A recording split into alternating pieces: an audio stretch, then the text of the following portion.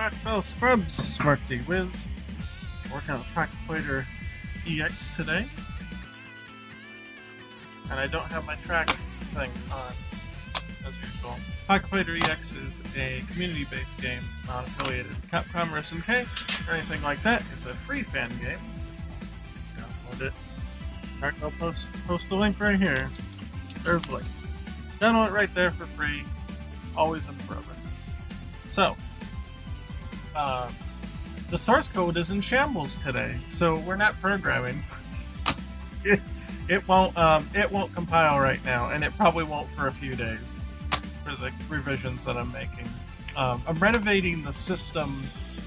I call it the time freeze ticket system. Basically, when you start like a super attack and a character freezes time and does their little animation, basically with a time freeze ticket, it's like a queuing system. So a character's like, hey, I'm requesting the stop time. And the reason that they have to take a ticket and wait is what happens if you do two supers on the same frame. Like, you want one to go and then the other, right? So some games will, like Alpha 2 will actually do both of them, will freeze time and do both animations at once, which is a little weird for me.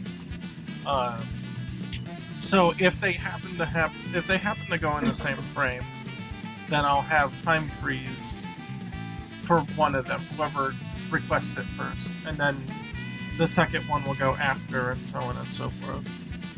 So that's the way I'm handling it. That's why I call it the time freeze ticket system. So you take a ticket, you wait for your number to come up, and so if 5 characters start a super on the same frame, they should, in theory, wait for each other to go through their whole time freeze cycle and then continue on. So that's what I'm renovating right now, and it probably works. I can't test it because it doesn't compile, but it looks nice and fancy. I got all these error messages. It looks great until I figure out it doesn't work for some reason. Anyway, so because of that, we're gonna do some stage work.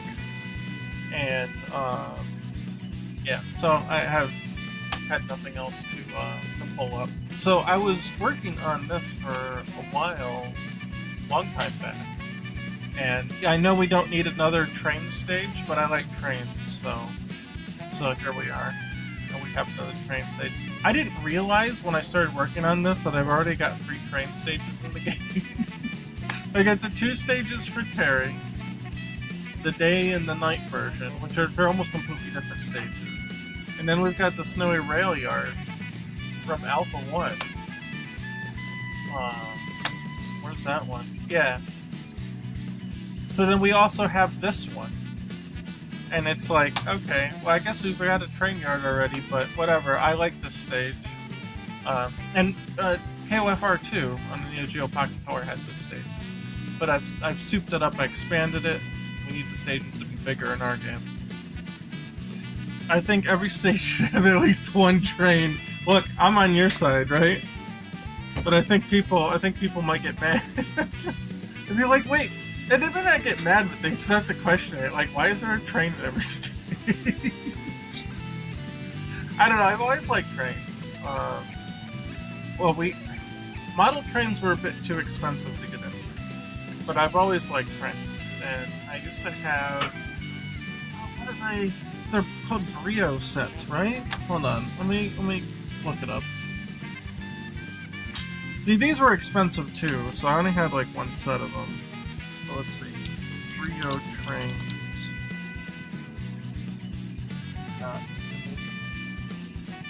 Yeah, okay, look, this stuff. When I was really young, like this, that you put the tracks together, they're wood. Yeah, and then, yeah, see? Like they got magnets in between the cars, so you can just string them together. And then you just line them up. Put the Darkstalkers train in as the secret stage. I guess Necro had a train too, right? From Street Fighter 3? But it was only in New Generation, I think. Second Impact got rid of it. But yeah, these Brio trains. Look, when you're a young kid, this shit's great.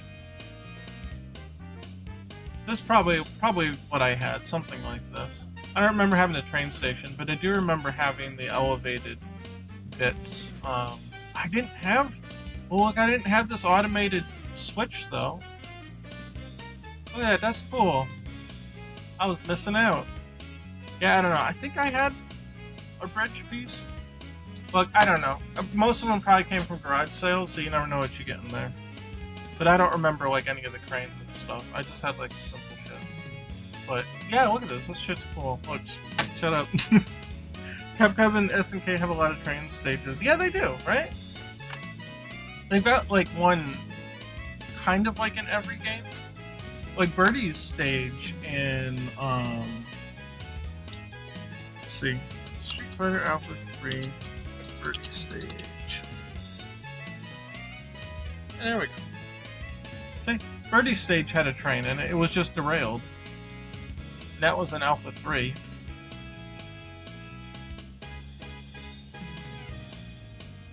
You should have used the KOF 94 Kyo stage on.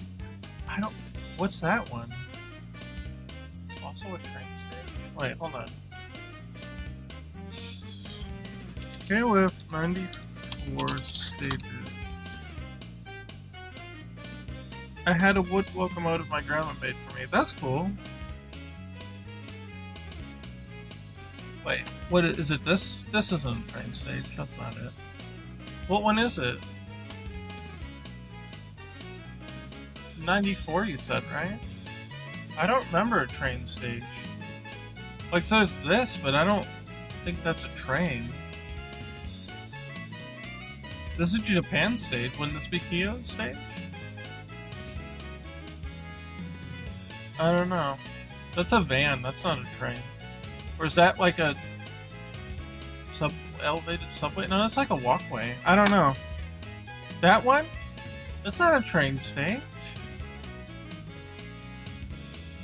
That's not right. Am I going blind? That's not a train stage. Hold on. Bring it over. Wait, how is this a train stage? Does the train go up here? But people are like walking up there. Is it a walkway or a highway? I don't know. This looks a lot like his 98 stage. I don't know. I'm confused. People... Wait. The people on the back are on trains? What? Really? Okay, I guess it's just because it's not animated that I don't see it. I just thought it was a train. I don't know, it just looks like a highway. Because see, there's like steps going up. Is it just a walkway? Like a highway, an elevated road? I don't know. I don't know. I don't remember it ever being a train though. I can get where you would get that read on it though, with the way the construction looks. It's like a type of train we have where I live called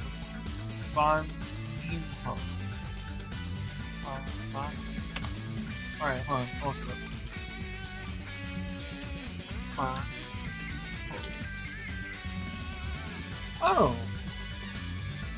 Oh, a gondola kind of thing.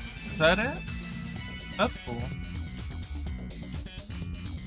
All it needs is searchlights, and it would pretty much have maximum cyberpunk energy. Yeah, dude, didn't it look like something like Ghost in the Shell or something?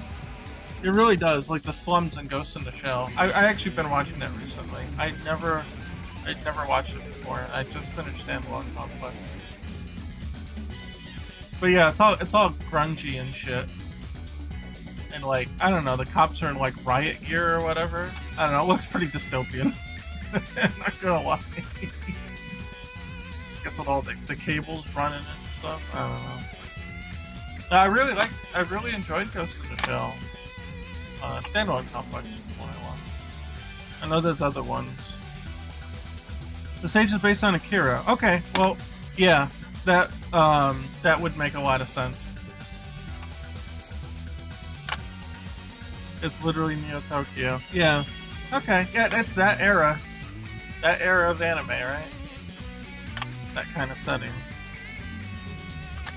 Uh, so this one's obviously based on the 98.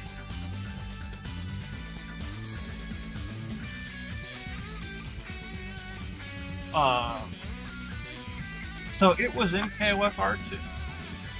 Let me bring up the original. Show you how much work I did on this thing. Where is Train Yard 90? Do I have the original? Yeah, here's the original. Oh no, well, this is still expanded, so this isn't the actual original. Hold on, I'll have to,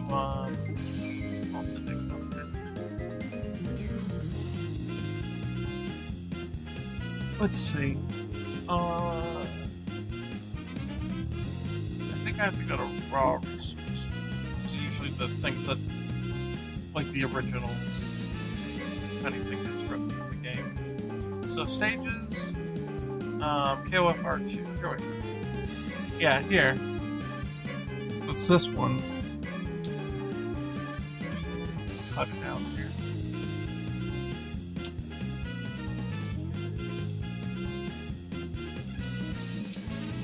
Okay.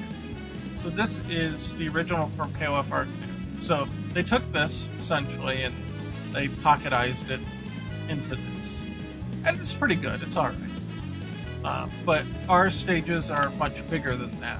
So, just to exemplify that, if we were to paste this into here, oh, it's a pocket. See, it's much smaller than what we need. So, excuse me. Hold on. Yeah. Well, that was a little phlegmy. That wasn't pleasant. Ugh. Yeah. Okay.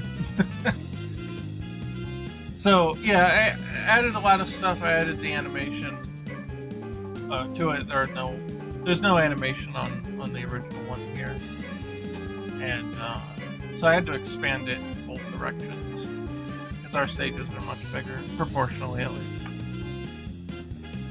I think they're like, I think KOF 13 stage sizes are comparable to what we're doing in Pocket Fighter games. Let's say. But it just felt right to extend it this far. I did a lot of testing to figure out how big the stages needed to be. And I think the original version, we had a smaller stage size. And it just didn't feel right. Obviously I can't show any of it because it's all... But you could corner to corner like super easy before the stages got extended. It just feels like a very horizontally focused art style, but everything kind of squished down vertically, and it kind of like widened out. So it made sense to me to make the stages much wider.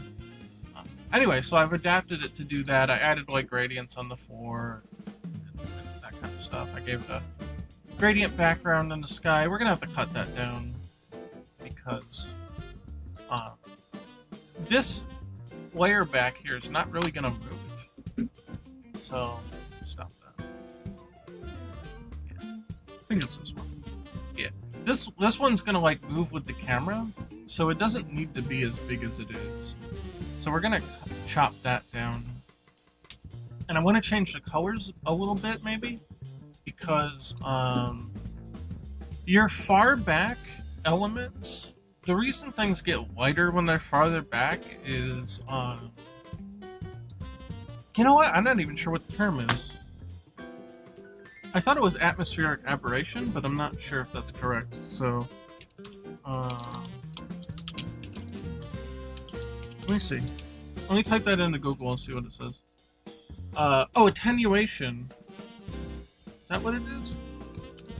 Attenuation. Let's see.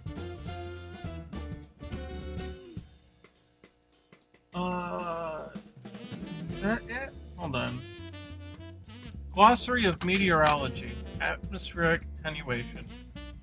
the reduction with distance from the source of the intensity of an acoustic or electromagnetic signal propagating. Oh, maybe this is not it. This might not be it. Alright, TLDR, it's like the particles in the air. When you look far away, things get hazy, right? It's the atmospheric haze. Let me type that in the Google. I'm really curious. I'm gonna type in atmospheric haze effect. I don't know. I guess. I don't know. We'll just call it haze. Whatever. See, like the farther things get away from you, the hazier they get, depending on how thick the air is at that time. Especially with like dust, smoke, dry part. Yeah. Obscure the sky's clarity. So that's why this gets like washed out as it goes back. What they're trying to do here, and you see it here too. There's actually probably a better example, and this is why we had to change it. As things get farther back, you see they start to get more blue. Purple haze. As things get far back, they start to get more blue because this is supposed to be the atmospheric haze taking effect, essentially. It's really a color technique. So the far back buildings should start to be more blue than the other ones, because that's how the haze would look. If you look off, let's see if I can find a picture. Yeah, here we go. Okay. Oh, the one that I wanted is not there. I guess this kind of works, right? See, the farther away, the more it looks like the sky color, because the atmosphere particles are getting in the way of your vision. Atmospheric fall off. Oh, okay, that's what it's called. Yeah, so like the farther back, the more, essentially the TLDR is the more your atmospheric color is going to bleed into it. So that's why here, this turns into blue, eventually, or bluish, or teal, or whatever. But you get the idea that the sky and the skyline are going to have like a color symmetry, or not symmetry, but synergy. The farther away an object gets from the viewpoint. The closer they are to the horizon line, the hazier they get. You learned that in art school. Well, there you go. So here, you see that it, up close, things are a little more bluey, and then they get really orange as they go on. The shadows are blue, but by the time you look in the background, everything's pretty orangey. I didn't do that very well, I think, in that, for whatever reason, whenever I created the sky, I took the lower level of the sky to purple, but that doesn't really mesh with the orangey buildings in the back. So I tried to do that same kind of thing. I have the orange and then the cold shadows, with the warm white and the cold shadows. But by the time I got to the background here, they don't kind of match up here. I don't think they do, at least. It feels like kind of a dissonance here with the purple in the background. I feel like this should be something closer matching to the buildings. The speckle here. So, that and the buildings might be too bright. It's very possible the buildings might also be too bright. But,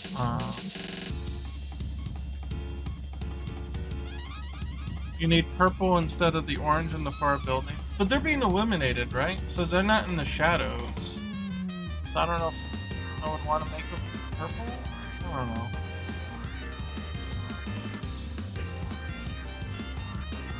I just noticed that SMK, look at the original art. Yeah, they're orange. They're orange. I mean, this one's a daytime, more like a daytime palette. I wouldn't take the colors from here. Shadow color, not yeah, the shadow's greenish. Orange, green, blue kind of stuff. The shadow is the biggest tell for atmospheric fallout? Really?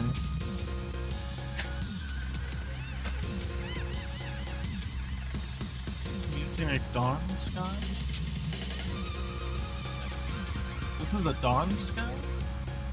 I don't know. Alright, now I feel like I'm way out of my depth. We're only talking about skylines, and now I feel like I'm just... I don't know what I'm doing anymore. Shadow is the biggest tell for atmospheric fallout. Okay. If dawn... No, this is supposed to be sunset. Shit. Okay. Oh, cats! They fucking busted a cup open and I didn't know it until I poured it full of milk. What? Yeah, a plastic cup. Oh, you mean they... Red Solo cups. Yeah. Yeah, I bought them. So they perforated it? Yes. Oh, okay. Okay. Catastrophe is under control. I apologize for that pun. Okay, so the far buildings. Shadow. Yeah, it's supposed to be sunset here. So Dawn used green. That's interesting. In the original art, they're orange because of the light. Yeah. She used purple because of the similar art style. Background has a crushed palette, so cool greens work. Okay. Alright. Let's fuck with it. Let's see what we got. In an effort to conserve colors, we'll take something out of the existing palette. And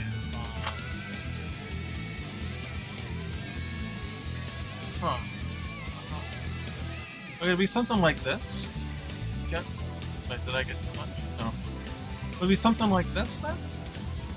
I guess it doesn't stand out from the closer buildings as much though. Or would it... Should it just be... Just change the shadow color, not the highlight. Oh, okay. Gotcha. Well, that's the lightest green I have. I think. Well, that's actually not true. Like, I do have this green, but it feels like a different kind of green. I don't expect this to look.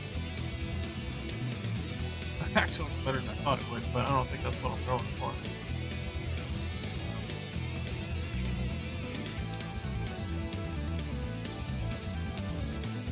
This feels really contrasted, though. It feels really clear when I look at it from far away, and I don't think that's the desired effect. I don't think clarity is what we want here. Go back to that light green? Yeah, the more I'm thinking about it, right? Oh. Okay.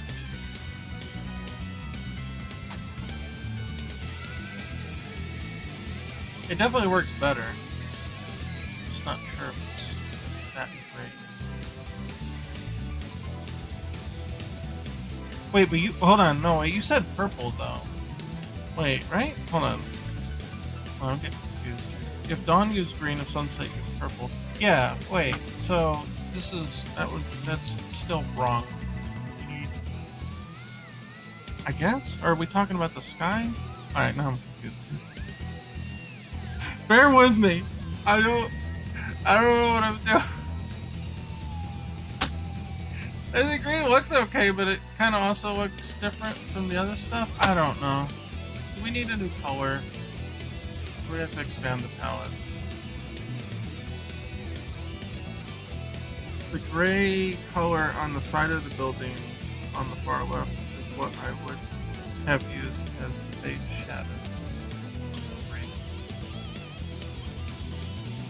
Gray color. I don't know if any of them look great.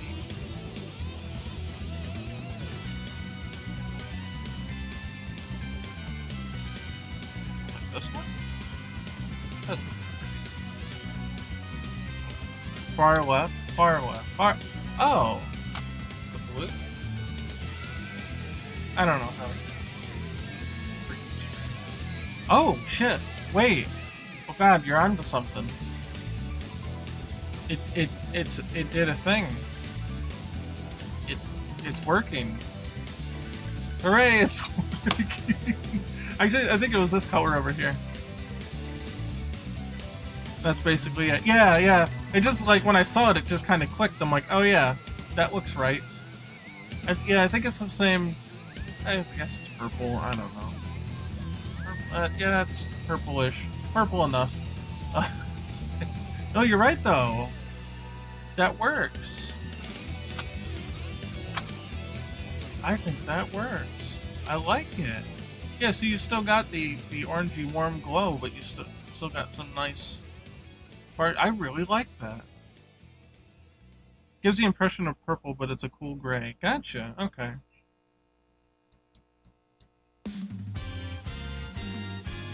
Yeah, I like it. I think I reused these two, right? I haven't worked on this in a while. No, they're not. They're not the same. That's funny, actually. I wonder if they should be. Like, close enough.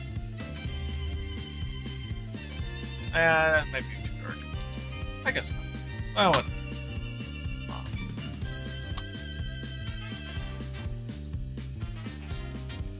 Yeah, I like that. I wondered about changing the green maybe a little. I feel like it stands out really hard. Maybe too much.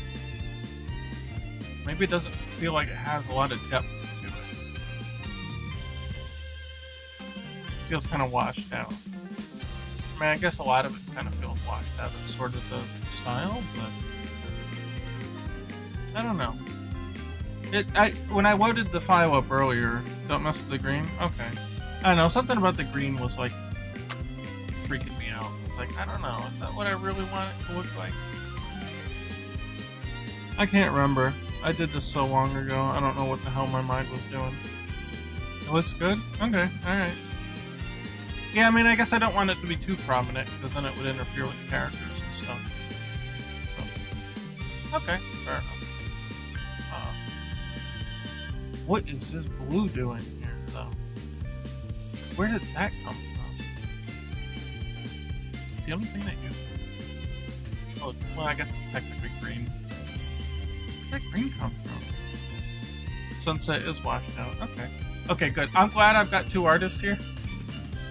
Whispered into my ear, because I really need it. For real. I don't know if this color is used anywhere else. Let's see, this is ID 52? No, that's too dark. That's 41. It's definitely not that one. This might be a single color that's just there. Yeah, I don't know. Okay, let's turn off the fighters and shadow the train.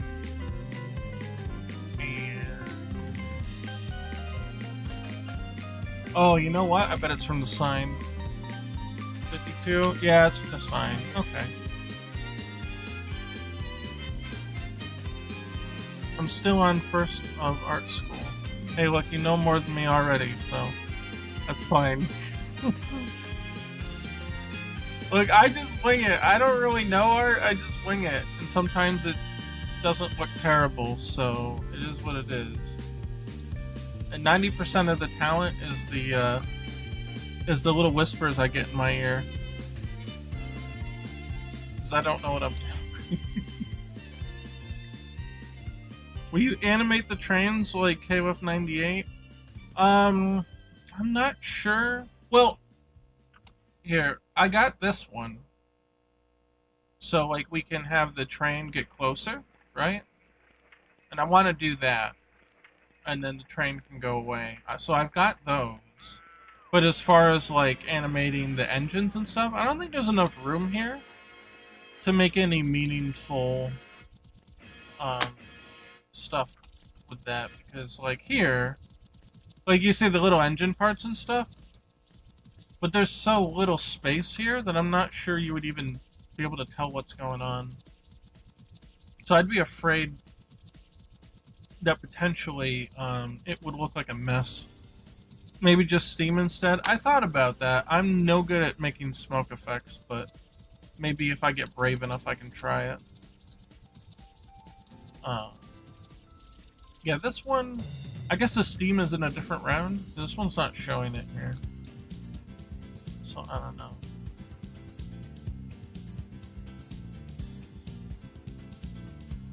Yeah. Well, there's a doggy. Might animate a doggy. Where'd my music go? Or is it so low I can't hear it? That's... Jesus. How did it get so low? Hold on, my speaker?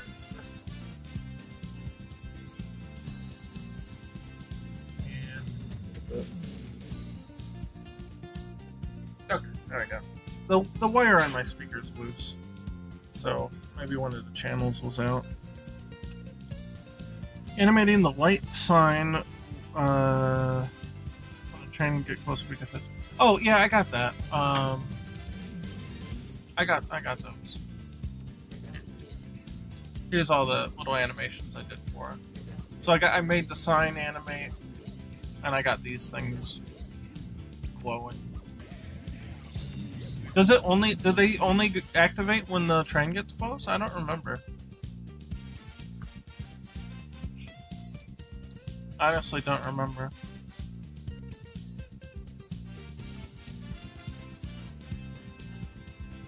Yeah, I like that now. Yeah, so now I don't have to change the purple in the background on the skyline. I do have to chop the skyline up though, a little bit. I don't mind leaving some slack on it. Where are we? I want to turn the HUD on, and then bring the fighters back. So we would say generally that the far background may not move at all, or it may move so little we don't need much from it. Oh, the two circular lights on top. Oh, these ones up here? I don't know, do they actually animate? I know that all the rounds have all the same animation stuff, like you don't see the steam here. But I don't know, did they actually... Do they actually go? I don't know. Maybe we'll have to look it up. So... Here. So this is what we've got, essentially.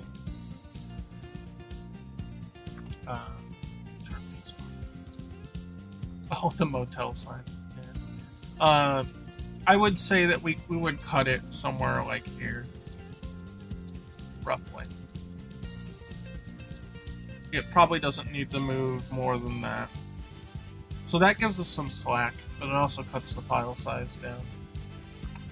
And that'll be alright. Then, yeah, I want to look at the far buildings here. Oh, I guess I must not have bothered to put them behind the train, right? Because the, oh, wait a minute. The train covers that part.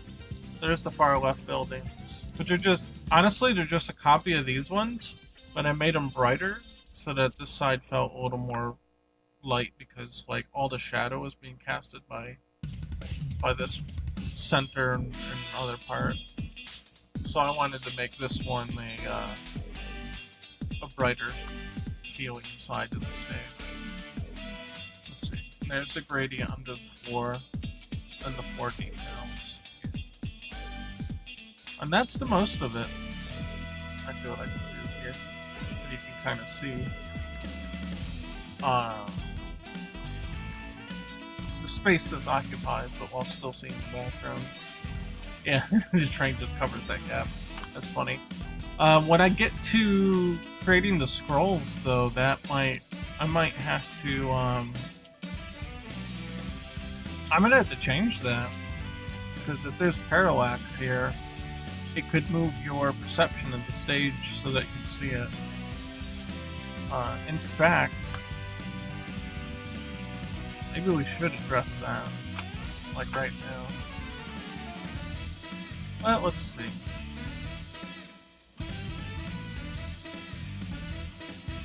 This pattern seems to persist the whole way.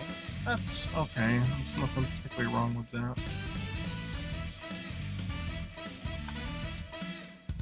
So I would say copy from here to here. Oh, yeah, let's copy it like this. That way you've got the line on both sides, and it makes it easier to line up. Just merge the lines, and away you go. I have a feeling at some point we may have a divergence here, and that is okay. So what I'm going to do is pull this to the right, because the least likely area you're going to see is right behind the trains, right? So, yeah, you're most likely guaranteed not to see this part. So if we're going to have a break in the pattern, that's where I want it to be. And we can just fill that like that. That's fine. Or, you know what? Let's go the extra mile. How about a, here. Hey, look at that. Alright, cool, we filled it. It's a natural continuation. And then, same thing here. So I'll do it where the pattern's obvious. And then do it on the other side. And, if it fits, cool. If not, well, that's fine too. Let's see, where are we for visibility? Oh yeah, that's like right in the middle, right? So, there we go. Whoa, look at that. It's like that. Oh, you know what? It can go over one more, and I don't have my spot on. I'll be honest, I leave this mouse highlighter on all the time now because the cursor in A-Sprite, for me, my old man eyes can't see it. Like, I don't know where the mouse is when I've got it on, when I've got it in this mode. Oh, actually, I guess hold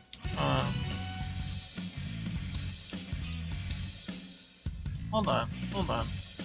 I don't need to move it in one. Yeah. Because the lines merge there. There you go. You'll never see that aberration in the pattern. And then this is just a copy of this on the other side. And to be honest, just you know what? I don't want to do another big building here, because it should sort of feel like it's getting farther away in that regard. So we might actually adjust the right side to that mentality as well. Let's see, where does the... Oh, and it's right behind. Yeah. That's okay, I guess. So what I'll probably do is just copy... I'll copy the smaller one. There. And now it's not so obviously big. It still kind of goes from big to small. And let's copy this. Let's see. How far does that go? Perfect. Boop. And boop. Hey, look at that. We're doing the thing. I don't like that there's two the same here. We have something else we can put there.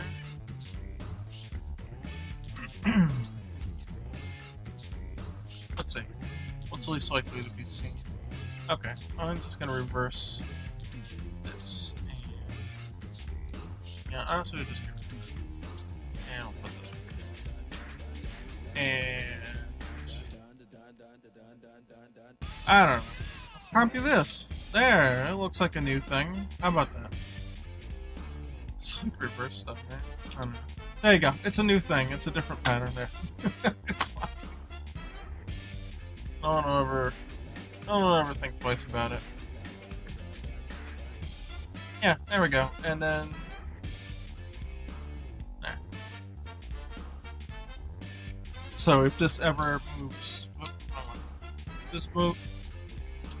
Come on, get to the back there. Are you back or not back? How do I just select the back? Clicking the back.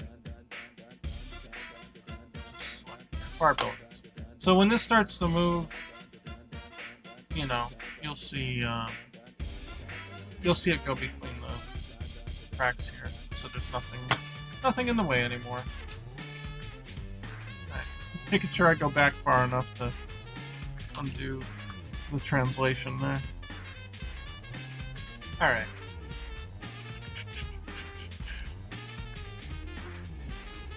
Uh-oh. What did I break? Oh, I turned them off.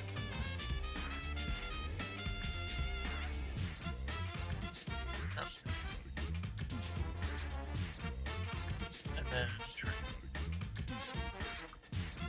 How about that? I'm a little proud of that malfunctioning sign. That took a while to get that to look right. But I think it actually looks kind of cool. Look, it's broken. Yeah, I don't know about these ones though. What do they look like? Here, let's pull up 98 and take a look. Fighting games. 98. It's got all the old stages in it. I think they added some flourishes to the stages though in 98. I'm not 100% sure. Here's my controller. Ain't a stick, but it'll do.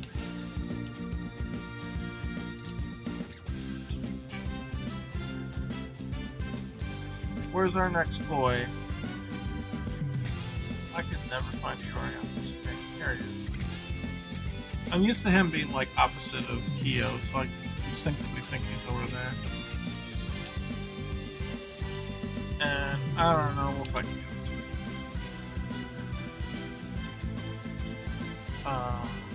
this. Stage select. Spain.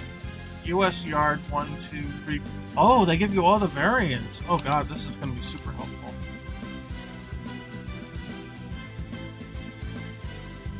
The extras on stages are exclusive to the PS2 version? Well, the 3D stages are exclusive to the PS2. But yeah, here's the Steam.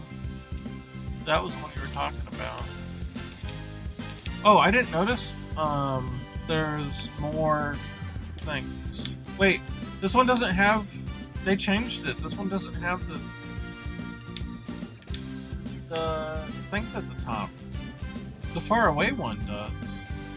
But this one doesn't have it. Unless it's always been... Wait, hold on. Has it always been that one? No, I see it here. We see the M and the O of the hotel. But here, we only see... Oh, I guess it doesn't pan down far enough? I don't know, maybe they scrolled it differently in this version. Okay, yeah, if you get a Shoryu, you can see it at the top there. Well, you know why? One of the bars is just literally right behind the health bar here. You can kind of see it when I hit them. Yeah, there you go, you can see them there. They're not animated, though. Yeah. It's so funny.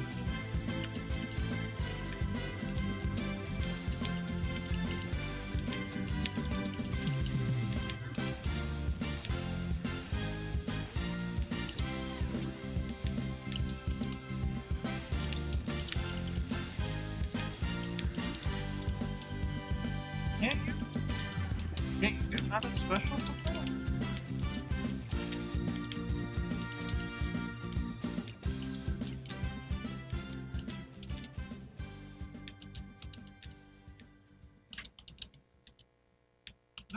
This is harder to time than it looks.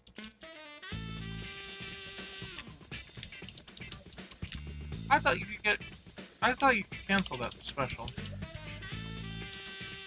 But you can. I'm just not doing it right. Okay, look. I shouldn't be doing this on like a not stick. So I'm just going to stop. But yeah, okay, so we can go to variation 2.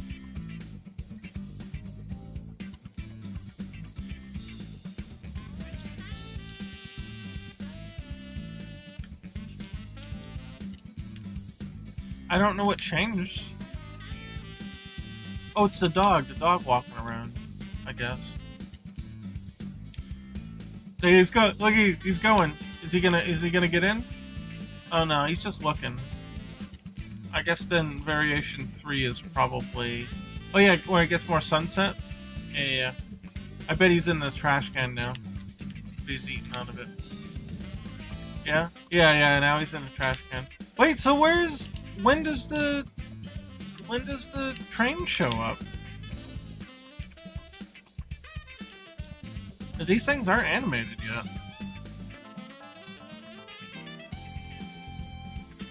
Yeah, the train doesn't show up. Does the train only show up on, like, people getting defeated? Weird. I like the paper flying around. It's cool. Oh, look, and the dog, he's done eating out of the trash, so it's knocked over. Yeah, I don't know.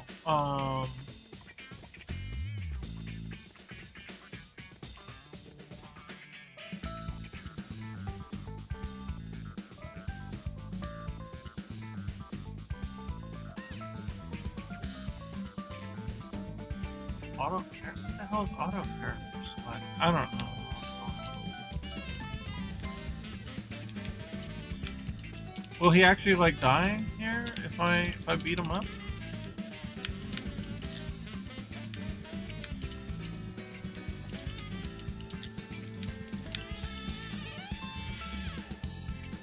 Oh yeah, he'll actually KO, but it doesn't bring the train though. Papers that were flying around were in the trash can. Yeah, that's a good point. I got nice attention to detail. Hey Wendy, what's up? Yeah, I don't know. I don't know. Wait, is this wall like blown apart? I don't think I ever noticed that. Is there a hole in the wall? Look at that. There's just an actual hole in the wall. What is up with that? This place is more derelict than I thought. Well, alright, whatever. Ours will not have a hole in it. How about that? Yeah, I don't know. The train never seems to come in this version, so...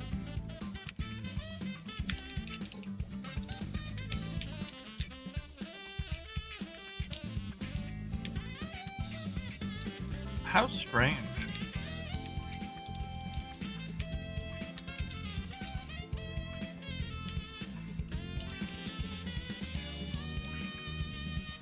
It's where the dog came from? I didn't even notice.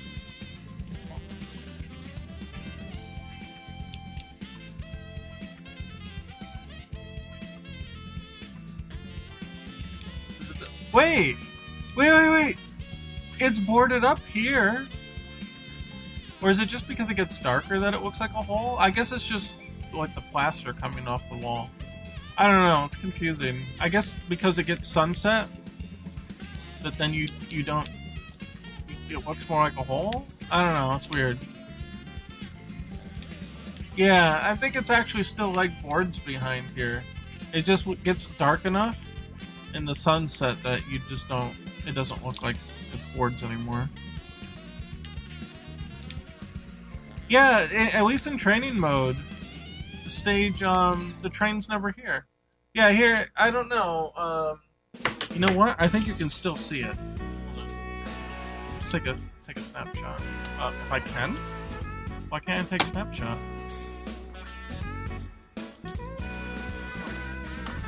I don't know, the game was eating my inputs.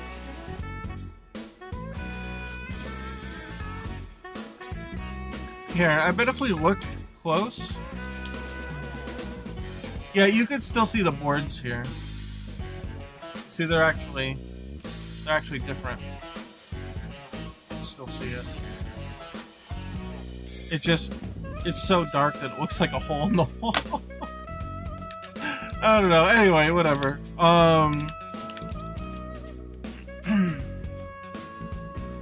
Let's go...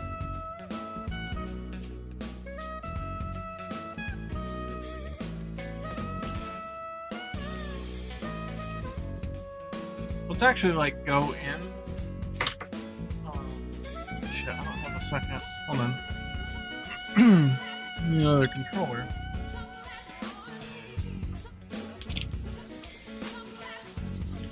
So I should go into a match and see if the train comes.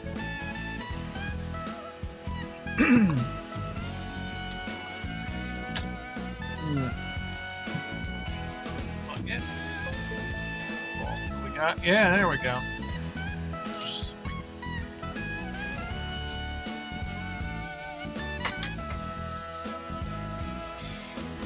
Okay. Oh, I don't know what stage we're gonna get though. Do we get to pick the stage or is it random? Oh, it's random, isn't it? Oh no, here we go. Here we go. Oh, you got like everything here. Oh shit, here we are. Let's go.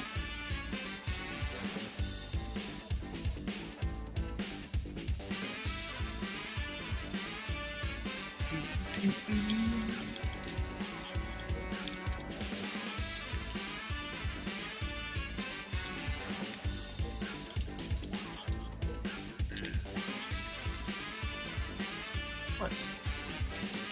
Something like that. Oh, he's dead. Okay. Perfect. Okay, now let's see. And we'll use the other character. We get maximum rounds out of this.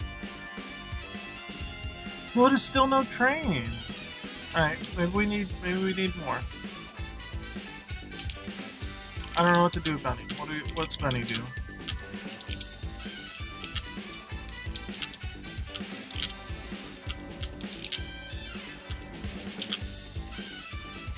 Wait, that's a punch move? Are you shit? Wait. Yeah, that's a punch move? Alright, look, I'm not a Benny player. Why is it a punch move?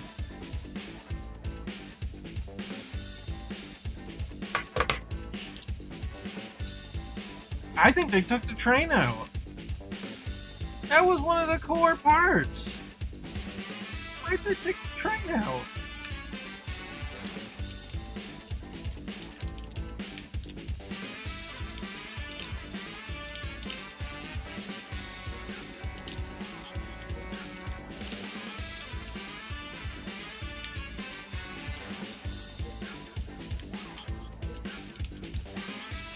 Have you ever thought about putting the characters in the back, like in the Orochi games?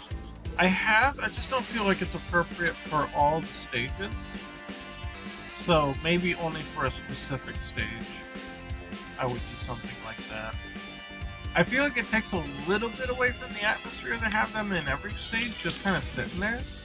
Oh, she's got a record too? Okay, look, I don't play this character either. Oh yeah, look at that. Well, isn't that neat?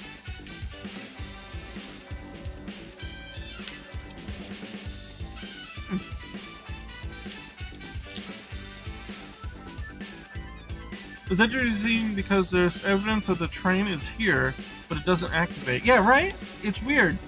In the originals it did. Alright. Hold on.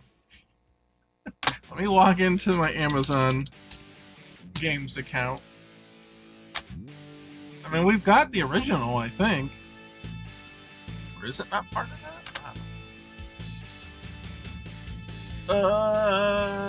Installed games. All games. Okay, I think I can bring it back.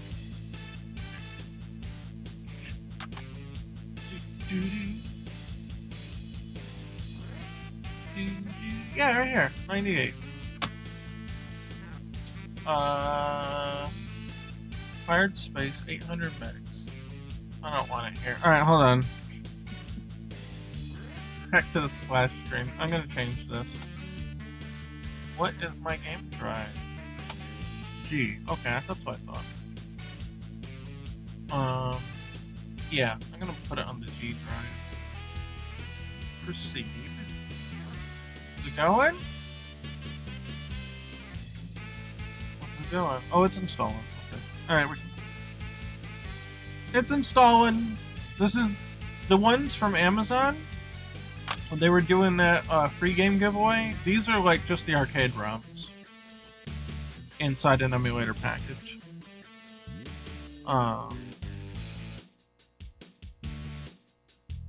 the original comes with the UM version? Just choose Neo Geo? Oh wait, hold on. Alright, well if that doesn't work out, alright, let's look.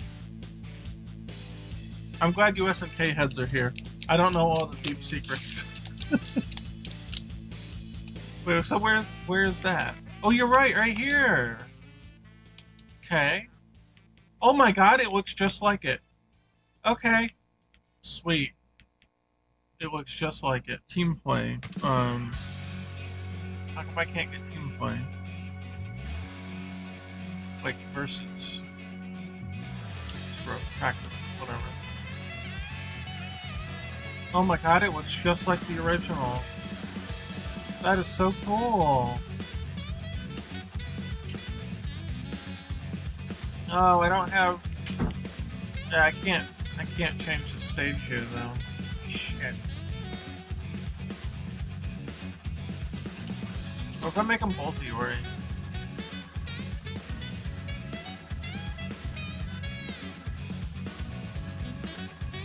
I'll probably start with the second controller. Yeah, it's. Oh wait, here it goes. Yeah, here, this is it. I think he's gonna recover though, right? Oh no, maybe not. Oh no, yeah. Oh, there's not many options here, are there? Shit.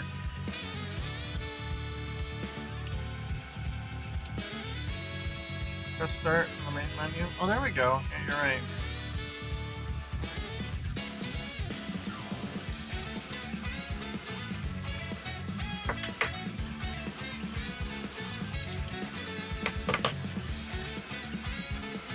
Yeah, fine. No, I don't want to battle in China. Can I force it to go to the USA? Oh no.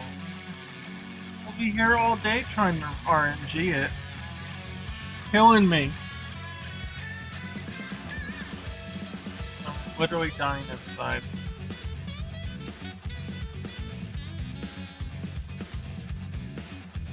Yeah, sure. Is there no way to select the stage?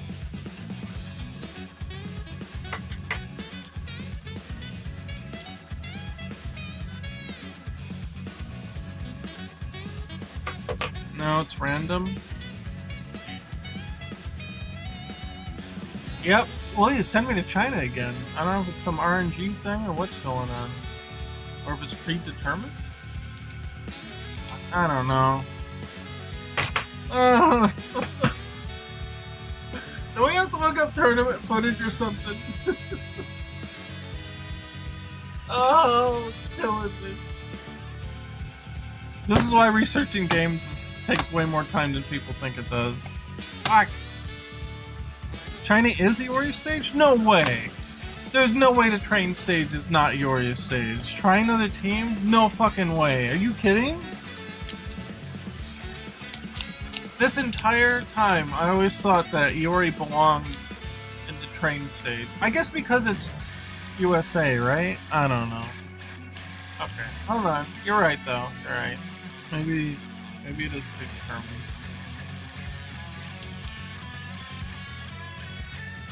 Well, let's see, when I did versus mode in, oh, they let me change the stage though. I don't know. You know what? It would make a lot of sense that it's actually Terry's stage, now that I think about it. I think it fits Iori, but, yep, that's it. It's Terry's stage. Alright, well, let's see. Let's see what we get.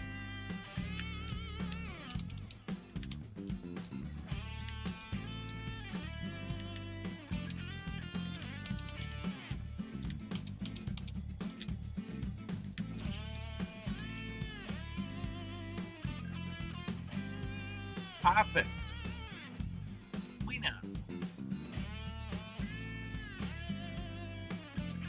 It's none yet. If they took the train away, I'm gonna be so mad.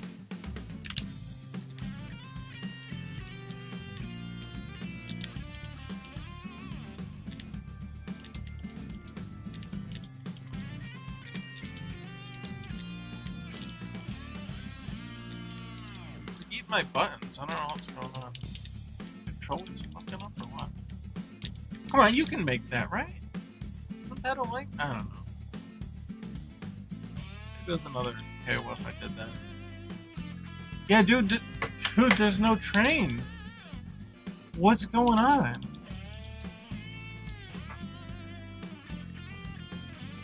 I feel like I'm getting gaslit here by the game. Like, I swear to God, the train's there. Used to be there. I don't know, man. Let's see. Oh, wait, that's a different button. Let's see. Oh, that works.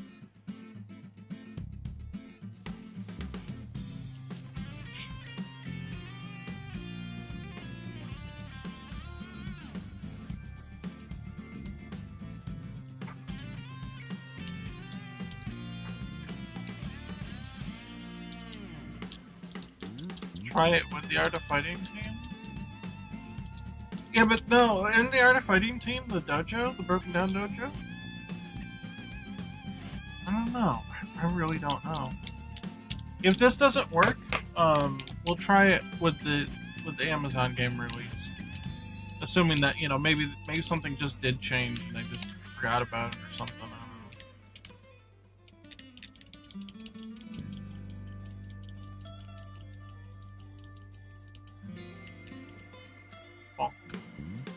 Wait, that was it? I won? Oh, that was the last round. I don't know. Alright, let's try with the Amazon one. Is it ready? Playing. Thinks it's playing? Well, it's not playing. Play. Launching? Yes? Yes? Wait! This is the Code Mystics one too? Oh shit, this is as well. Wait a minute. This is the good version. This is not the... Wait, this is not the Ramana box version. I didn't know that they actually gave out for this. Well, now we're kind of screwed. I didn't realize this was That's cool, though. I don't know if they did that after the fact or what. I don't remember coming with the free games, but I guess it did. Alright, well, fuck it, whatever. Anyway, we have the train, alright? We have... I don't know exactly what happens when the train comes in, but we have the train, alright? 98 and 2002 are the versions? Wait, hold on. Where's my Amazon? Wait, it actually closed, okay.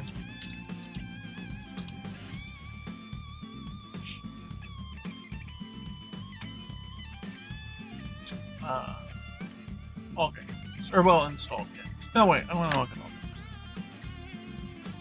You're saying the 2002? No, this one's not No, it's not the Code Mystics. That's so weird. So they give you 2002 normal, but they give you 98 That's strange, right? I don't know. Whatever. I don't know. I've got 2002 on Steam, so I'm good. I'm alright. It's fine.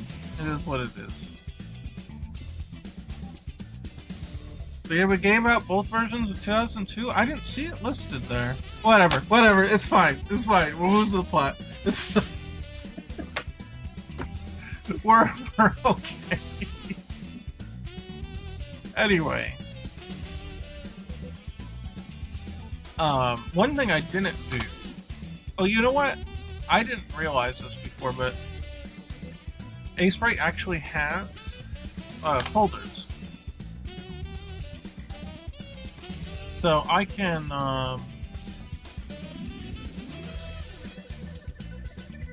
I can make these a new group.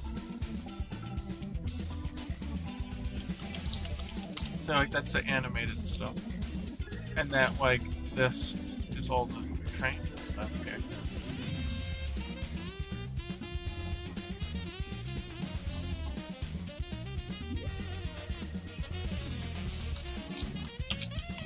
We'll just call it train, right? Center train. Here. I didn't know you could actually do these like this. And then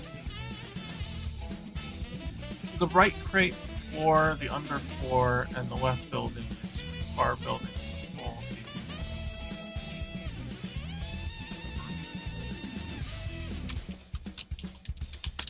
Background. I know there's only one thing here, but skybox. There. That looks a hell of a lot more organized. And then let's group this. Visibility masks.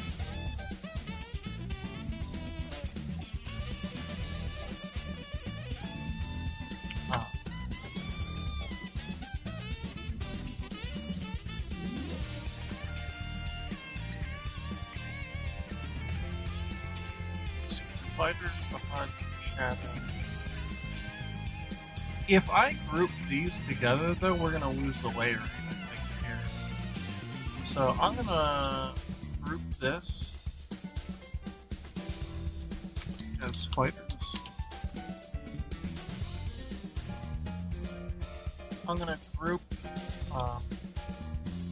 these as guides. These three.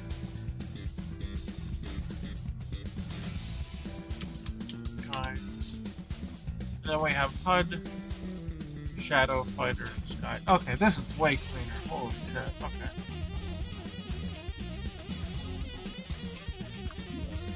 What's happening today? We're working on a train stage. The most common type of stage in Pocket Fighter EX.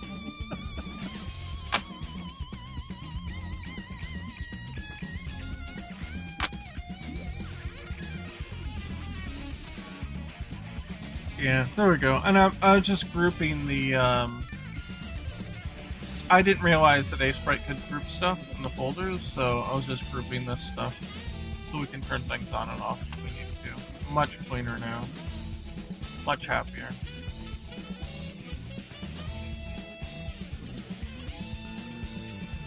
Yeah, that's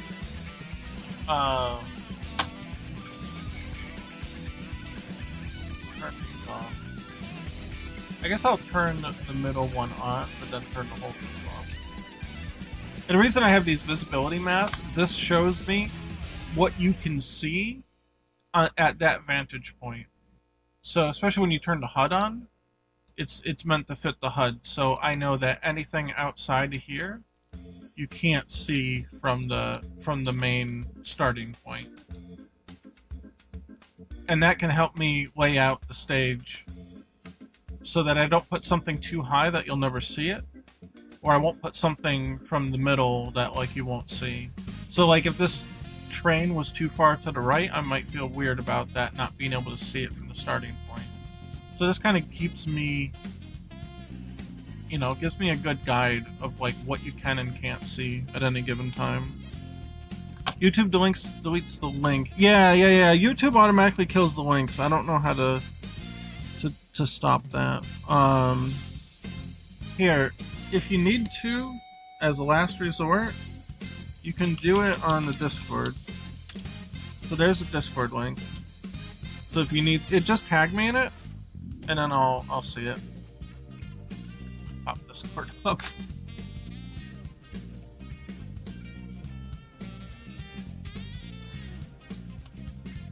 But yeah, YouTube eats the link. I mean, we're on YouTube, we're on Twitch, we're on we're technically on Twitter. I don't know if anybody actually really watches on Twitter.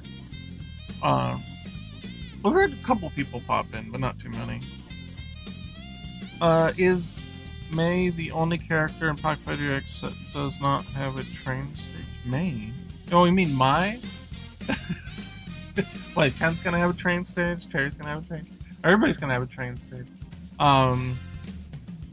I don't know, what would my stage even be?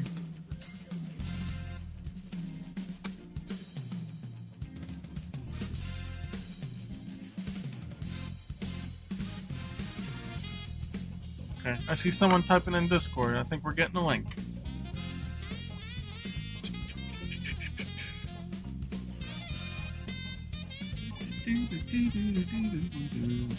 Mai has a boat stage.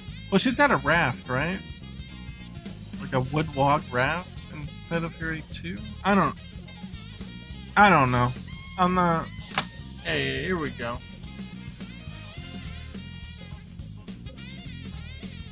We got a link! Thank you, Shin Baxter.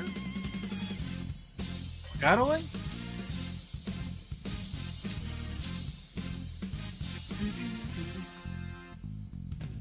Okay. And the timestamp 1740.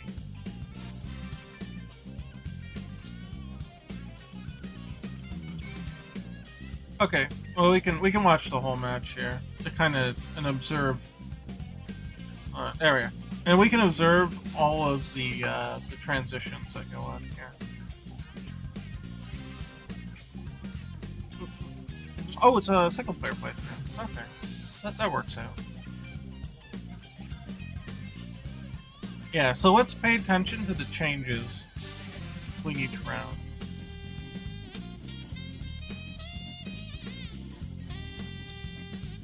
This game was so good. Yeah, him with sweet. Hey, depending on the game, that would have gone over that projectile, I think.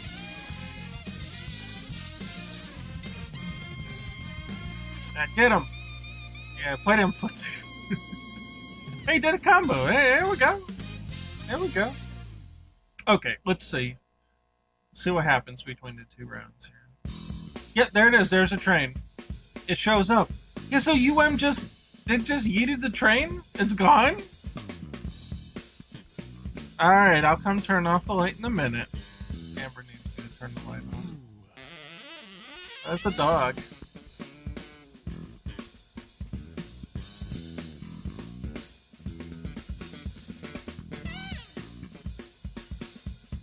What is he doing?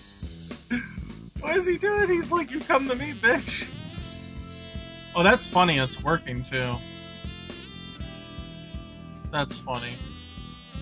This kick. There's that limp kick that I don't like. That Terry's got, that heavy kick. I'm not a fan of that one.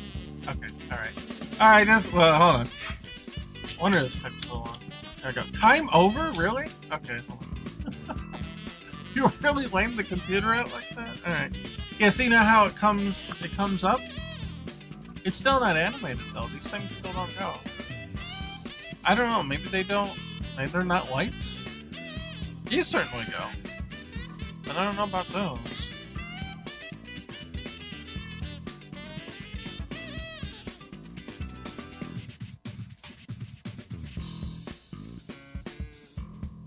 Yeah. I would say 98's probably my favorite. I'm not going to make a judgment call on which is the best, because that's kind of depends on the person and what kind of game they like. But yeah, okay, and then it pulls out. It pulls out halfway. These still aren't illuminated, though. I don't think these illuminate.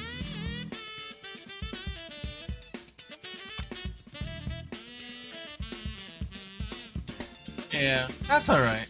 Hey, and this is what research is for, because it's easy to remember something wrong like that. So it's no big deal. But now we know. 98's the best no debate. Hey, look, you know, if you're asking me, I probably would agree. But, you know. See, well, there you go. Then that... Some people think 98. Hookaran thinks that 11's the best. Hey, KOF has had so many types of different gameplay changes that you're gonna get that where people are gonna be like, oh no, I like the strikers, or no, I like the tag switching, or whatever.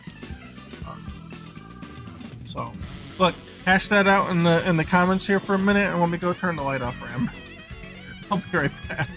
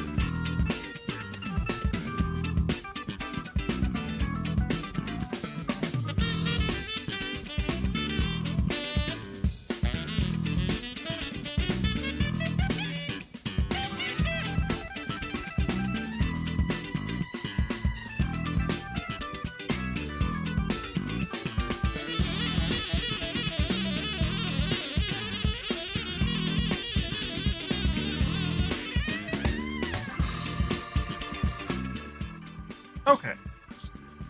KOF has 6 different gameplay styles. Right, so you got the standard 3-on-3 team. I don't even count single in that, I guess. What are we listening to? Oh, the track titles on the bottom left of the stream. You can see it there. Cool Jam. I think that's Iori's 99 theme. Let's see, you've got single, you've got the Q team, the 3v3 Q, meaning they go one at a time. And you've got the strikers, so that's 3.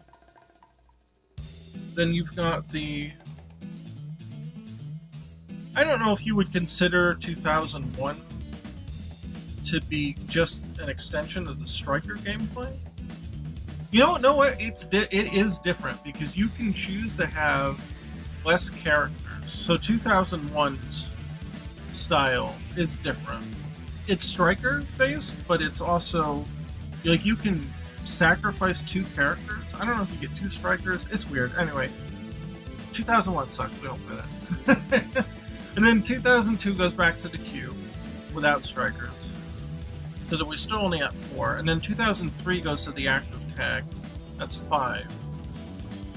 And I guess you would say that 13 is different. Like with its HD combos and stuff. I don't know. Would that be different enough? It's still 3Q. I don't know. I guess it is really different though. I almost want to put it in its own category. I feel like it's so different with the HD combos that like this over here. I don't know. Look, there's a lot of KOS. What are you developing on? Any game engines or a custom one?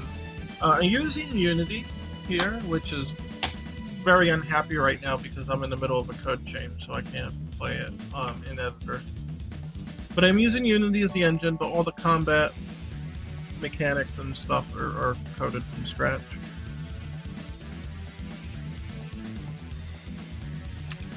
Anyway. So, let's see, now we got that out of the way. Oh yeah, the guides. Oh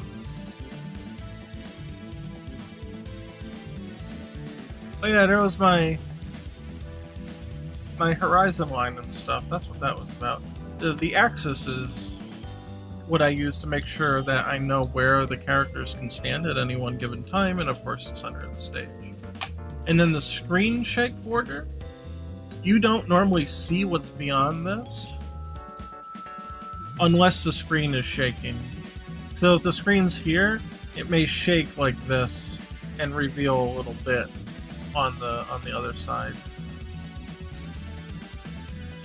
Oh nice, I'm also a Unity dev. I made a VR app once, but now I just work for a company. Hey, there's no shame in that, man. I need to start a passion project again. Yeah, hey, there's no better day than today. Absolutely.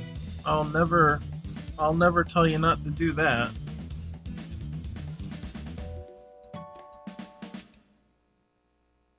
The new stage looking fire. Well, thank you. I appreciate that.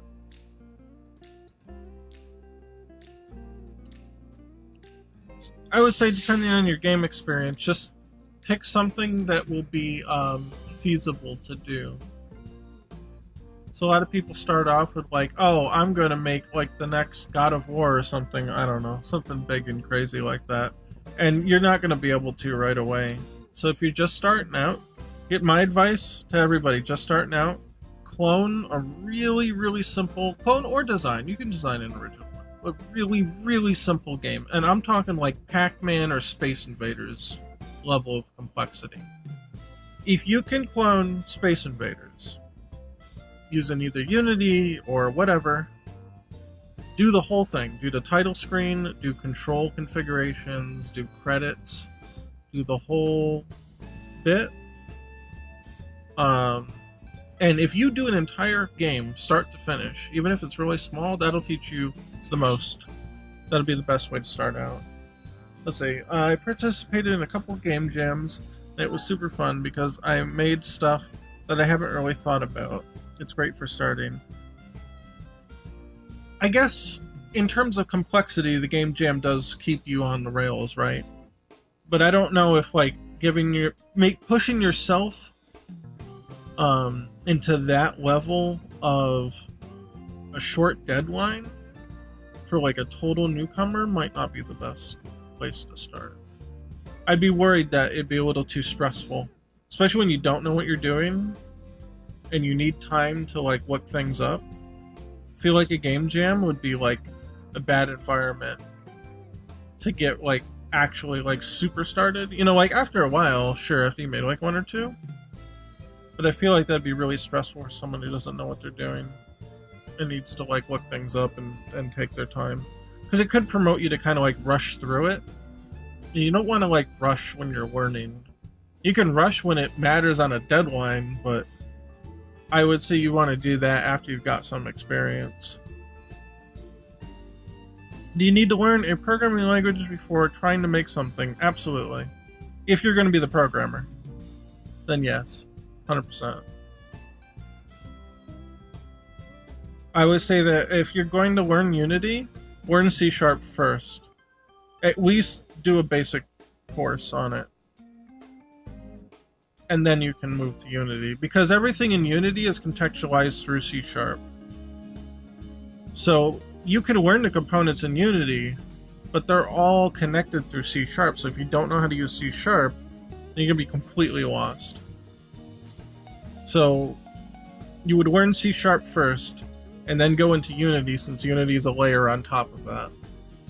That would be kind of the hierarchy there. Yeah, it was a week-long game jam, and I had free time. They turned pretty alright, I think.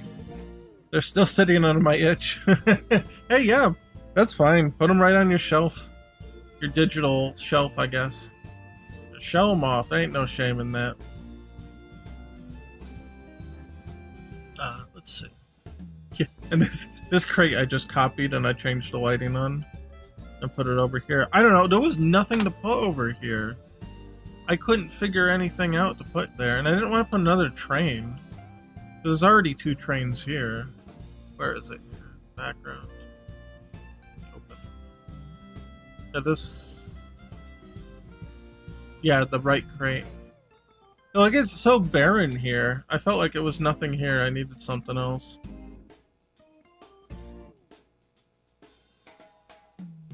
That was part of the expansion, and then I just expanded this fence back. Put some buildings. It's not super complex, but it was a lot of layering. Put the dog there.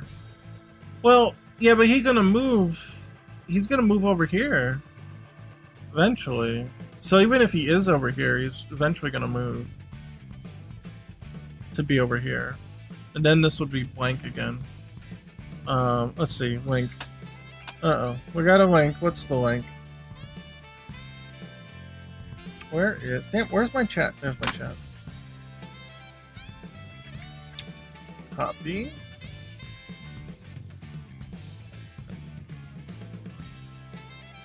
Be nice if my window was bigger than that of a thumbnail. Alright, here we go. What we got? Oh no, what's this? What? Wait, what's this link for?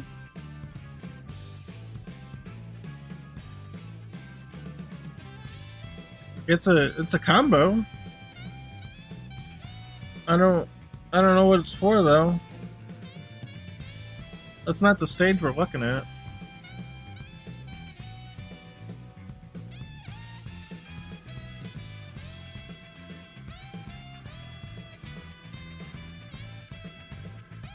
Yeah, I don't know. That's a different stage.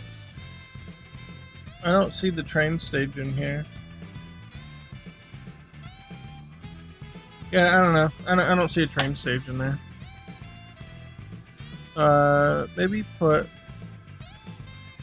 Maybe like a train barrier or some warning lights.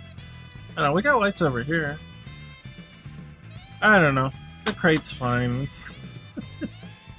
You won't be able to see two of them on the same screen anyway. And then again, that's that visibility thing I was talking about, where this is how I can check what's visible on the right side. And you can't see the one on the left, so I don't think people will really notice too bad that it's just copied. There's a lot of copy paste like all over these games. People don't even think about, because they make them how do I put it? They pattern things in a way, or alter things slightly in a way that makes it less obvious. Yeah, it would be nice to have something else out here, but I just don't know. So for the amount of effort that I put into it, it's fine, I guess. It would be possible to make the stage nighttime. It would. I don't know. Like, there's no light sources though here, so you could, but you'd have to do something to potentially make it look illuminated.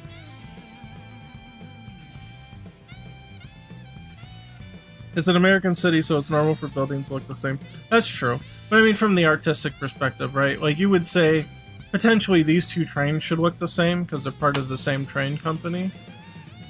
But, just artistically, you want them to look different to look interesting. Use the train lights. Oh, that would be interesting. I don't know, I didn't plan on having a nighttime version, though, to be honest. Look, we got enough train stages, alright? I'm always for more trains, so yeah, you could definitely turn the palette into something that would work at night. Yeah, it would just be a question of the light sources. Or, I don't know. Would there be enough light pollution that'd be light enough? Just kind of fake it? I don't know. Part of me wants to try it right now, but since the stage is not complete, it wouldn't be a great... might not work out too great. Adjusting an entire palette like that, it actually takes quite a while. I'm just trying to visualize in my head what it would look like. Yeah, well, like, would you even see the buildings? It'd be so dark.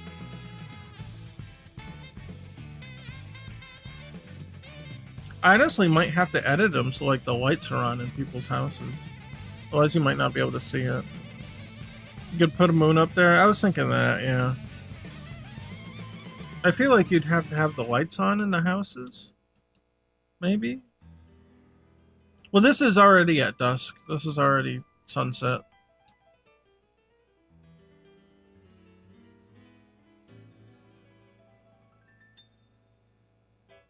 Yeah, turn on the lights on windows. That's what I was thinking. At least some of them, right? Some of them would be lit and some wouldn't.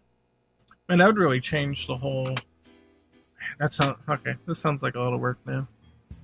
Just for shits and giggles, hold on. What do I have? Use this color. Well, if I... Oh, that's not quite what I was looking for.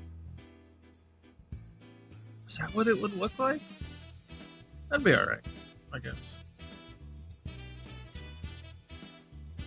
Yeah, that looks kind of cool.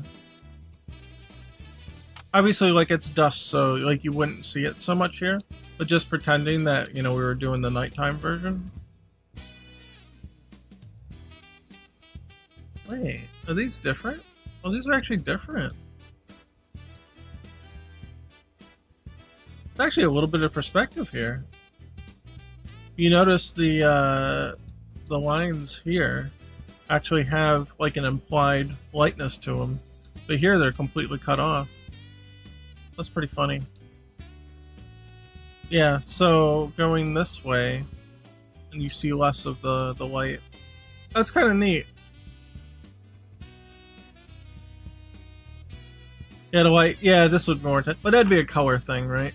You could actually potentially leave this the same color, and if everything else darkens, then you'd get that effect, essentially. It's more about contrast in that regard. But yeah, I don't want to screw up the image, the base image. But yeah, you could definitely do all that. Then I guess it would be more blue and purple at that point. You'd be losing the red sun. Could be left with something more blue and purple. Is this a light? This is a light on it, right? Yeah, that's a light. If you actually had a light that bright, like blasting into the camera, you wouldn't be able to see shit. I don't know how that would work. If it would pseudo shine down on the ground? I don't know. Hi, my name is Wilbur. I don't speak English, but I'm using the translator. I apologize, I don't speak anything but English. So, no shame in using a translator. I'd have to use one too if I was talking a different language. But welcome, by the way. Yeah, anyway, night palette aside, so, actually I do have to clean up. Let me sit up now. Get too relaxed. I do have to clean up the other levels of the train here. I think I just resized them real quick, but they don't... Oh, excuse me. They don't, I don't think I cleaned them up. Yeah, they're looking a little rough here. Why don't we do that?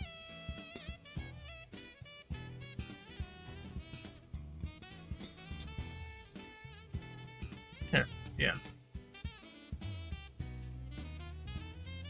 Yeah, actually the skybox, the background can go in the skybox. Here. Problem has occurred, the background layer cannot be moved. Okay. So wait a minute. Yeah, okay, alright, we'll just leave it, it's fine. I'll just turn it off. So yeah, let's clean up this train a little. Belnardo. Hello, hi, what's up? I think the right side of the railing here worked out a little better. Oh, and let's copy this and go here and paste it, and then we've got a reference as to what this should look like. Yeah, and then we'll bring this down here, and then this should connect down here, and oh yes, there's this part here. Goes from here to here. So we'll do that. I don't speak English. Hey, that's fine. It is what it is, man. I can't speak anything but English, so I can't complain to anybody about that.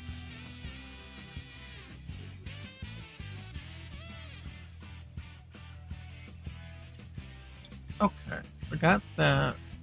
Well, this actually does come down another pixel. I wondered about that because it wasn't even here, but it does come down. And then I feel like we can make this work here. Like that. And then we've got the two bars here, whatever they're supposed to be. And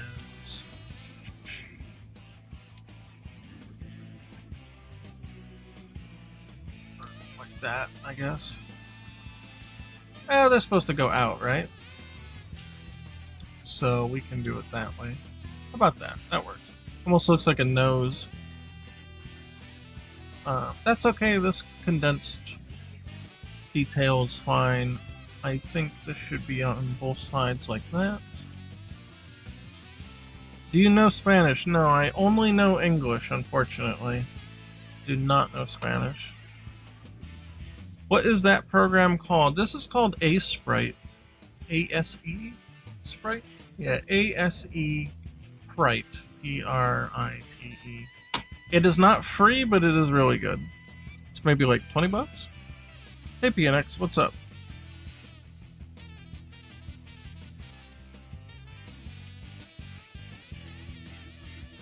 I guess the challenge with making an SNK fan game, yeah, you hit the nail on the head. I know exactly what you're gonna say, is most of the fan base doesn't speak English natively. Yep. Yeah, I get that, and that's fine, that's cool, whatever. I think it's kind of cool to have international fans, right? That's really neat. I find that to be an enjoyable aspect of doing this kind of project. 'Cause I get a lot on Twitter. I get a lot of retweets and stuff from Spanish-speaking, Latino kind of areas, and I mean sometimes I'll get comments or DMs, and I'm like, I'm sorry, I just can't speak it, and that's cool. That's fine. There's no reason not to send a comment. I guess that wouldn't be appropriate there. Free Sprite is an alternative open source to Asprite. Okay. I think that's what that said. Look, I'm just winging it. Some of the words look spelled similar, so.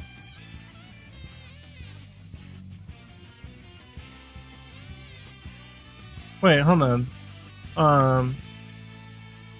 Wait, so PNX says it's free if you want to go through the trouble of manually compiling the source code. Are you talking about Asprite? Wait, it's open source?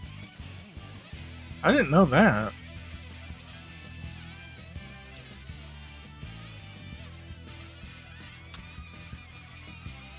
Really? Oh, that's weird. I never knew that. That's crazy. You can compile Asprite. That's whack. What? I'm blowing my mind here. I didn't even know this.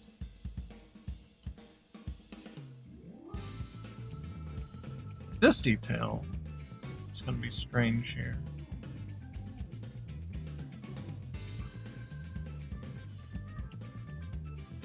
How's this gonna... Yeah, okay, hold on.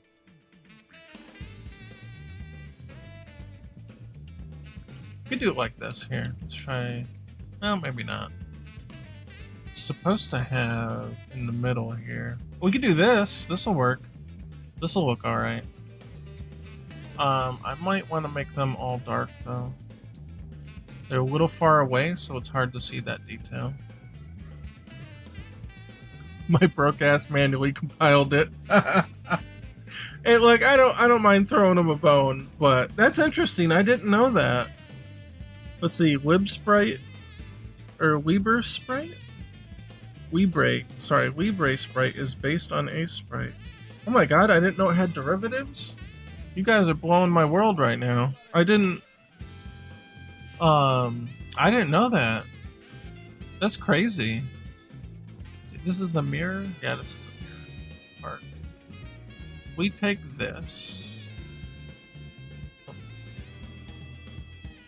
We should be able to mirror it to the other side. Oop, there you go. How about that? I love things with symmetry. I don't have to sprite all of it.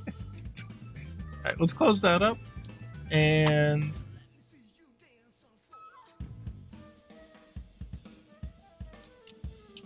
I don't know. Should this be...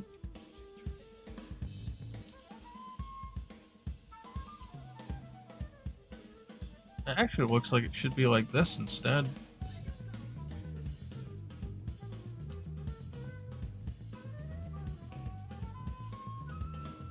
That's a decent level of detail. I don't think I have to go too crazy on this. Let's see. 1, 2. Actually, I like the shadowed one better. I think that looks good.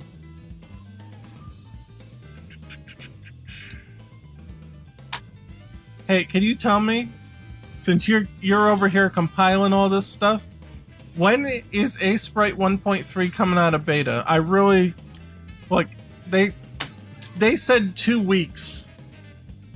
It was gonna release in 2 weeks, back in like February, and it's still not here. I know. Software takes a while to create, so I'm not really yelling at them. I guess it's more like gentle ribbing, but I really need that update. Maybe next month? Okay, that'd be cool.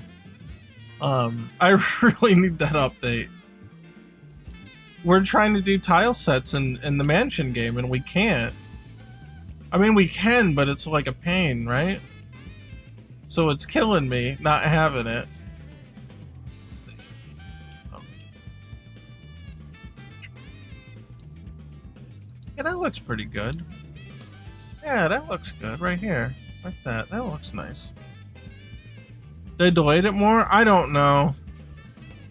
2 weeks plus 5 months, yeah. It was something like that. I don't know if it was really February, but it was a long time ago. And they're like, oh, it's got the new feature where you can do the stuff with the tiles, and I'm like, oh, that's great. That's what I want. And then like it's gonna have to be like that. And then it never showed up. And that's alright, that works. Then when it goes back one more level, then we can make this all black. Don't you have access to the beta? I do, but every time I try to open a file in the beta, it just instantly crashes the entire program.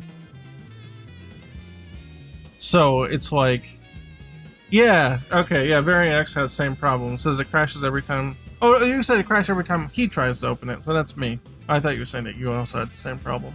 Alright, well, either way, whatever. It's fine. But yeah, every time I try to open something, it just immediately crashes the entire thing. Like, right to the ground. Like, it doesn't even try, it just bonk, and that's it. It's gone. It just explodes.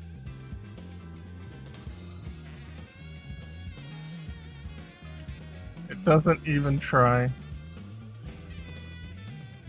Run as admin? I never tried running as admin. I'll admit that. I didn't try that.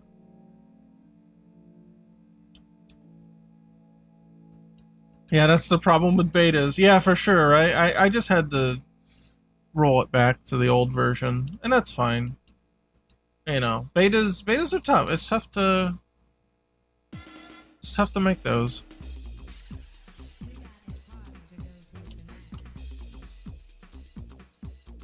Let's see. Okay, so this is only here because there's a stair step, which that's alright, that works. And there should be a line here. And that looks alright. I think that's all the details. I mean, that you're gonna get at this level of zoom.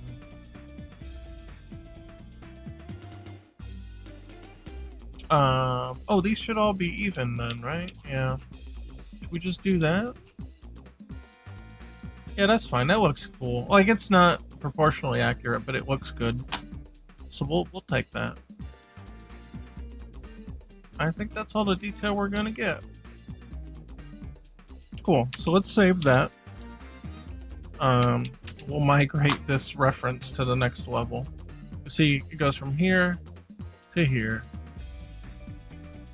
Then to here, and here. These should theoretically get easier as they go down, but we'll see.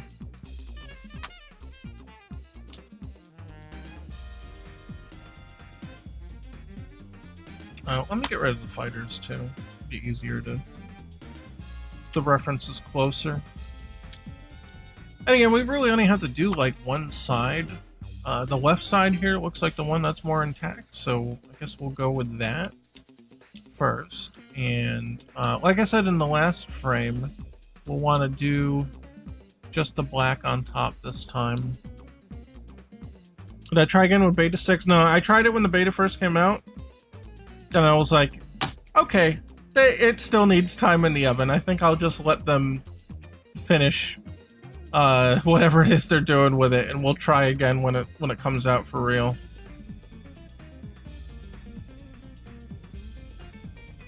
No, I didn't bother reporting the issue. I didn't really feel like I had time to go through all that. I know you should. I know I really should, but I didn't. Not gonna lie.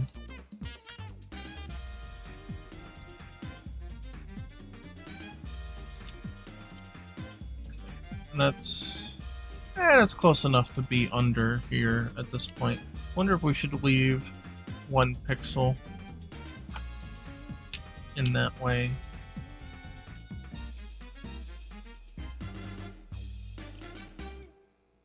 What is this? Oh, yeah, it's opposite.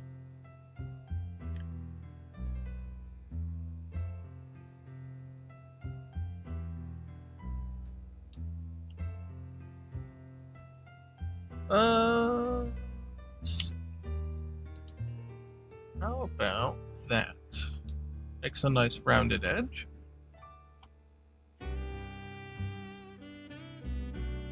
Yeah. I wonder about putting that there, but nah. I don't think that works. Any other alternative would be to make this bigger, but then you're crossing into this area where the dark part's gotta come. So I wouldn't do that either. This is both kind of approximating this general shape here with this, but also the whole nose looking part here kind of just comes off as one thing, and that's fine. As things get farther away from the camera, you have to start consolidating shapes. And that's okay, there's nothing wrong with that. So, let's see, then theoretically, this would be like this. And probably would have like this. And wait, is this odd? Uh-oh, we can't have that. It should be an even number. Okay, that's a problem. The one above it was... Uh-oh, is that odd too? No, it's not. Had 1, 2, 3, 4, 5, 6 across. This one has 3. So we got a decision. We either go to 2 or we go to 1. Or 4. And this one might be a 2.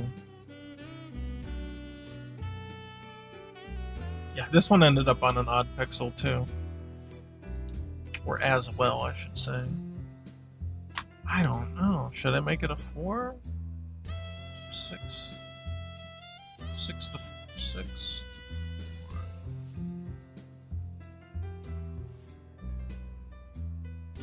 Yeah, I think a 4 might be the more appropriate here. So we'll just make it. I'll expand this side. Just make it 1 bigger.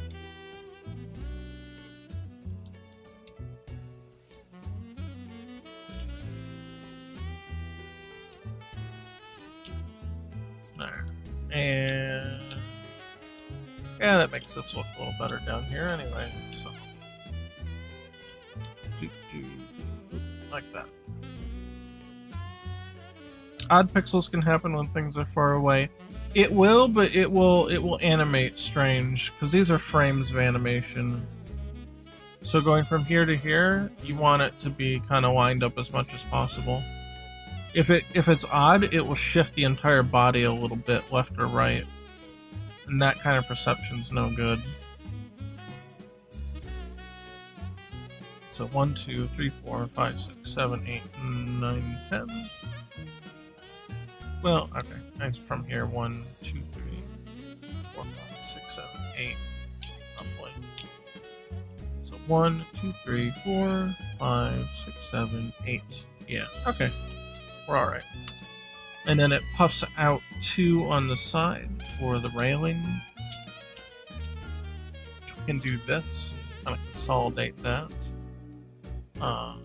Got this still. That looks alright. That's it.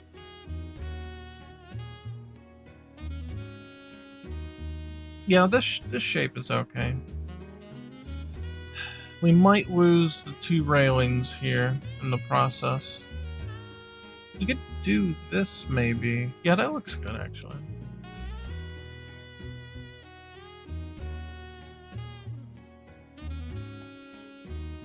Doesn't the public build a base sprite have the option to mirror pixels? Maybe? I don't know. I don't feel like I need it though.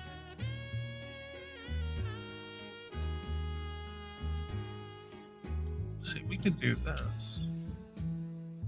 I've worked so long without needing it that I'm not really concerned about it, to be honest. It's fine. It is what it is. There's two things we could potentially do here. Either we do that or we move this in one. But I think this is the better option here. Leaving the grate clear and clean. Oh, yeah, and this actually is dark there.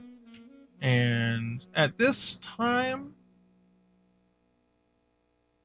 I don't know if I want them to go below. We'll keep it for now.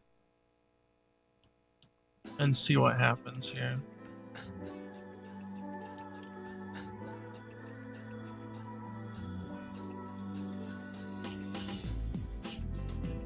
Do it like that. That's alright. That's a nice train. Well, thank you. That looks okay. I'm cool with that. So, copy, paste, flip. Boom. There we go. Now we gotta fix the bottom here.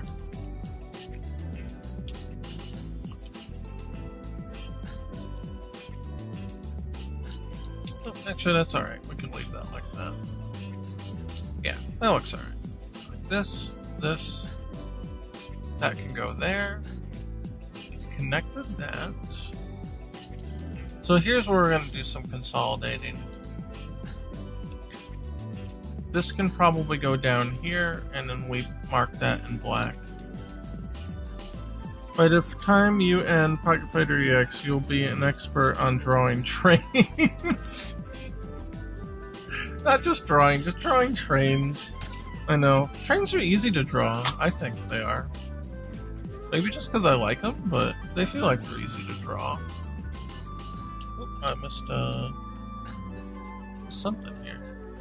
I almost had extra pixels out here. They got merged in. I'm like, that don't look right. Okay, we're all good.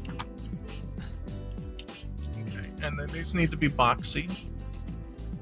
All the way down to the bottom.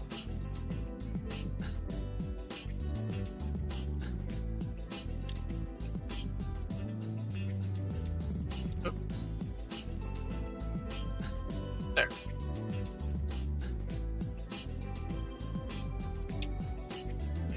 Yeah, that works. Just like this. And potentially remove those? Nah. There needs to be a foundation under that. Depends on the model. Okay, I'll give you that. It does. Some models of trains are very intricate. That is very true. Oh yes, okay. I was questioning whether or not this had to be here, but I think it does. Because this gives you the framing under here. And then what I'm going to do here is I'm going to do this instead. So you still get a little bit of that contrast from the light pixel here, but it's not as bright as the other one. And that's fine. And that still gives you that sort of striped feeling to it. And you could take that further and perhaps go down like that. Yeah. Then it really looks more like a stripe. And you get that banding here. So again, we're consolidating the detail of this lighter stripe with the whole plate. And then it turns into this instead. Because we don't have enough room to have like that one pixel. I don't know. Like that doesn't look right to me. It has to. You have to start stripping away detail. Otherwise it can look a little too complicated when you look at it up close. No, we need that. We need those bright pixels here. We could potentially just do this. Yeah, I like it better like this. Yeah, alright, let's do a symmetry check again. Or, you know what? Here's the easy way to do a symmetry check. Just chop off the half of it. There you go, boom, symmetrical. Hey, easy peasy. I want to put that there. And I think that train looks pretty decent. So, the thing I'm wondering about, that should be drawn in one. No, shouldn't. Okay. Let's cut this one. Move on to the next. Away she goes. What? Where? Oh, I'm on the wrong layer. That mean that this also got a thing? Okay, good. At least you can't edit layers when they're not visible. That way, I would ruin so many files if that were the case. I'd paste something in the wrong layer and never know it for like hours, and then I'd come back and it'd be ruined.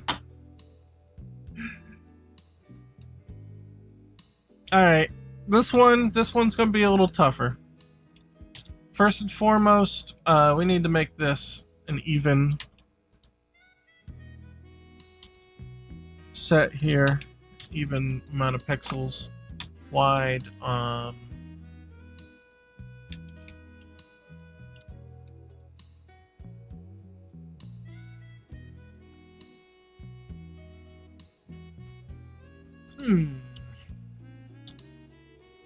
Yeah, that's where it gets tough.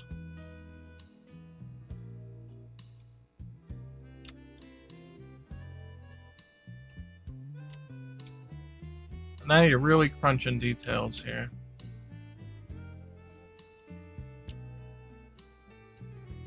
I mean, realistically, you can probably go to here and do that. I think that's about as much as you're going to get out of it. Oh wait, no, that's not even. Hold on. That's not even. It'll have to be here. Okay. And do that.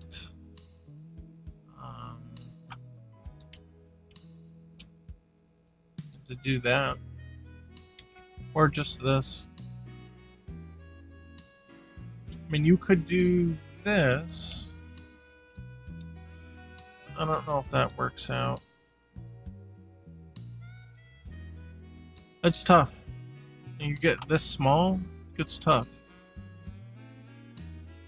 Right, are these sides not symmetrical? Hold on. Let's see, 1, 2. No, they are. Why does this look different? Because of this part. Yeah.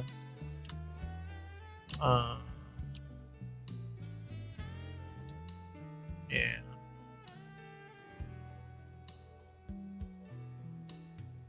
Yeah, this gets tough. I feel like we might have to go inward here. And then you'd have to do this, though. That might not be too bad.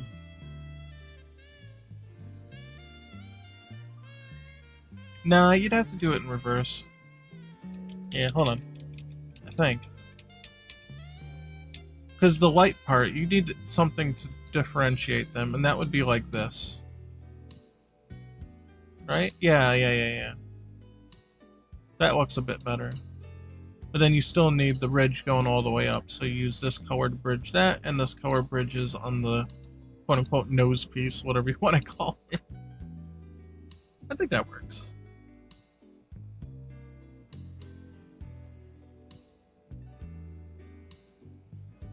And then I might actually go with the single piece here.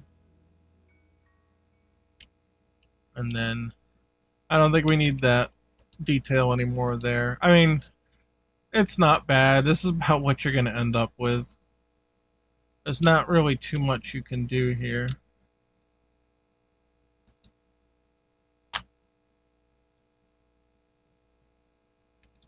Actually, it looks better without it. Without that extra pixel. Oh, playlist stopped. Alright, hold on. What do we want? What kind of music we want now?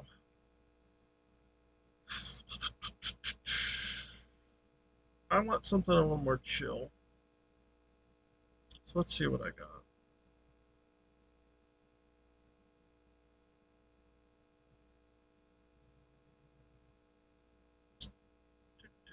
Here, Street Fighter 3. We'll do that. That's chill.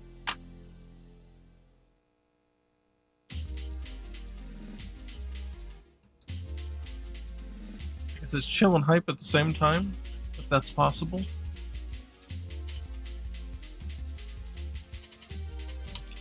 I wonder about the little top there. Yeah, I think that works better when it's slower or lower together. Might be able to do something like this. Again, this is a consolidation of details where we're getting this bend, but we're also incorporating the black with it. So something like that. That might be alright. Could also argue that you would do something like this, but since the last frame has black, we'll keep black. Yeah, I mean, realistically, these would be filled in, but I honestly think it's got a better shape without it. And then you really get this, like, you get this focus on the middle part, which I think is kind of important to the design here. Okay, then we'll do this part. In fact, let me just do it like this first. You would just do that. And then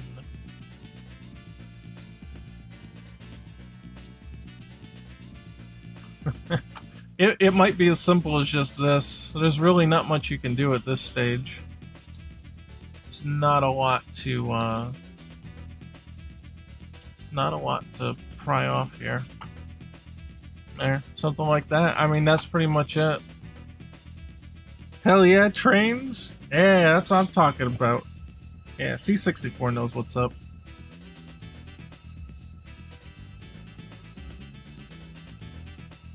And we'll just put a little, maybe put a little bit here like that. Yeah, I mean, again, at this level of detail, you're pretty limited in what you can do, so I think that does it. It looks symmetrical. I think we're all set. So here, yeah. When the train's coming in, here, let's turn on all the other stuff here. And the fighters, right? Get a little scale here. So when the train comes in, it'll zoom in, and when it goes away, it zooms out like this. Oh god, it looks good too, actually. It does look good. I don't know if it's exactly even, but let's see. Can we... Oh, good. It's like actually right on the line, coincidentally. So just make sure that this is centered the whole way through properly. Yeah, I was gonna say, one of them looked off. That's alright. Let's just recenter it. It's because we changed its axis here. Yeah, there we go. I would say that this one maybe needs to come down a pixel or two. See how that looks. Oh yeah, that looks better. Ding, ding, ding. And here it goes. He's in. Look at that. How about that? I think it looks pretty good. And then I can have it change between rounds. Of course, you got your animated elements here. Yeah. And then if we want him gone, then he can just disappear entirely. So like round 1, maybe he won't be there. But then in round 2, he shows up. And then he can go halfway away, like in KOF 98. And then, you know, whatever. Then maybe he goes away or something. I don't know. We can do whatever we want with it. We got free reign, baby. Yeah, it looks good though. I like it. It looks really good. I'm happy with that result.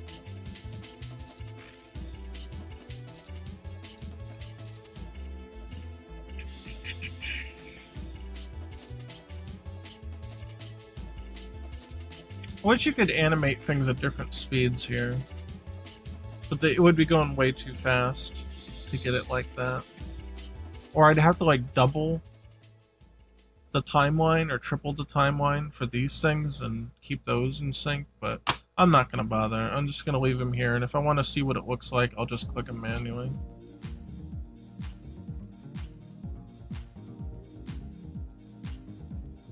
Yeah, that looks good. I like it. And again, for comparison's sake, and anybody who came in late here, this was the KOF R2 original that we started with. And so from here, it expanded out to here. Yeah, actually, yeah, that's the same level of zoom too. Look at that. Wait. Right. There you go. That's close enough. Look at the difference. And that's also, a lot of the work was colored too. A lot of the structures are the same, it's just the color was changed. Look what difference color makes. That.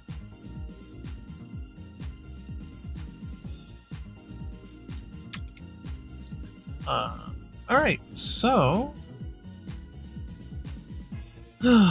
what else? I know we got the dog. I don't know if I want to animate the dog right now. I've got to really think about the animal designs. Because what I did the cat for the other stage, the Court of Lions. It's the that palace stage in KOF 98. Lego stages. What'd I call it? Oh, Spain. It's the Spanish stage. Spain. S is for Spain. Wait. Oh, here. Jeez, I'm blind. Here, I did the cat. Or did I edit the cat from Alpha on Game Boy Color? I don't know. Whatever the case was. But the cat doesn't look like it fits the pocket style, you know what I mean? So... oh, what's the dog doing? He's in the trash here. Yeah, he's digging the trash. I feel bad for him, cause he's starving. Poor guy. Or girl or whatever. I don't know. I guess you can't tell. It's not like Blue Mary's dog. They don't show the dick, so you don't know. I know he's walking around in the earlier part of the stage. Here, take a look at him again.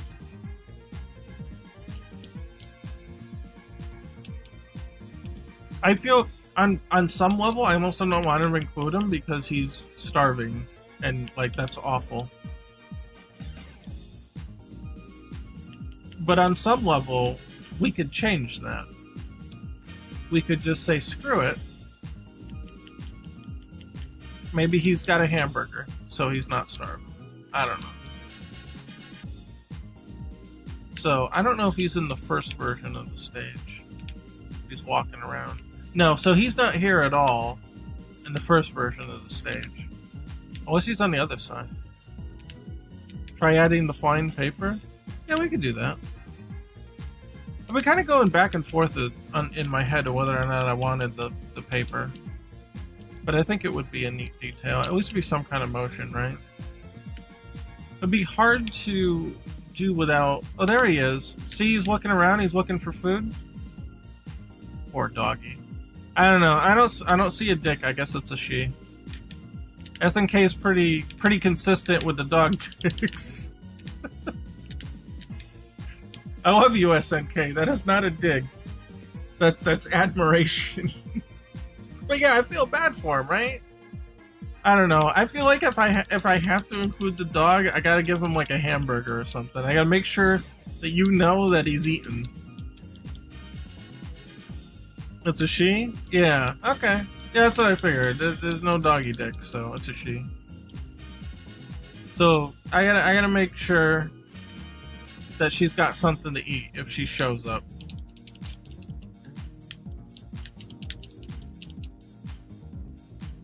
Instead of a trash can, maybe a little doggy house? Maybe, but why would there be a doggy house out here in the train yard? I don't know. It's a good thought, I just don't know if it makes sense for the scene.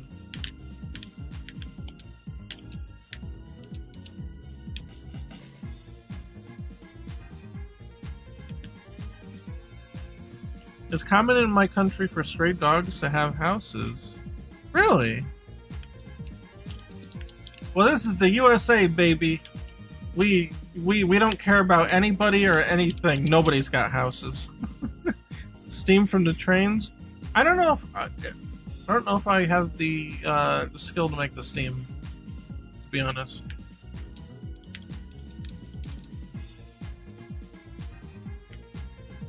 It's USA, baby. Fuck dogs. Yeah, kind of. If it lives, then fuck it is really the motto here. We don't care. Is it alive? Then we don't care. It's just how it is. I don't make the rules. I just follow them. It's in the national anthem. People make dog houses for stray dogs. God damn, I wish that was the norm here. Look, they just show up here and we just feed them. And then they live here. I guess that's kind of the same thing. It's just that nobody else does it. That's why we have a whole crap ton of dogs.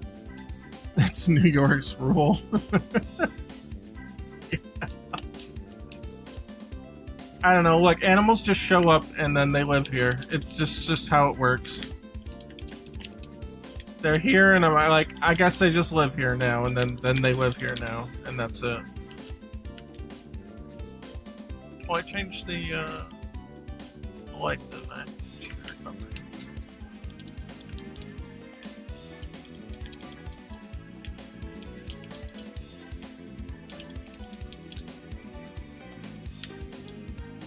I don't know, I'll think about it.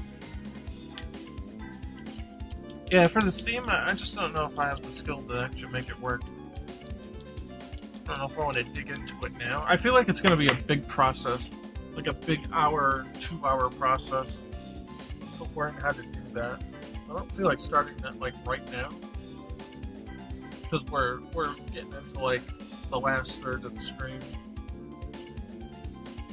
In my city, farmers usually pick them up as guard dogs. Yeah, if we had a farm, that would be very good. Because dogs are really good for like protecting, other animals and stuff. And we see that here because we got chickens, right? And if the chickens start fighting, then the dogs will come over and break it up. It's actually really cool. Steam is pretty complex to make. Yeah, that was my fear. I'm looking at it and I'm like, I am not ready for this. At least not right now. But you live in a farm. No, it's not a farm. No, it's not a farm. Just because we have chickens and dogs and cats and doesn't mean it's a farm. They just live here. We don't cultivate them, they just live here. From the outside, it probably looks like a farm, though. Sounds like a farm to me, farm boy. But they just live in the hills. They just come here because we feed them. But it's really funny. And we didn't. Okay, well, I didn't teach the newest dog to do this, right? Yes, this is the Farmer Mark stream. Yeah, I'm gonna have to do the IRL streams, right? Go out and start just digging a garden and taking pictures of or filming the chickens walking around. That'd be funny. But I didn't. Regarding the dogs will go and break up the chicken fights, because the roosters just fight with each other. They're very not territorial, I guess. I mean, they're territorial, but like they like to show off because they want to be the big man. They want to be the alpha. So they'll kind of like challenge each other. And most of the time they won't actually get to the point of a fight, or they'll like one will run away. But in the case that you do get a fight, or they won't back down, then the dogs will actually go and break it up, which is amazing. And so we brought, well, not brought, a new dog showed up as per usual, and that's Pepper. That's the little one that I decided to keep. And she learned from the other dogs to go and break up the chicken fights. We didn't teach her that. But the other dogs taught Pepper how to break up the chicken fights. And now she'll do it on her own. And it's just amazing. Like, that just, like, that, like, blows my mind that they're, like, teaching each other what to do, and, like, we don't even have to do anything like that. Like, they just learn on their own. So, like, dogs are really good for, like, farm situations. Fraternity doghood. Kind of, yeah. Like, once they get inducted into the pack, then I don't know if they just observe the other ones and see what they do, and they're like, oh, that's what we do. That's what pack does, so that's what I do. And then they just do it. So one dog learns it, and the rest of them just kind of absorb it through, like, dog osmosis. I don't know. That also happens here. My neighbor's farm, half of the dogs just showed up.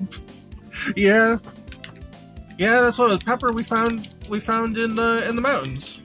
Just chilling out in the mountains. So, like, okay, well, it doesn't look like it's eaten in a while, so bring it in, feed it, and then it stayed. So that's how it works.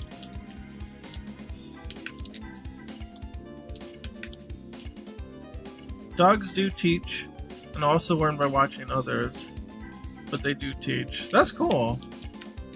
Yeah, and I never really thought about it. I never had a dog before, and so that's kind of like a new thing for me, but I just never knew about that. So there you go. It's doggy time. We had our doggy time. We don't have to draw a dog, we'll just talk about a dog. We'll talk about dogs and talk about drawing dogs, but we won't actually draw the dog. Then my concern is currently, I don't want to have another situation, because I've gotten some, not complaints, really, but I've gotten feedback that the cat doesn't look like it fits the style of the characters, because it's just not. Oh, it's locked. It's just not, like, in the same proportions and stuff. It just doesn't look the same, right? And it may be about the size of a cat in relation to the characters. But I agree. I agree with the feedback that the cat doesn't look like it comes from the same game. It doesn't look like it's in the right style. Yeah, what's up? The stage looks great. Well, thank you. Get that alpha... Get that alpha-ass cat out of here. Dogs are pretty complex to make, especially if you're going to animate them walking. Yeah, right? Yeah, animal walking animations are tough. So I told myself, I'm like, I don't know if I want to start... not wasting time, but spending time animating other animals before I figure out how to stylize them as though they look like they're in the pocket style. And I really don't know the answer to it. I really don't know how this really should look. But I haven't spent a lot of time with it either, so... You know. Like, does the cat just has a big head, I guess? I don't know. Like, what do we do here? We got our Garfield Meowser, and he's just this big old kitty. Like, I don't know. How does that work? Big old kitty. I don't know. Does that look more pocket style? Big old kitty. He needs a nose. How do you do whiskers, though? I guess you don't have enough room for whiskers. I don't know. Should the eyes be higher? Look, I don't draw cats. I don't know how this should look. Should they be like... Should be like... Nah, he's mean now. He looks like Mean Kitty. I don't know. Should we give him pupils? And now he's Sad Kitty. Maybe a stationary cat in loaf position. It would only take to animate ears and tail movement. Yeah, I just mean like I wanna know the style that I need to go for here. So like this is more of like a style sheeting kind of process. I need to know how it's supposed to look. Make him look like a Minecraft cat. There's really no cats in any Pocket game? There is Felicia. But she's so big, it's not like a real normal cat? Wait, maybe. Hold on. I might be onto something, actually. Yeah, raw resources, fighters. F is for Felicia. It's not here. There's E and there's G. There's no F. Really? Or is it like Match of the Millennium, Felicia? I can't believe I don't have it. Nope. Caught Morgan, but not Felicia. That's funny. Well, we can go to the data dump. Match of the Millennium character. Alright, Felicia, where are you? Let's get a little more view here. Oh, it's Athena, Yori, you, Morgan, Sakura, Halmer, Ken. There's Felicia. Now, she does have a cat form in her intro. It's probably pretty big, though. Oh, here it is. Oh, maybe it isn't that big.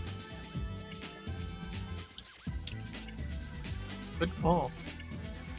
Is that the only cat form sprites? But you got the little mini Felicias, but that's different.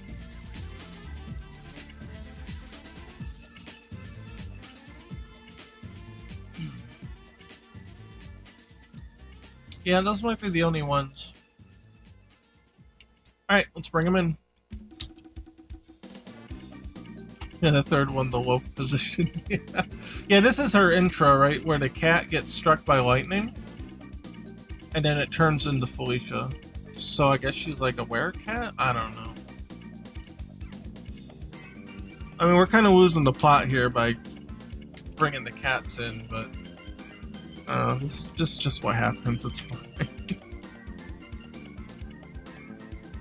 Boom, boom. There we go. Okay. So, just for a size comparison, let's see how big this really is, right? That's pretty big, but considering that it's pocket style, right? I feel like that's okay. I feel like that's alright. So we could either, two things, we could make it a little smaller. Like its neck's a little big, right? So we could do that, and maybe like pull it down like that. And there, now it looks more like a normal cat, I guess. Normal cat proportions. There you go. I mean, we wouldn't just do that, but it gives you a stylistic view into what the creators would think a cat would look like in this style. So I think that's important. I think it's important to do something like that. And yeah, the cat's big compared to the characters, but they're all deformed. It loses some grace without the neck. Make it fat. Chat, please. Make it fat. Okay, yeah, you want the fat cat? There you go. It's chunky. Now it's chunky. So it doesn't look weird without the neck. There you go, chunky. There, he's fat now. Alright. That's what we named one of the cats here, Chunky. Because when they were born, it was like way bigger than the other ones. But now they're all about the same size, so the name doesn't live up to the hype anymore. Chunky just turned out to be average. There you go, he's fat. I don't know. cats don't really have like a neck though. Like they've got a neck, but you don't really see it. I don't know. This looks more anatomically correct to me without the big neck.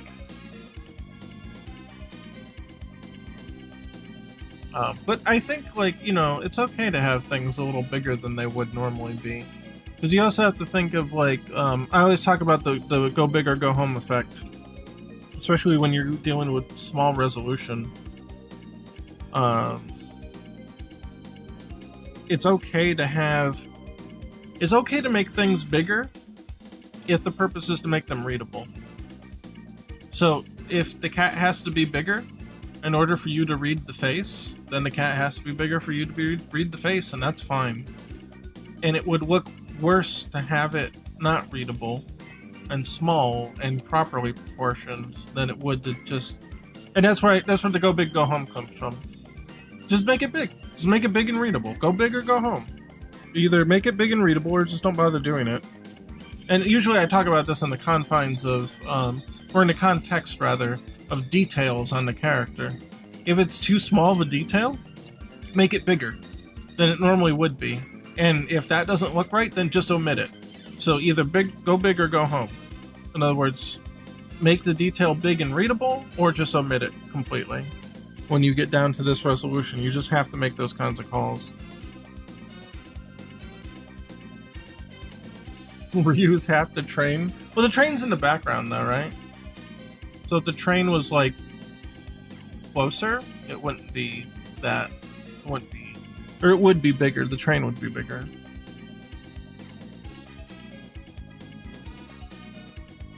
So just to mess with it here. So like if the train was here, it would be more like, oh, I guess that didn't. Oh, wait, hold on. If the train was here, it would be more like this. If it was closer. Maybe like this. Depends on like the angle here. Probably be like this. So yeah, I mean proportionally the train is still small compared to Ryu, but it's better.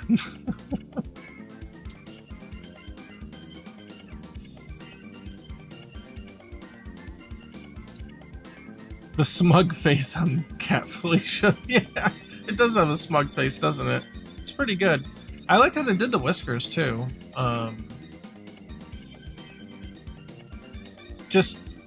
So there's two kind of sides to it. You've got the whisker here, and then this is also a whisker. You don't see it so much because the color depth's not there to produce it, but the fact that they eliminated the line here makes you see the line of the whisker. And then they omitted this one, because that would just be a jumbled mess. They did pretty good on detail triage here. To make this cat works really nice. Yeah, chonk cat. This one is getting squished, so its ears should be perked up otherwise, but yeah. Chonky cat. Chonky foolish.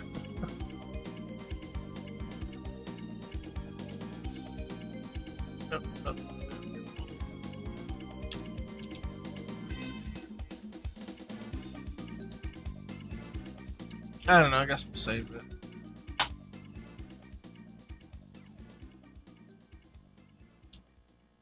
Save it. Ping. Felicia cat form. Right. Now we have it.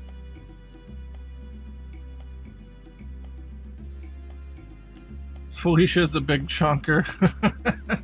Yeah. Kinda. It's a big old kitty. More like a lion.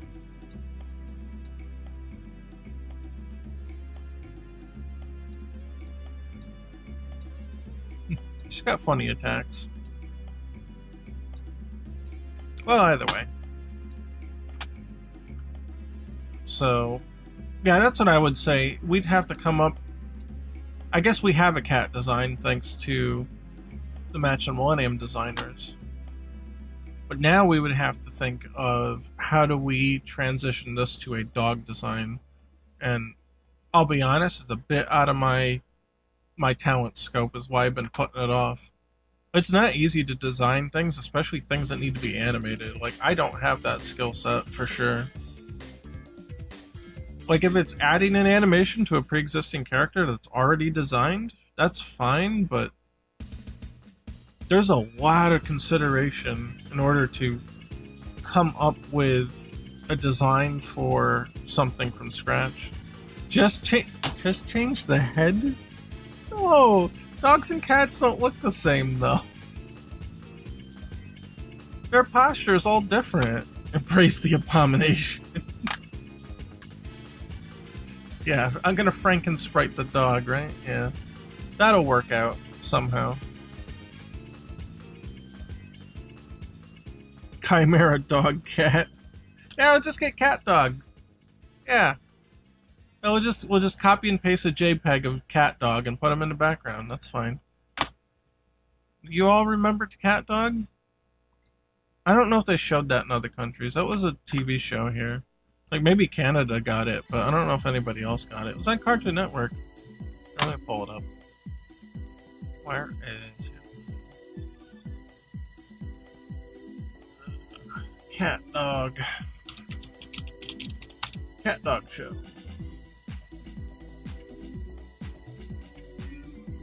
Yeah, it was on Nickelodeon, right? Oh, okay, it wasn't Cartoon Network, it was Nickelodeon. People remember Cat Dog due to the new fighting game. Oh, that's... Wait, is Cat Dog in the new Nickelodeon Smash? Cat Dog is wave dashing now? Oh no, like for real? Oh my god, okay. I don't... Here's Cat Dog, for those who don't know. Here's Cat Dog. It's a dog on one end and a cat on the other. It's Cat Dog. I'll be honest, I don't remember the show being all that great. So, I don't know. I can't believe they put him in Nickelodeon Smash. What do they call it now? Nick Smash? What's the lingo? We went from dog sprite to cat sprite. Yeah. Cat Dog was my shit. And then we arrive at Cat Dog. Yeah. Yeah, that's how this show goes. We end up in the least likely of places. Too young for Cat Dog? What's the shows you grew up with then? What shows? They don't have Rocco in Nick Smash? Are you kidding me? Out of all the things to not put in, they don't have Rocco? That's criminal. Dude, that's not right. Rocco was like the best show on Nickelodeon, like, ever. Wait, let's see.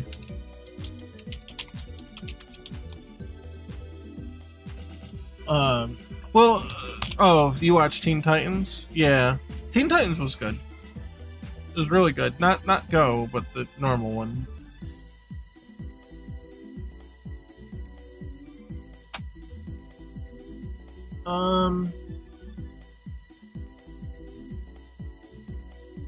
There's so many memes, I don't know if what I'm looking at is real or not.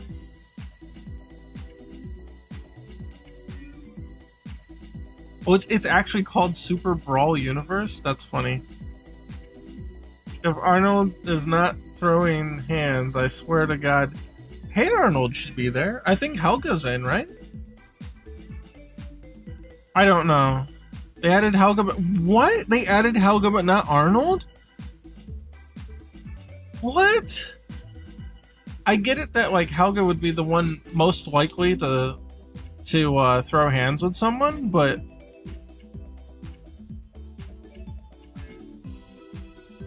That's weird to, like, omit Arnold.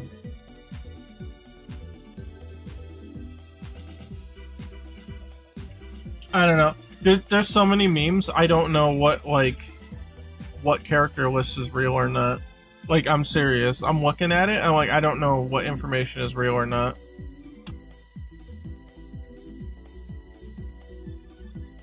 I know Powdered Toast Man's real. I guess Cora's in the game?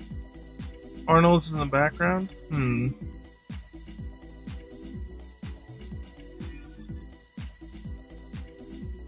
Yeah, I don't know. Whatever. Dude, that game's gonna be huge.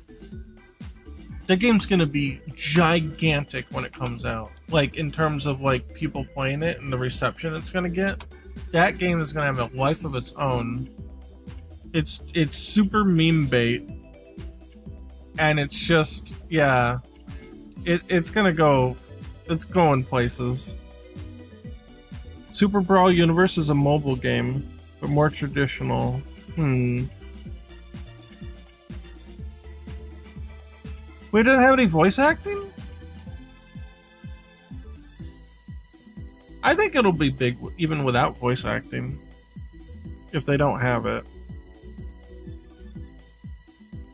Like, voice acting helps, but I think the meat of it is just seeing the wackiness of all of them, like, just in a game. Well, yeah, that's what I said. It won't go as far. But I think it'll still be pretty big without it. Audio is the game's weakest thing?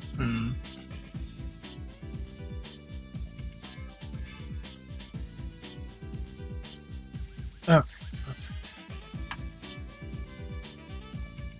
I'm happy with Jim and Cat Dog, but I also want Jimmy Neutron and the... Oh yeah, the Beavers!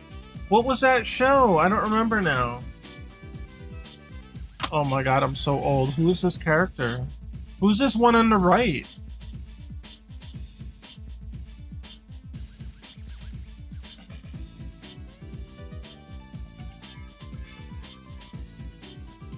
Yeah, I know who the Beavers are. I'm talking about this character here. This... Was it Lucy? Lucy? Who's Lucy?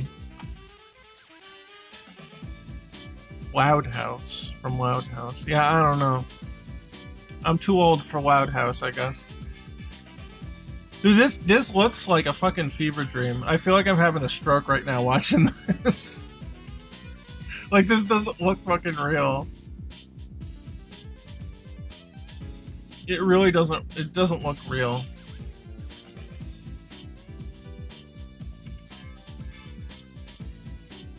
This looks like a Smash mod. Like, it doesn't even look like a normal game. It just looks like a Smash mod that they just put these, like, mod characters in. No, it does look good. It does look good. I'm not saying it looks bad. It just looks so... Like, I would never have thought in a million years I would see this as a real thing. That's what I mean. I used to like Loud House, but I don't like it anymore. Yeah, buff cat dog. Is that just like a fight of animals meme? The buff cat dog? Or is that actually something that happened in the show? I don't remember. It feels fan-made. It certainly, it certainly looks like they worked with the budget they had. You know, I'll put it that way. Oh no, April versus Nigel? Alright, we have to watch this. There's, okay, get the ads out of here. Yeah, we have to watch this. It happened in the show? Okay.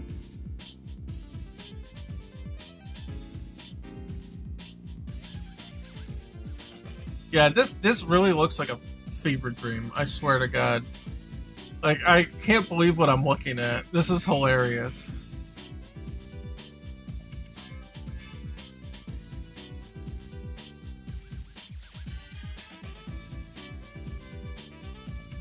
Honestly, I think, like, there's two big things that stand out to me that I think could be improved here. At least visually. Yeah, they're air dashing, I guess. It might be like a side B or something. One thing I noticed is when a character blocks something, there's not a noticeable effect for it. So like in Smash, when you block, you clearly know the character is blocking, even when the camera's far away, because that orb shield comes out. And that might have been just a readability thing. So here, when a character blocks something, I can see most players questioning, being like, wait, what happened? Nothing happened. Because they take a little stance, right? But it's not noticeable enough. It's just not noticeable enough. It doesn't read well enough to clearly indicate what happened. And there's not even like a block spark, is there? I don't think there's even a block spark. Watch, he does it like right in the beginning. He blocks an attack. It's somewhere here in the beginning of the match. But there was a grab. Did I already miss it? Yeah, there. That was a block. It didn't look like he was blocking. He was just standing there. That's it. That's it. And that tiny little orb for the block effect, that doesn't work. That's just way too unnoticeable. And the fact that they actually darken when they get hit with a block instead of like flash or something, that makes it even worse. That actually negatively impacts the readability of what's going on. That's gotta change. If you're playing with no sound, you wouldn't even know that you're blocking. Oh, that's the thing. You have to assume that everything needs to be readable without sound. In 99% of cases. Number one, because you could have someone who just literally can't hear. Maybe they're deaf. Well, how are they supposed to know what's going on if there's no visual clarity? But yeah, see here where he just puts his arms up? That doesn't read to me as blocking. No one's gonna notice in the heat of battle, especially in a casual level, like what's going on there. He just took a pose, I guess. It doesn't look like blocking.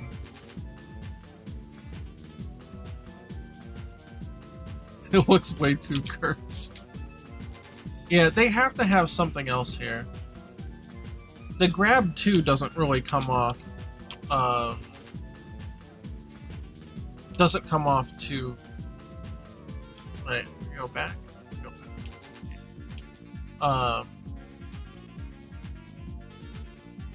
See, he's blocking and what he grabs, right? The grab animation doesn't really look like much is going on here. I don't know. It looks weird. Like, it's hard to tell what he's trying to do.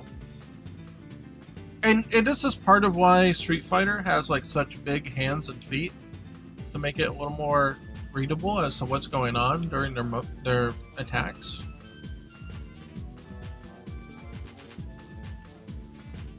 And I feel like there's a lack of clarity in some of these movements. In Smash? Yeah, in 4-player Smash, can you imagine? In Smash, what they do, if the movement's not readable enough, then they'll put some kind of effect around it. Right? So if we go back to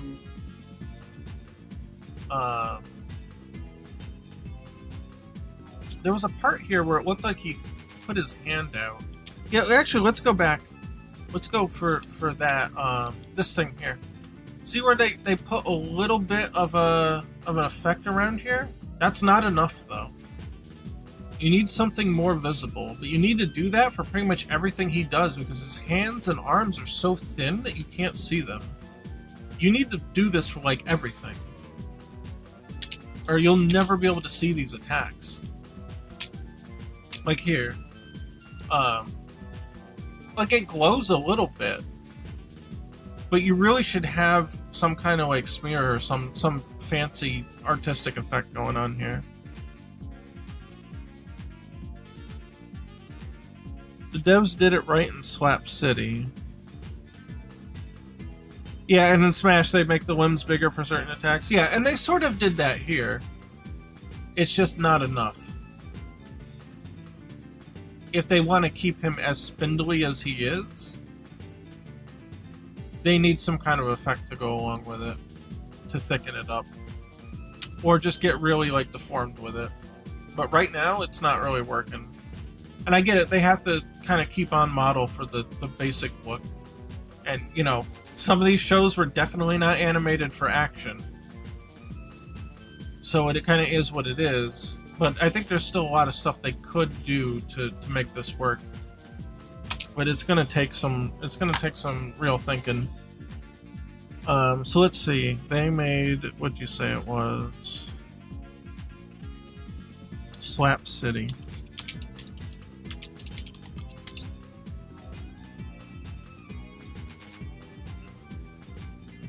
Slap City Grand Finals. Alright, well, I guess we'll get a pretty good indication on what this game's supposed to play like on a tournament level. Oh my god, waiting for ads to go away before I bring it over here. Jesus Christ, YouTube. Okay. Alright, what we got? Okay, yeah, the art style immediately is much more suited, it looks like. So let's see. Oh, it's a 3D game. Okay. Yeah, okay. Immediately we can already see the difference here.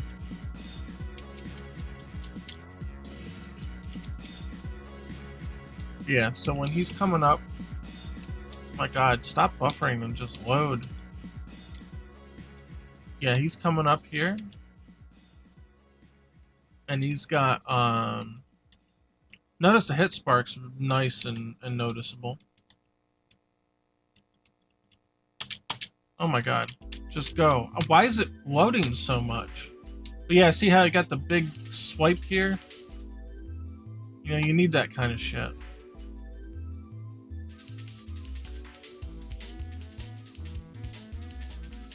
A little more interested in the dog here on the side. Oh, he's got a sword. That's easy. Swords are easy to make visible. That's like the easiest type. Let's see if we get some other characters. Maybe melee characters in here. What are these? Oh, this is just the grand finals? Oh, okay. This is just grand finals, so it's probably gonna be the same characters. Yeah. I would say when he throws the axe, though, there should be some kind of something else to help that. I didn't detect a trail when I saw it. So if there isn't one, they should add one.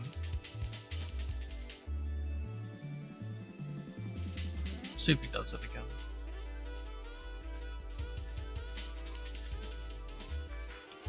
Yeah, I don't know. Well, I guess whatever. But yeah, everything looks a little more clear here. I mean, it doesn't look fantastic, but at least it looks more clear. This is how the game works. It certainly looks like it's still budget, like the Nick game. Like they look similar in their the execution is pretty similar. It just looks like they're working with different designs that just weren't meant for fighting, which is true. Are we gonna go here? Is this gonna work? Okay, I don't know. I guess YouTube's just dead now. It won't load. Okay, here we go. No, it works. To refresh it like 3 times. All right. Oh, this is just the gameplay mechanics. Yeah. Yeah, I don't know. It is what it is. Oh yeah, the other thing I was gonna say is the lighting. I think they need to work on the lighting for the characters. They're coming off kind of flat.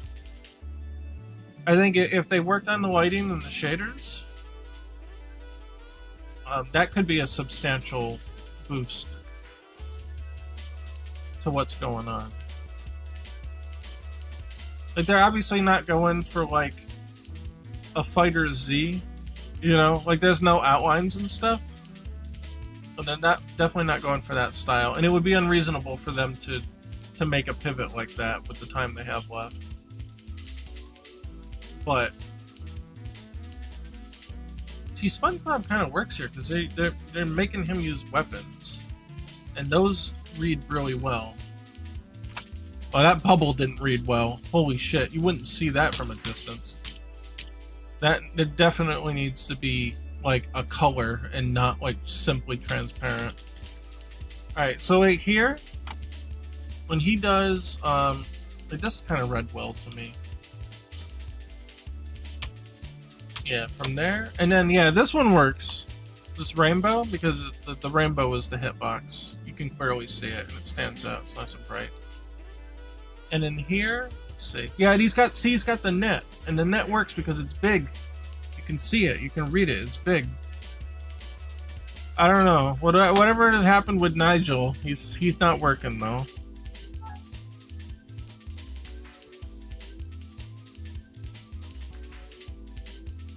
Yeah, they're using splash and stuff.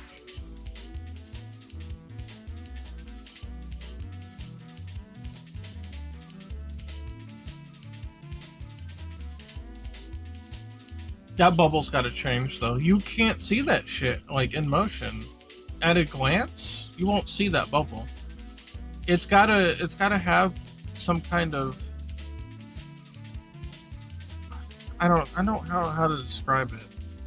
But if the bubble was, like, colored instead of clear, like that, the whole thing's just, like, opaque, but near the rim of the bubble? Yeah, if I can go back here. Is it here? There must be, like, audio going on, because he's not, like, talking for the longest time. Yeah, here. So, can we get, like... Why is it on 480p? No wonder I can't see anything. 1080. Here we go. Okay, you see how the bubble looks here? Where it gets, you know... The visual gets, like, more opaque around the edge. Make this thicker and make it, like, a color that stands out, instead of just being transparent and white. Something like that would help. Because the way it is now, like, you can barely see that. Because it takes on the color of the background. It blends right in, because there's, like, no contrast there. The little white highlight on that is not enough. This is a case for go big or go home. Either it's got to be more readable, and the details have to be bigger, or you just don't have it.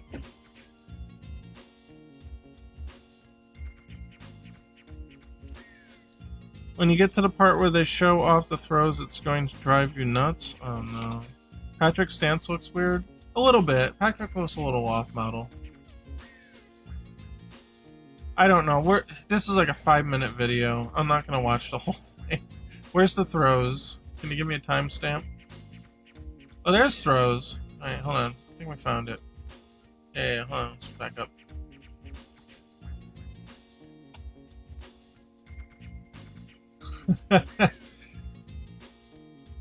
It's hard. I'd like to see the throw whiffing animation. Like, it's fine, I guess. It's gonna happen so quick that kind of some of it doesn't matter. I would like an effect, though. I don't know why there's no effect for it. He just picks them up. You need some kind of effect to denote what happened. To make it very clear that at this point the effect should show up, because you see Patrick is getting sucked in. I mean, he shouldn't just teleport to his hands, but if you had an effect spark over top of the characters, you probably wouldn't even notice on some level. It's fast enough, you probably wouldn't even think about it if there was some kind of effect that covered that transition. But the fact that there's no transition, or there's no effect covering it, makes it really weird, because he doesn't actually grab. Like, he just sucks him up with, like, I don't know, he's like Magneto. SpongeBob is now Magneto, it just pulls him right, he's got the force just pulling him to his hands. Yeah, I don't know. There should be some kind of spark effect there. Yeah, this thing with the blocking, again, that doesn't look like a block. Like, I mean, the pose, sure, but it's not noticeable enough. The proportions aren't there for that to read, especially if the camera's zoomed out. You need something. There needs to be something there. Like, either they're holding something up as a shield, or something. Like when Peach pulls out Toad, right? That's a good example. That looks like a defensive position, because she pulls out Toad and uses them like a shield. So here, like, this just doesn't read. it's not different enough from the other things. So either you need some effect around it, or you need them to like literally defend with an object that's unique and that can be noticeable for like defense, like literally pulling a shield out. Because as it is, that doesn't work.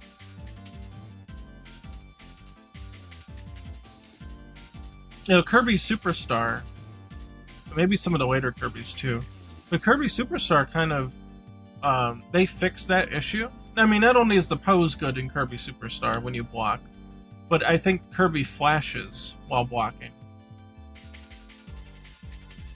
I think he flashes like white. Like over and over. As long as he's holding block, I'm pretty sure he's flashing. Or at least his outline is flashing or something. You have to have something in there. It just doesn't read otherwise.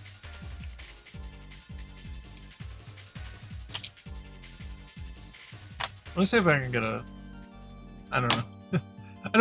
I doubt there's like a specific Kirby blocking video, but let's see. Kirby Superstar blocking. Blocking is overpowered. Okay. We might have something. Hold on. I'm gonna watch it before I bring it over. This is a no-name YouTuber, so let's see. Okay, it looks legit.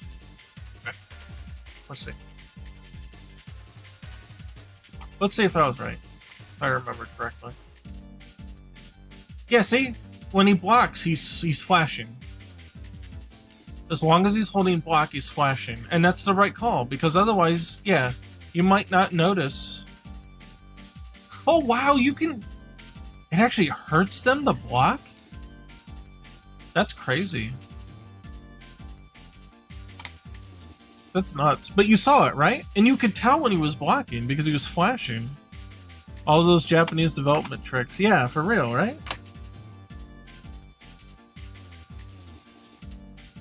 Yeah, I don't know.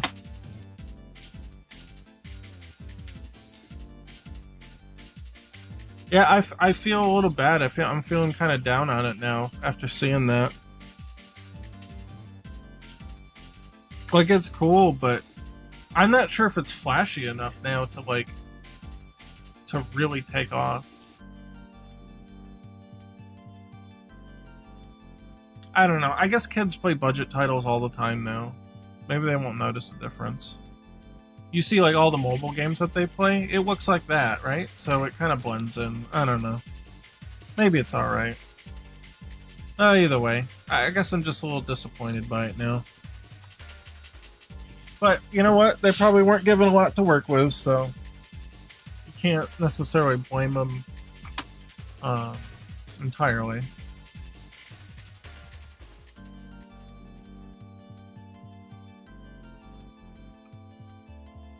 It will for a first phase at least.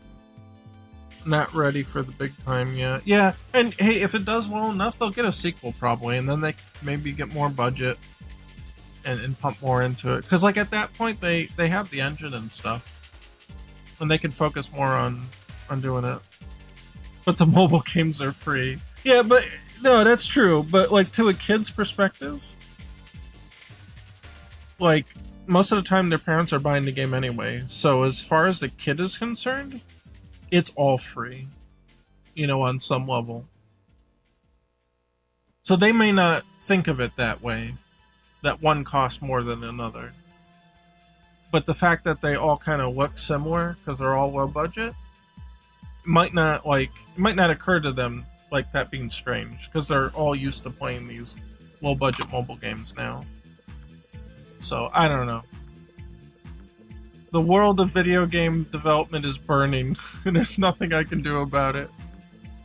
The fact that that would even be the case, that these kids would be like, oh, yeah, looks just like all the other games I play, and it's all mobile shit, that's depressing to me, but I don't know. I'm the old man now, so I guess it doesn't matter anymore. Whatever I want isn't important, I suppose. I'll still be here making flashy games, though. To the best of my ability. I'm trying to think what else to do here now. It's getting late now. Yeah, it's already 11. I don't know. I'm just kind of chilling now. I'm not really even in the mood to do anything. It was the same in the Wii gen. I think it's different in the older gens, because at the time, like, yeah, you look at the Wii now and it doesn't look like much, but at the time that was state of the art for the most part. Like, I know, like, the 360 was out and all that, but like as a colloquial generation, like, there were some Wii games that looked really good too. But it was still like cutting edge at that point.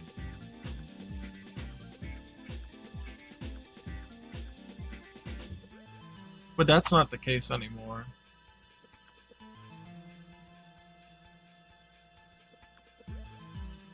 There's some PS2 games that look really good too. Like Kingdom Hearts 2 and like Silent Hill 3 are phenomenal looking games. Those games look better than some PS3 games. And yeah, they're lower resolution, but it's fine. Like, the way that the art direction ended up in those games was phenomenal. Like, Silent Hill 3 looks better than, like, the majority of PS3 games. Like, not just some of them. It looks better than probably 50% of them. That game was really good looking. Now, if you upscale it to, like, 4K, it doesn't look so good, but for its target platform and its aesthetic, even on an LCD display, I'm not even talking about like being on a CRT. On a CRT, it's just next level, but even just being on an LCD, that game looks good. If you compare it at its native resolution, the shit on the PS3, it outclasses, I would guess, half of that library.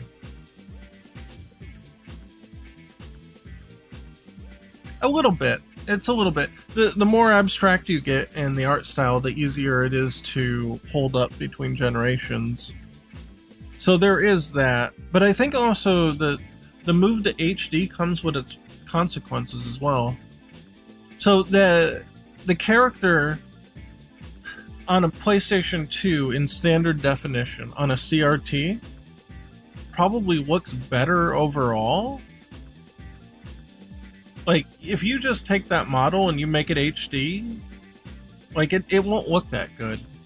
Even though it's rendered at a higher resolution, you start to see the flaws. Like, you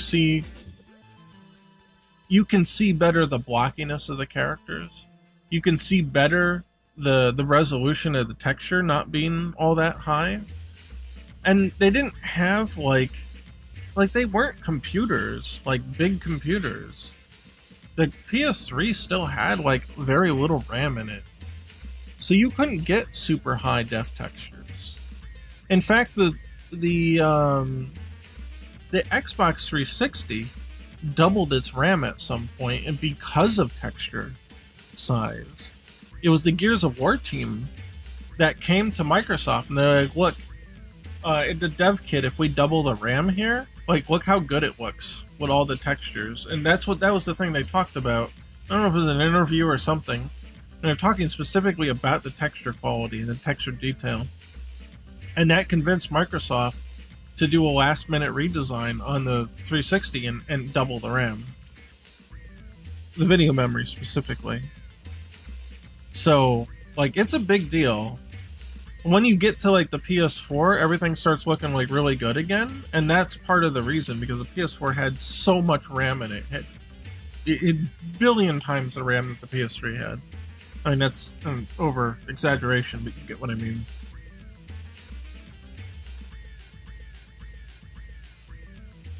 Well, I mean, the models are part of the art style.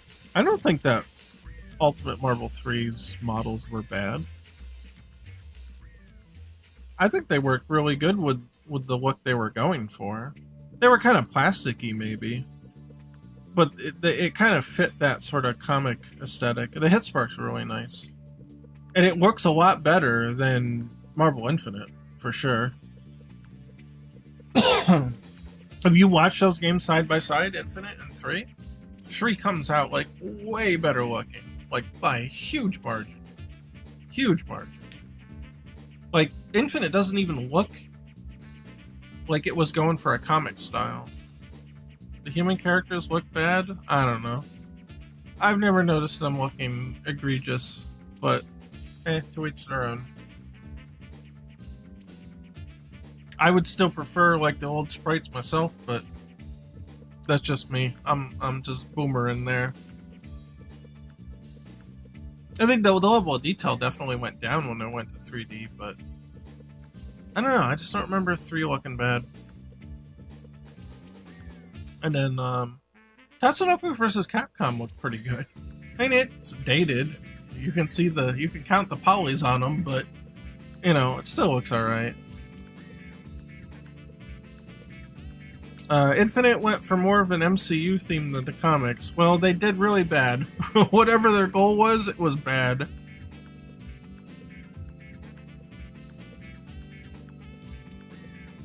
Sprite supremacy. Hell yeah, that's what I'm talking about. Bring back all that hand-drawn 2D goodness. And they fired all those people, or they all left. So we'll never see that again.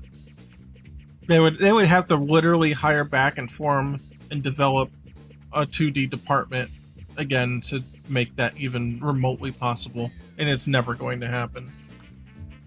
It's sad, but it's very true.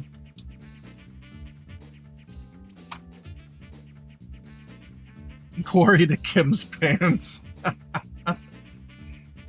But Kim's pants have been 3D models for how many years? Hold on.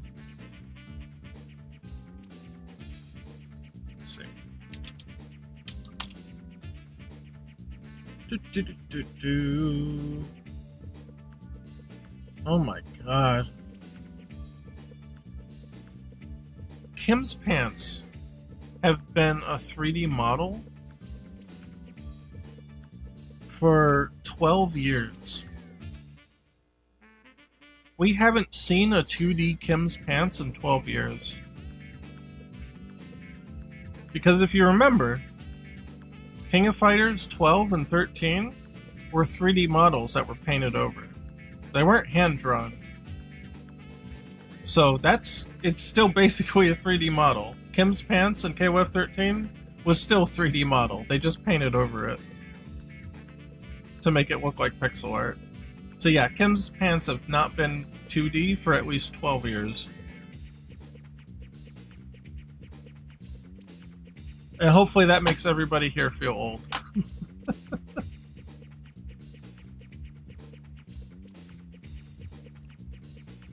But we can all remember the good old days of 2002. I don't know what he looked like in 2003. Or 11. No, the KOF 12 and 13, they were 3D models. They just drew over them. They detailed the process in this like big article back then. So they would animate everything in 3D, and then it would be like Donkey Kong Country is basically what they did. They animated everything in 3D, but then they made like a render. And then they would take that render, and then they would draw the details and like kind of fix it up, and that was it. That was their process. They were not hand drawn. I was 12 years ago. Yeah, 11 and SVC were of course hand drawn, yeah. But 12 and onward, all 3D. It just happened that 14 was the first real-time 3D renders, but 12 and 13 were pre-rendered and then touched up. It's not quite the same as Donkey Kong Country, but they did. Even Donkey Kong Country had to edit a lot of the renders to make it look, you know, not awful. But yeah, most of the work was done by the computer. A lot of people don't realize that. in KOF 12 and 13. So, I don't know. It is what it is. I'm not a huge fan of that art style. I don't think it looks that great. Sometimes I think it's because it's computer animation underneath. The part of it looks too perfect. And Arxis touched on this when they did their whole they did their GDC talk about Xrd and how they did the animation. And they said one of the problems that's why the in-between animations are so even in 13. Yeah, right? Exactly. Yeah. You don't have to hold anything because you can just export, 60 frames of animation for the idle pose. Like, it's just, yeah, it's interpolated the hell and back. And that's what the Arxis was talking about. They're like, when the computer models it, you don't get those imperfections, if you want to call them that, or even like there's an artistic interpretation of how motion works in animation that the computer's going to do it perfectly every time, and that's fine, but it won't look like you did it hand drawn. So Arxis actually went into their animations and they actually distorted things in the animation to simulate a hand drawn experience, to build in the imperfections of hand-drawn animation. I mean, if you want to call them imperfections. I'm not sure I would really call them that, but, you get the idea. And they built that into their 3D animations to make it look more hand-drawn. And without that, it just looks too clean. There's something about it looks too perfect. And I think KOF 13 really exemplifies that too perfect look. Especially when you see the shadows on the characters, and they're perfectly following all the movements. It just looks so uncanny valley to me. Because it's like, there's just something weird about it. It's just too perfect. I'd say they're imperfections. They add up to feel handmade. I guess. I mean, on some level you could say that if the person was capable of rendering things more realistic, they might have. But I kind of feel like imperfections might be downplaying them too much, because sometimes it's intentional. Sometimes there's that artistic bending of something. Like, the proportion's not right, but it reads better, so you do it anyway. I feel like if you call them imperfections, while maybe technically correct, that kind of downplays the artistic input that the artist has in it. So that's why I feel reluctant to use the word imperfection, even if it's technically correct.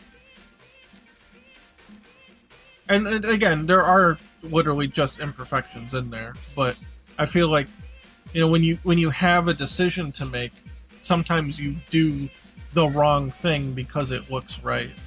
And in that case, I think using the word imperfection kind of downplays the cognitive process there. So, whether it's intentional or not, I guess. There are imperfections in hand-drawn in-betweens is what I'm getting at. Oh, yeah, for sure. For sure. Yeah, especially in shows when, you get the other guy to do the in-betweens and they gotta get them real fast. And, they don't show very long, so we don't bother correcting those as hard as the keys. I get it. I get you. Yeah. KOF 13 almost reminds me of rotoscope animations. Yeah, I mean, they basically are, in a way. Well, they're drawing over some sort of reference. Yeah, like a full cast of Elena's, right? Yeah. Suffering from that right now. Not like that. Aw. I get it, man. I get it.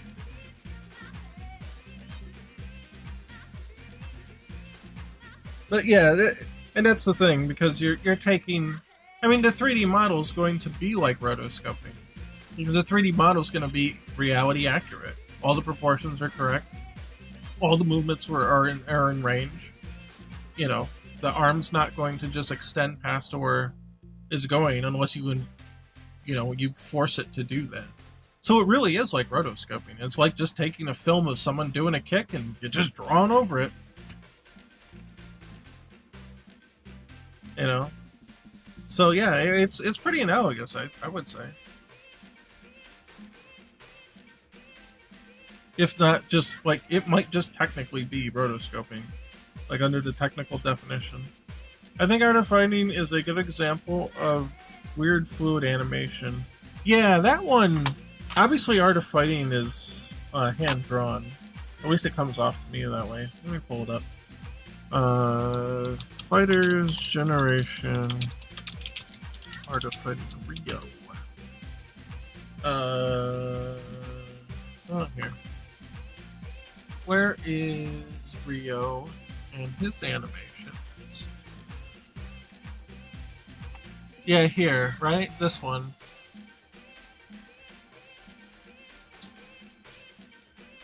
It just feels, I don't know if I have the vocabulary to break this one down. Yeah, smooth and stiff at the same time, right? Yeah. It's like, I don't know. I don't have the vocabulary to break it down. But you can see how weird it looks. Weak key poses. There we go. Yeah, that one's for sure. I was gonna say something about, like the key poses don't stick out, but also, like, it feels like everything is timed with a consistent frame rate. So, and this is part where I have a hard time explaining it.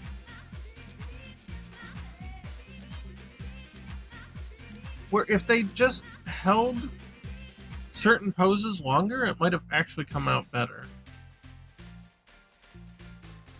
And it's a very traditional thing to time your animation and say, oh, I've got, 1 second of animation and we do 15 frames a second, so I have 15 frames to draw. You know what I mean?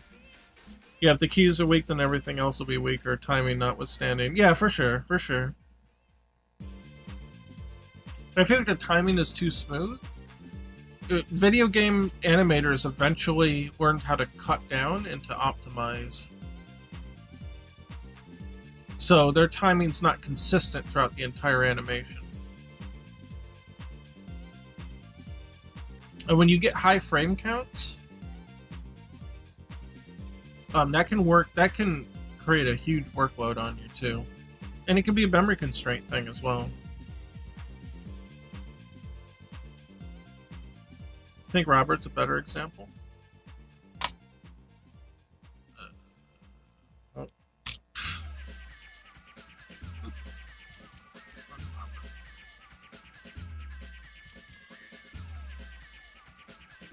Oh, well that's interesting. Is this actually how fast it plays in the game, or is the GIF mixed up?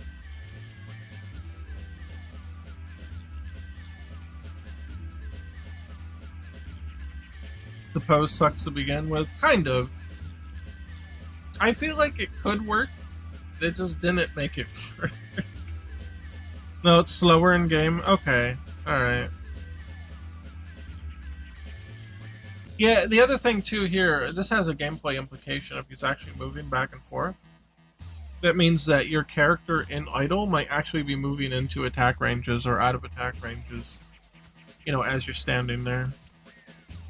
Now compare it to his Neo Geo Battle Coliseum.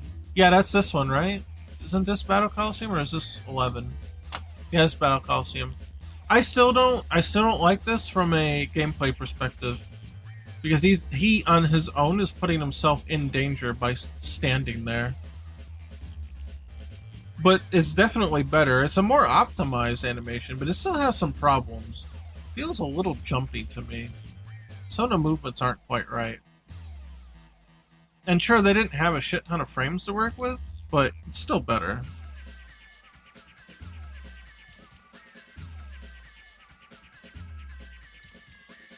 Oh, yeah, better than that.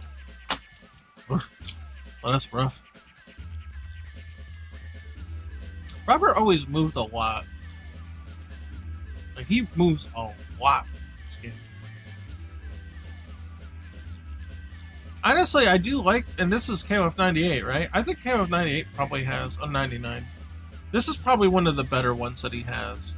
There's not as much gameplay implication here. He doesn't move enough that you could potentially have the hitbox stay still. I've always quite liked this one. And he doesn't look like he's moving too much. He's energetic. But he's not like doing this. Like, what is this? Twisting his knees all over the place, and this is a bit much. These ones. And this one maybe is a little too plain for him. But honestly, like, where is it? But this one's alright. This one's got a good amount of motion.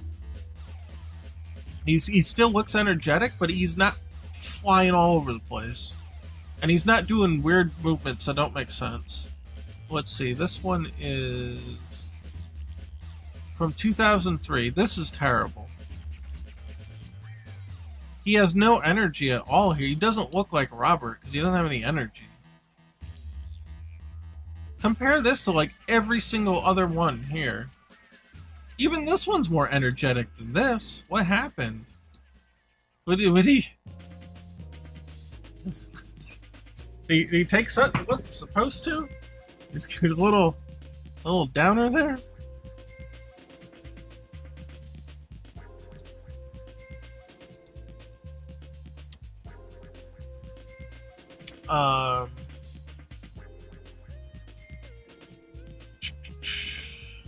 I don't know. Are those all the ones?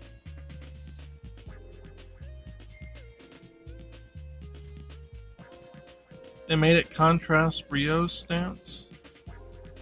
Well, this one contrasts Rio's stance just fine. 98 or 99. I don't know. Is this how you looked in 98? I have a feeling that's how you looked in 98 as well. Anyway, whatever. Point being, this is fine. This is a good contrast. I don't know why they needed to go with this. I don't know what this is supposed to be. It's pretty weird and un-Robert-like. Like I say, like, even his 94 stance has more energy, and it's really plain. Yeah, the one I like. Yeah, I know. It said it's 99. What is his 90? Oh, wait, this is his 98 one. He's got the blue coat, right? Yeah, this is the wonky one. You're right. This one's 98, right? Yeah, that's 98. Yeah, 99's got the best one, I think. Both because there's no gameplay implication here, or there's potential to not have a gameplay implication. And it also has an appropriate amount of movement to it. 03 Robert had drastically different moveset as well. Yeah, well, looking at him, I guess he might. Oh no, and then there's, ugh. Oh, KOF 13 Robert. Ugh. It's somehow more boring than the KOF 94 one. It is somehow the most boring and plain looking. Dude, there's more detail in his jacket in 94 than there is in 13. I don't know how that's possible. The jacket looks better in Hard to Fight.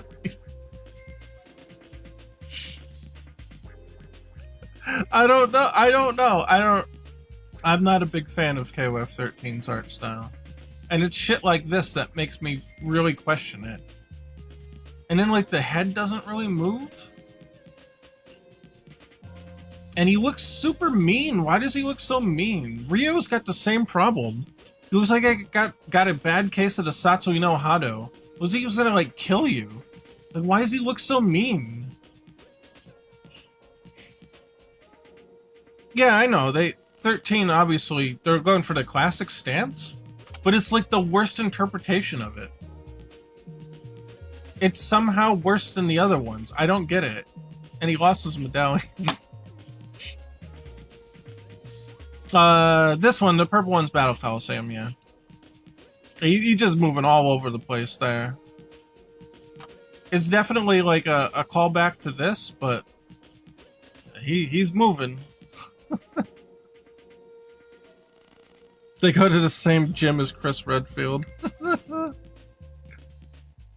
No, I know it's in reference to the original stance. I can see that. It's right here. I'm just saying it looks bad. Even for being a homage to the original stance. This one here, and these two, I don't know if these are actually from different games. Looks like one's got more frames than the others. Like, these ones here look better than the 13 one. Like, for real. I don't know what to tell you. Takuma's actually one of the best looking characters in 13, though.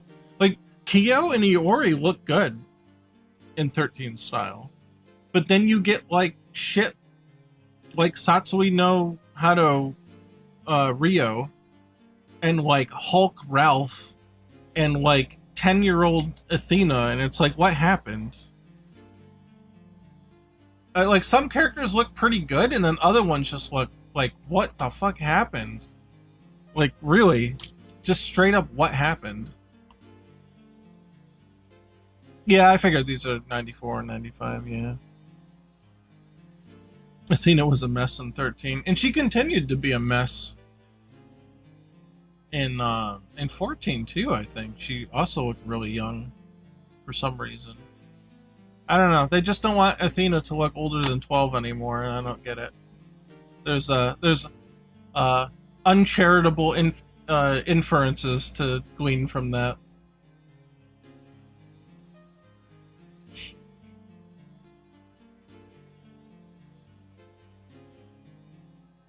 She finally recovered from the ugly face in 15. Yeah, that's true. I'll give it that. I'll definitely give it that. What's with all this energy stuff? These look really weird. Oh no, are we out already? We're already out of music. Well, we've blown through 2 playlists. I think we're about done here. I don't know.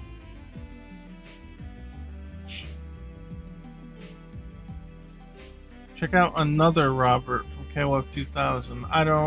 Where do I find a picture of him?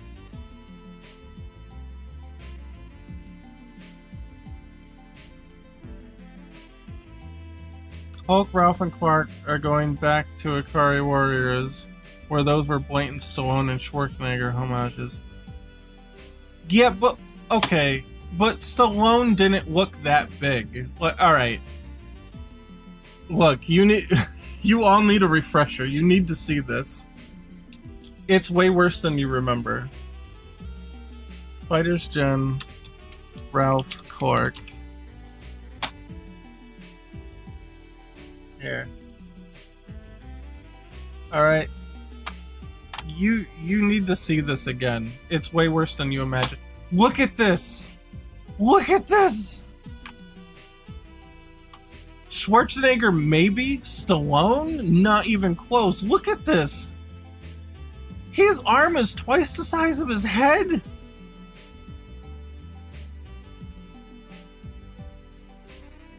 Look at... This is not... No. This is just way too much. Where's Ralph? Ralph's got the same... He's got a copy-paste body. He's got the same sprite. They just changed the head. For the most part. Look at this. No way. It's way too big. It's the Hulk.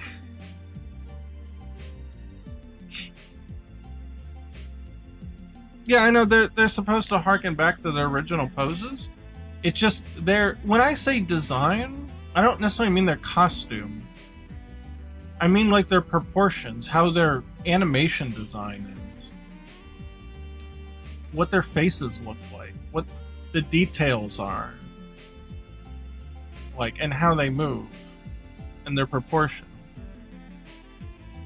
He could step on Juggernaut's toes. Yeah, right? Dude, it's so weird though. And he looks super mean. Ralph used to be happy. And this is for like all of this goes for all of KOF 13. Everybody's fucking angry in KOF 13. Nobody looks like they're having fun. Look at Ralph, he's having fun in the old KOFs. Look at him, he's like, yeah, come on, let's go. Look, he's having fun, he's smiling. And then you look at this and it's like, what happened? Like, he's just mad. He's just pissed off for no reason. They did it with Terry too. Terry doesn't enjoy fighting in KOF 13. He just looks perpetually angry. And I just don't understand. For me, it sucks a lot of the appeal out of it. I just don't like the way the art style works. Oh no, here was the KOF 94 HD edition. Oh, that was terrible. They just up-res the sprites. They did not look that good. Couldn't find an animated another Robert. Alright. Alright, it's a Spriters resource link, so I'm gonna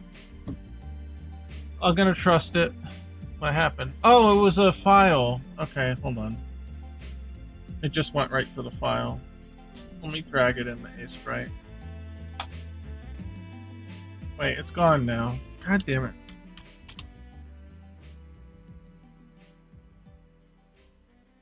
Yeah? Yeah? Well, wait, what? He looks just like Rio. Dude, it's just Rio's sprites with Robert's head on it. Or Takuma's, one of the two. They're probably all interchangeable. That's funny. Alright, hold on. I need more music. Play me out Alpha 2.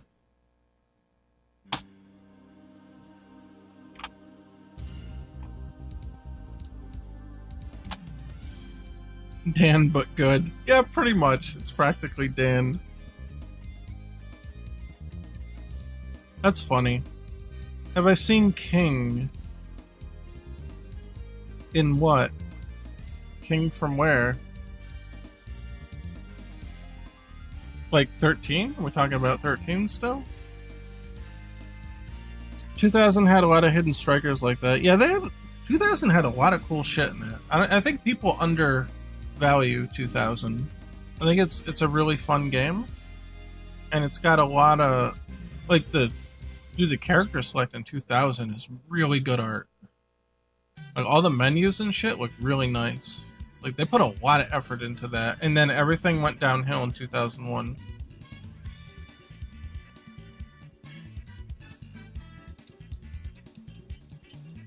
Alright, enough bitching about KOF 13. I'm gonna get all the hate comments. Can't believe he doesn't like KOF 13. No, I don't. And I'm not gonna lie about it. I don't, and I'm tired of pretending that I do. What's that line from the Joker? He hates it. I don't hate it. Like I said, some characters look really good. You know what? Let's do a positive check here. I'm gonna bring up some characters that I think actually look really good in 13.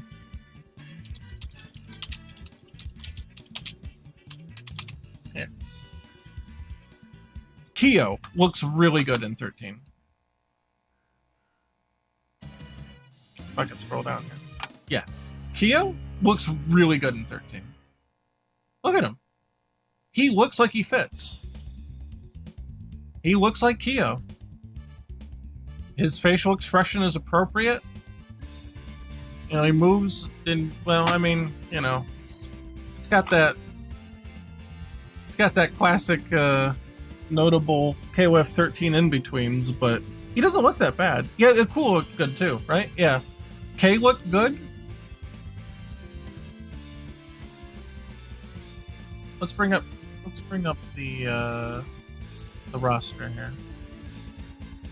Oh, we're on the animation page. We want... okay, hold on. Zoom out. Here we go. King of Fighters... 13? 13? 13. Where's 13? 15, 13. Here. Iori looked good. Ash looked good. Kay looked good. Joe looked terrible.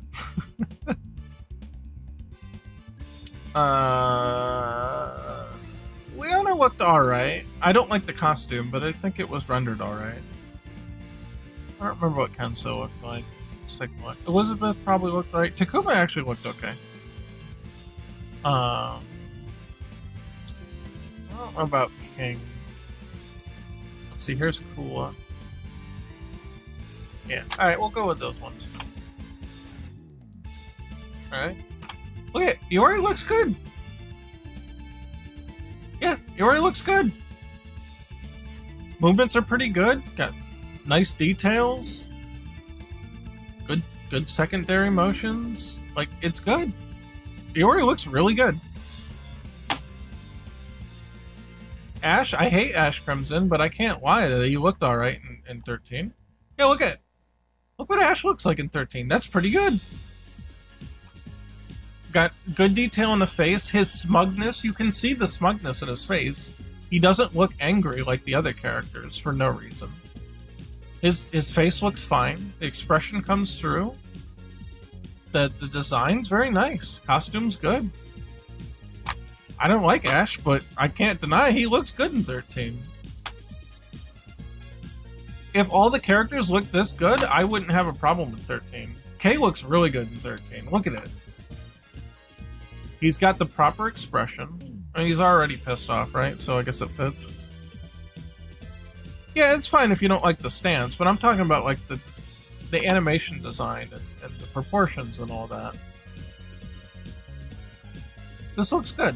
This looks really good. Kay looks really good. His design actually fits the kind of 3D rotoscoping style a lot because he's kind of got that biker uniform going on. Let's see. Let's see if Leona looks as good as I remember. Yeah, she's alright. So maybe, I guess she's a pretty serious character, but she does look a little more pissed off than I would expect. But she's alright. She's got nice proportions. She's good. When does Kay ever look bad? Good point. Very good point. Joe looks way too skinny. Joe is way too skinny in this game. But look, Leona looks fine. She's toned, but she's not like the Hulk, and she's not like... She doesn't look like she's 12. 12, the age of 12, not 12 from Street Fighter. Yeah, Kenzo looks alright. He may be a little thin in the wrists, but he's not bad. He looks alright. He looks more serious, but I think that goes along with his costume change. That he was, I think they portrayed him more seriously. Because he did get more serious. I guess he was doing his training and he was figuring things out. I assume Elizabeth was alright. Yeah, Elizabeth looks fine. Maybe a little thin, but, you know, for what it is. Not a huge fan of her outfit, but, it's alright. She looks appropriately, her face looks appropriate. It's alright. Takuma? Takuma's kind of hunched over, but it's not too bad. He looks better as Mr. Karate. He's looking forward. But he looks appropriately menacing. Like, because remember, Mr. Karate's like a huge badass. He's always kind of had this stern look, even if he's somewhat jovial. But he always looks like really serious. So this works for him. This is alright. Especially this pose. This pose is pretty good. I don't like that this one's looking down. This is kind of weird. He's craning his neck, but this one's good. The Mr. Karate one. Let's see. King. I think King was a little thin, if I recall. Yeah, King's a little spindly. They got these little dowel arms. I don't like that. The legs are okay, maybe. That should be thicker. She kicks a lot. Yeah, she's spindly. Not good. Let's see, Kula. Yeah, Yuri and Athena's were trash. Absolutely. Kula looks okay. She does have thin arms, but she's always had thin arms, even in the other games. So I'll give it a pass. She's always been really thin looking. So this one's alright. I think Kula looks really good. King has much booba. Yeah. Oh, here we go. Yeah. Yeah, like this looks pretty cool. I like it. It's pretty good. If all the characters looked this good, I wouldn't have a problem with it. But some characters really got hit with the ugly stick. So there you go. We'll end on a positive. These characters looked good in KOF 13. If I can find them. Oh yeah. Because somebody was talking about Joe. Hold on. Let me complain about Joe before we go on. Joe looks way worse than you remember. Look at Joe in CVS 2. Look at Joe in KOF 13. What happened? Did he go on a starvation diet? Where's the muscle? Look at Joe in KOF, Joe in Real Bout, Joe in 13. What happened? Dude, he like starved himself to death. I don't get it. He looks so thin, like you just break him in half. Alright, back to the positive. Alright, positive vibes only. Here we go. He already looks good. Who's Joe? Joe Higashi.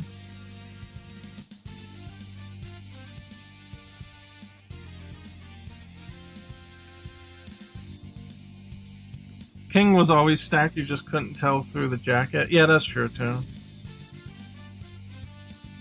Comparing anything to Golden Age Capcom is unfair. Okay, I'll give you that. I'll definitely give you that. But I meant like the thickness, you know? Yeah, Hawa was just a Joe head swap. Yeah. Full circle.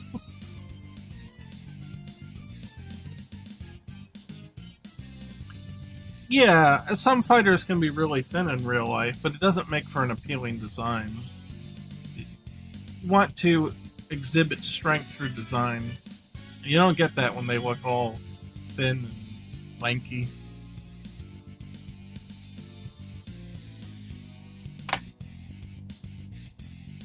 Like, you look at Ken and Ryu, and they're way more buff than they would be for their, not only just their weight class, but just in general.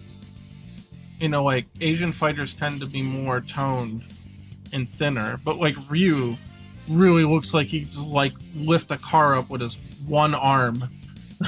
his biceps the size of his fucking head.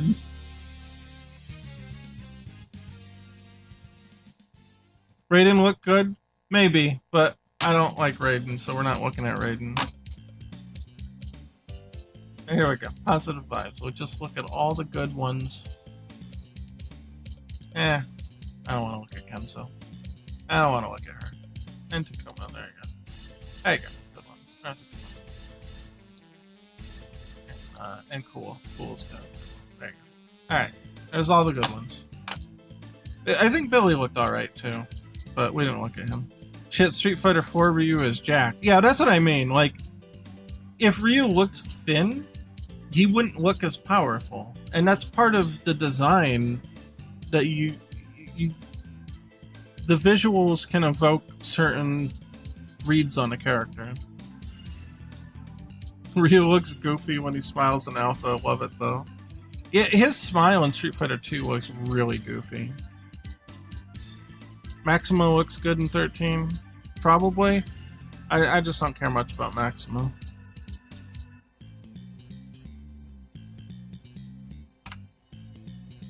Yeah, but Joe's always looked thicker.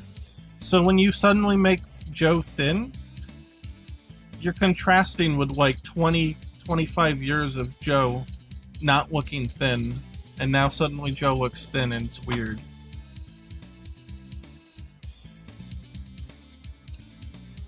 He's also been a character like that denotes more than just speed though. Like he's always been billed as like a powerhouse. he punches so hard it creates tornadoes. Like, that's power. It's not just a speed thing. That's like raw ass power.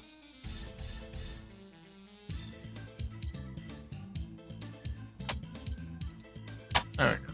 Good vibes only. We got it down to 5, 6, 6.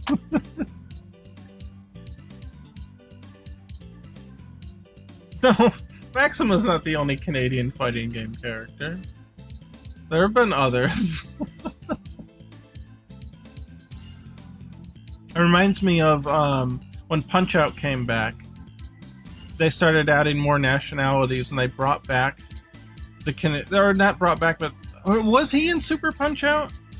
The Canadian Lumberjack? I forget. Yeah, Abigail's one of them.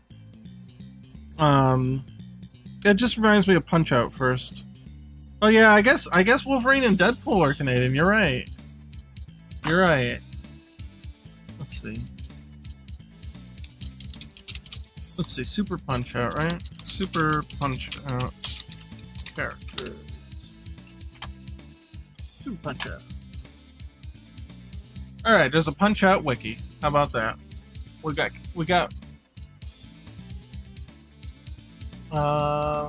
Bear Hugger? Was that him? Yeah, there he is. There's Bear Hugger. Canadian Bear. This is a sick name. Yeah, there he is.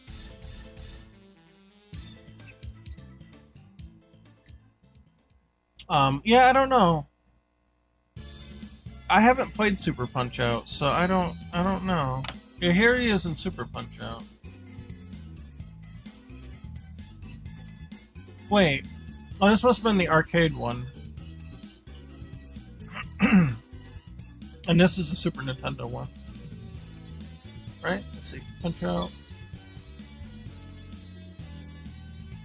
Doesn't really say. But it looks different. It's got a different art style. Looks more like their arcade games. I kind of miss this old Nintendo art style.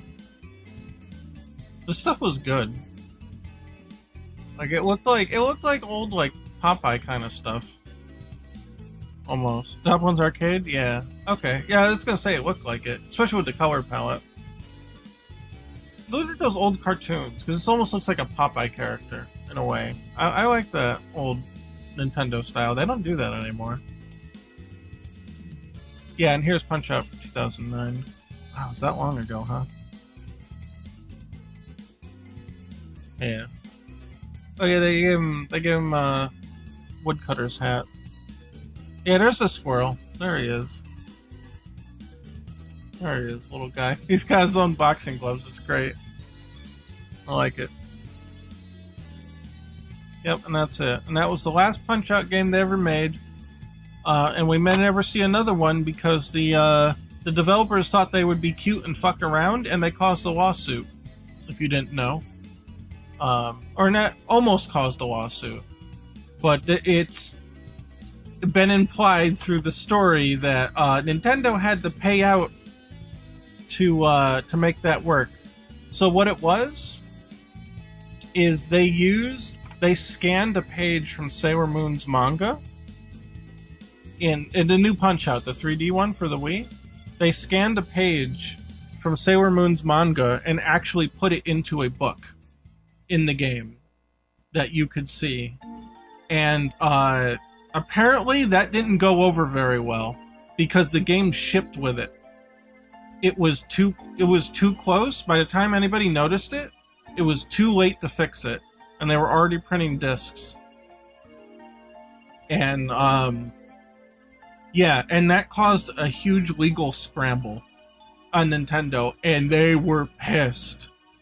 Top brass at Nintendo was fuming that was what was going on. And apparently they had some meetings with to kind of fix it, and something happened to settle the matter. We don't know exactly what it was, but it was probably Nintendo paying a pretty good sum of money to make it legal for them to do that. Yeah, why the fuck would you do that? Yeah. Well, the thing was, it was outsourced too, I believe. If I'm not mistaken, Punch-Out for the Wii was outsourced. So, Nintendo might not have had their watchful eye on it at all times. So here's Wii Punch-Out. Let's see. Yeah, developers are next level games. So it wasn't Nintendo themselves internally. Yeah, that's the story as far as I'm aware. They thought they could get away with it, and somebody noticed the last second, and they're like, yeah, you can't do that. Made by a Canadian dev?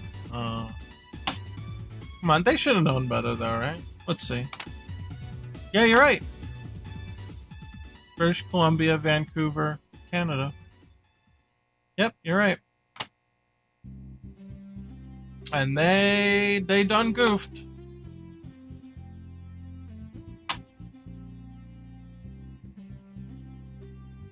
But they're still around though. I guess Nintendo hasn't disowned them yet. It says their parents, Nintendo. I'm sure there's some heads rolling after that. I am sure a bunch of people got fired after that fiasco. So here's the thing though. That definitely cut into the profit margin for this game. And it may have done so substantially.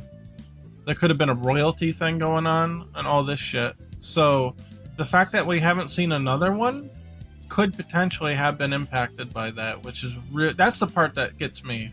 That's the part that makes me mad. Wonder if they've got it in here. Under trivia, maybe not.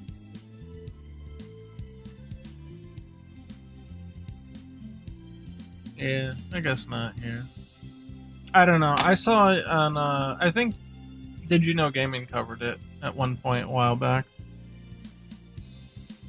Did they also make the new Donkey Kong Tropical Freeze? No, I think that was Retro. I think that's Retro Studios.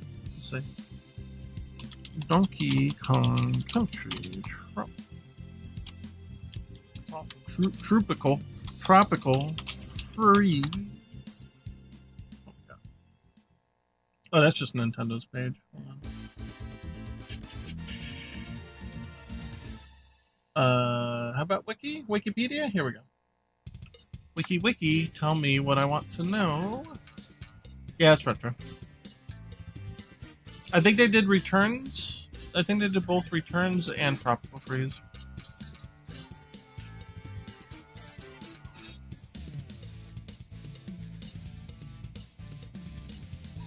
Kind of. Yeah, there is a little bit to that. So the comment in chat was Nintendo only outsources games that they don't really care about. To a degree. Yeah. There is some truth to that. It's not that they like really don't care about it, but they don't care enough to make it themselves. Or they can't get anybody inside of Nintendo proper to want to work on it. Might be a better way to think about it. It's like, you know, if you went to Miyamoto and you're like, hey, you want to do a Donkey Kong Country game? And he'd be like, no. Just like the Chad meme of no. And they'd be like, oh, well, okay, well, we gotta find someone. Just farm it out to the other devs. I think Retro, specifically with Donkey Kong Country, because they handed it to Retro is one of their top studios. They don't hand things to Retro that they don't care about. They hand things to Retro because they know Retro's going to do it right. That's why they took Metroid Prime 4 away from Bandai Namco and gave it to Retro. Because they're like, this isn't working and we need to make sure this gets done right, so they gave it back to Retro. That's how Nintendo feels about specifically Retro. They're a little protective after the CDI games. Yeah, a little bit. That's assuming they don't sabotage the damn thing like Star Fox Zero. I don't think that Miyamoto set out to sabotage Star Fox Zero. I think Miyamoto's insistence on changing things was not a good fit for Star Fox.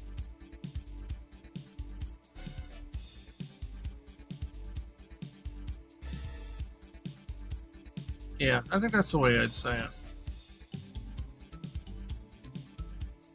Miyamoto's in a position where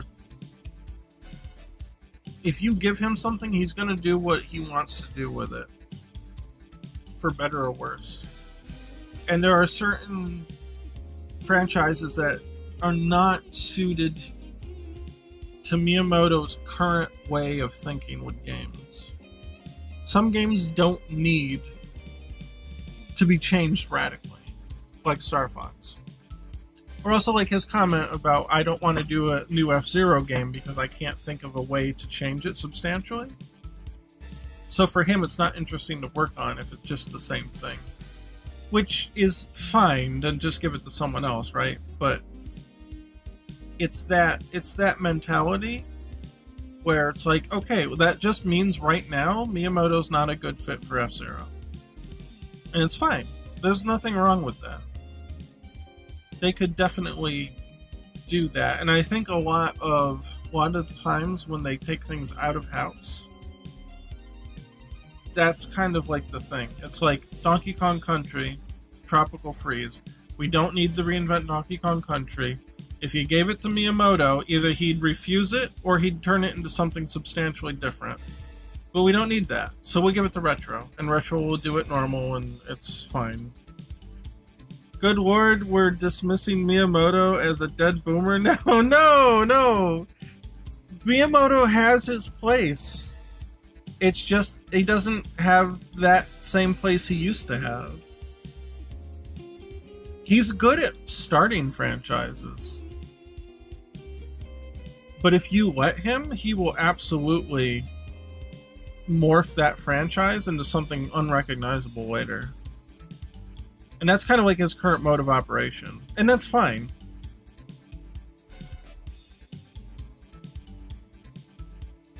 Let's see. Yeah, well that's the thing. Yeah, I agree.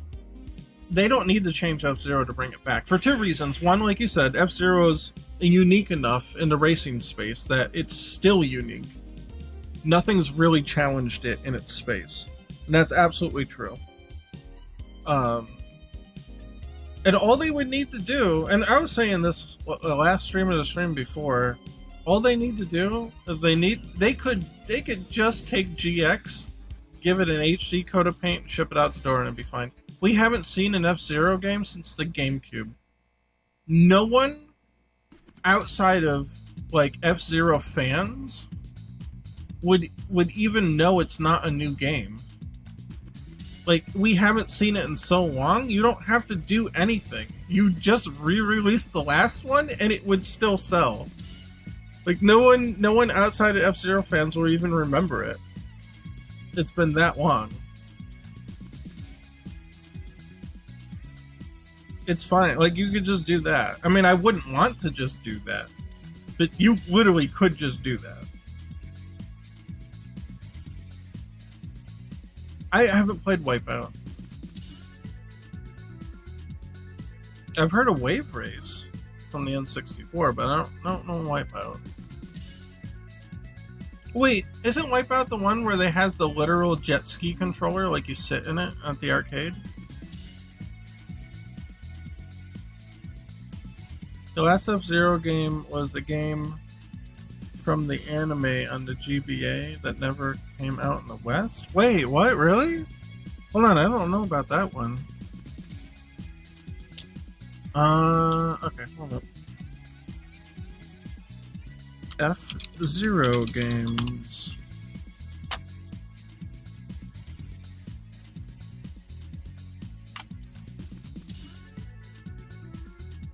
Games. We got a list of them? List of games? Can we just get a list of games?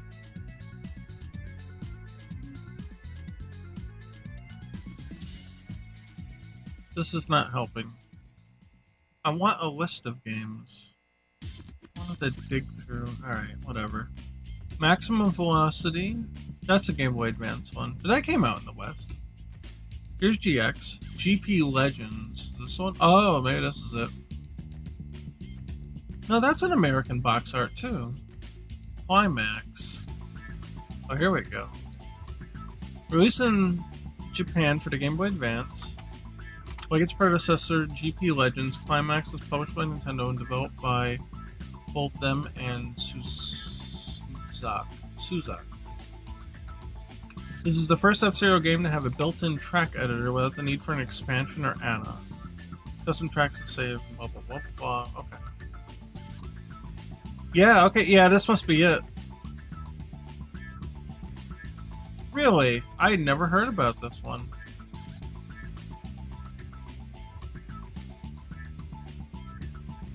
The thing is, like, with the Game Boy Advance, the games are not going to have elevation. They're basically just going to be the flat mode 7 style, which, you know, I mean, that's fine. But it's not going to stand up to GX. You're not going to have any sense of verticality with these ones.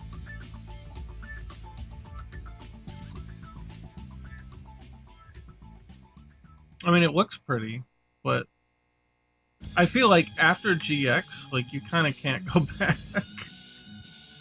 Or even the N64 one.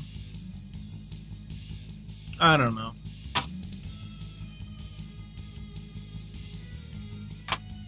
Yeah, X was the 64 one, yeah. Let's see. See if we can get some video here.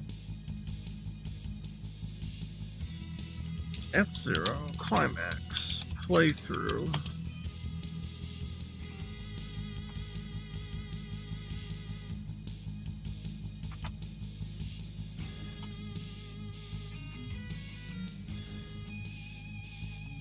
Oh, actually, let me keep it out of full screen. I got the thing on the bottom.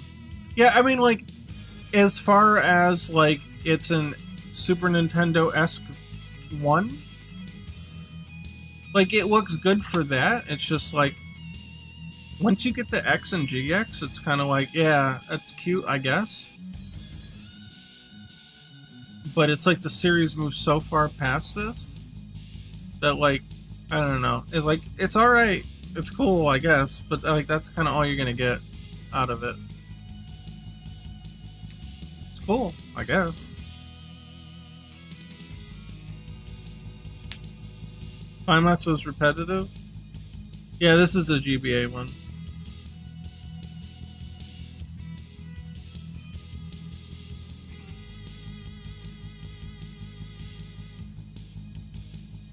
That's a shame. Yeah, and I don't know. I haven't seen an indie really pick up the torch on this one. We're still waiting. I wonder if Nintendo might be more willing to search through their back catalog for these kind of things, though. I think Mario Odyssey, I think, really kind of opened their eyes to what can happen when you can just give something to a developer and let them run with it. Because, like, Miyamoto had nothing to do with Odyssey, which is fine. I'm not trying to dunk on Miyamoto.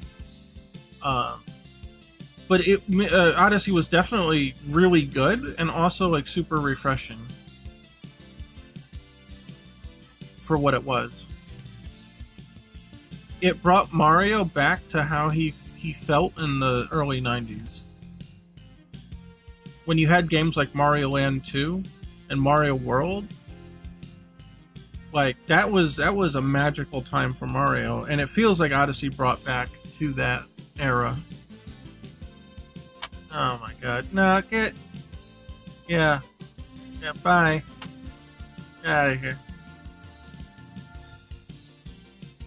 Breath of the Wild also had nothing to do with Miyamoto. Miyamoto hasn't been involved with Zelda for a long time, I think. They gave it to Aonuma, like, way back in Majora's Mask? I think it was the first one that he actually, like, fully produced?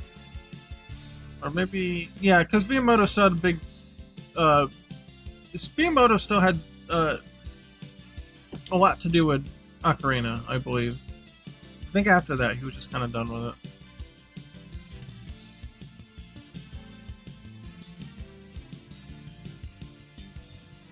Red Out is an F-Zero Wipeout clone that came out a few years ago. Alright, let's take a look. Let's go.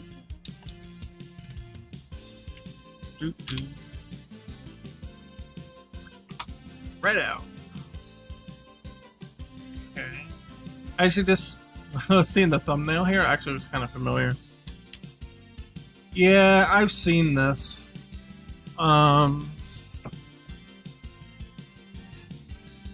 Yeah, I mean, they were trying. I just don't feel like it. Just don't feel like it's the same. I mean, it doesn't have to be the same, but you know what I mean? It doesn't have. It doesn't have the level of polish I would expect. Yeah, they tried, right? Yeah, I agree. They tried. It just doesn't quite hit the mark.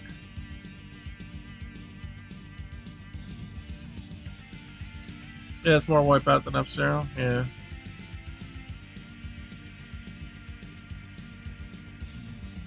Oh my god!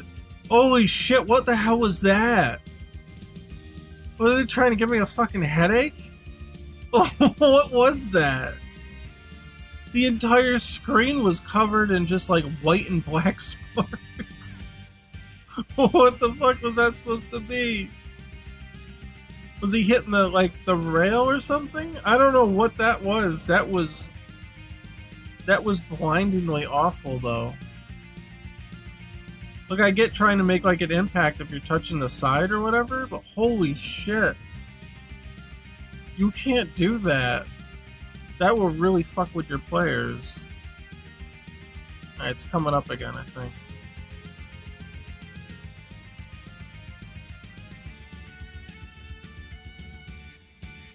This game has a particle problem? Yeah, I'll say.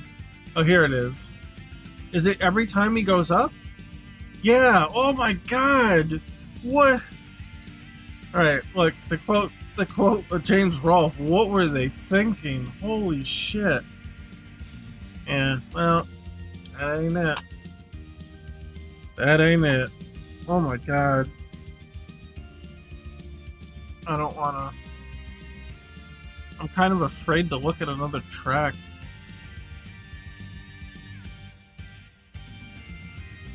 Oh, they all look the same too. Is this the same track? Yeah, this is the same track. Wait, why is he playing it twice? Don't they have more than one track?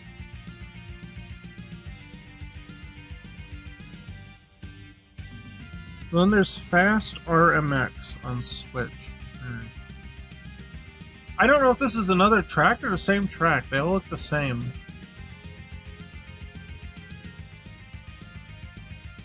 All these tracks look the same. They're all the same color palette. I really don't know if this is different or not. Maybe? I see palm trees? Maybe it's different? They all look the same.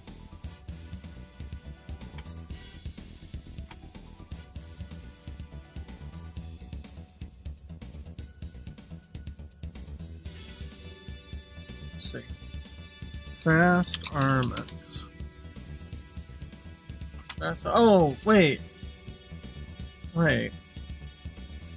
Oh my god, it looks almost identical to Red Out. I'm not sure now which one I've actually seen in the past. Hold on, I'm trying to get through the ad here first. Maybe this is the one that I saw. They look so similar. Oh god, I don't like the perspective on this one. I thought the last one perspective was a bit off, but this one's really off. Ooh, yeah, I don't know. This is actually kind of giving me a headache to watch. Wow. I don't know about this one. Yeah, right? Right? Yeah, the FOV, man. Jesus. Yeah, no, okay, we're not watching this. This is literally hurting my eyes. I can't do that. Oh. Okay. Yeah, enough of that one. Yeah, I think it was the other one that I saw in the past. But they look almost indistinguishable outside of like in motion. This one just hurts your eyes. They're just kind of the same flat car, flat track. And this is Wipeout. Okay.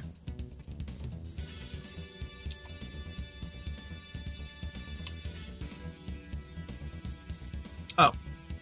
Yeah. Duh. Wrong spot. Wipeout 2048. Yeah. There we go. Oh yeah. Okay. This looks kind of familiar. But you notice how like the FOV is obviously different, but you notice how like the camera angle is slightly down compared to those other two. It's pointed just a little bit down, and so you can see more of the track ahead of you at a clear angle. Where the other ones were more, the camera was more straight, and it was hard to see the horizon on a lot of parts. So here it's both a track composition and a camera thing. So this one's much more refined. This one's much better.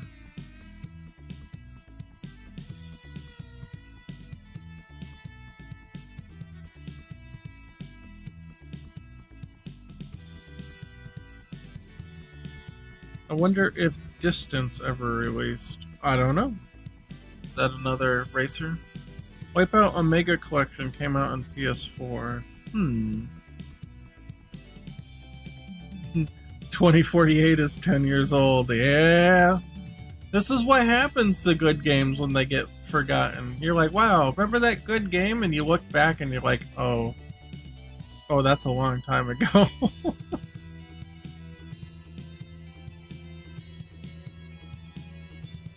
Okay, and then let's compare this to F-Zero GX.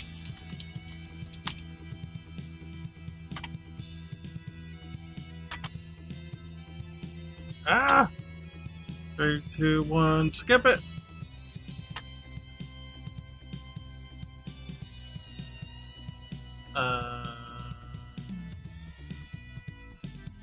Oh, this is a story mode? I don't know. Here, skip to the race. Oh yeah, they're like... this... It just... Immediately, it just stands out. You can just tell. It's really smooth.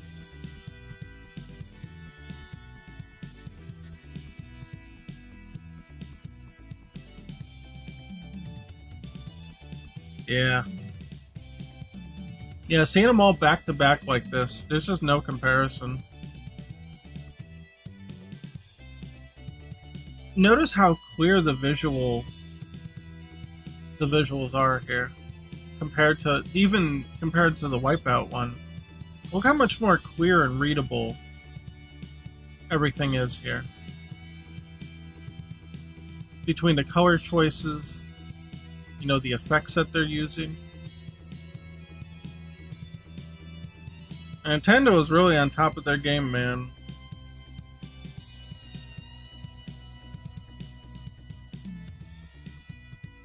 They're really on top of their game with this shit. Just looks really good. It's like, yeah, everything's going super crazy fast, but you can follow everything, and it's like, you know what's going on just at a glance. It's definitely Nintendo's, one of their biggest skills.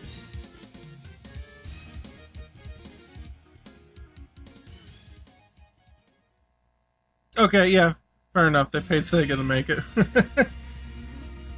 The Monkey Ball devs did a lot of the work on GX. Gotcha, okay.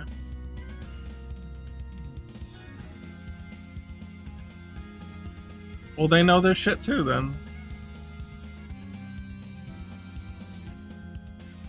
The other thing, too, is that Nintendo's not going to let a game like this go without supervision, too. So if there's something they didn't like, they would say something and ask for it changed, or they would bring in somebody to be like, yeah, you got to change this, this, and this. If they do that, if you read the developer stories,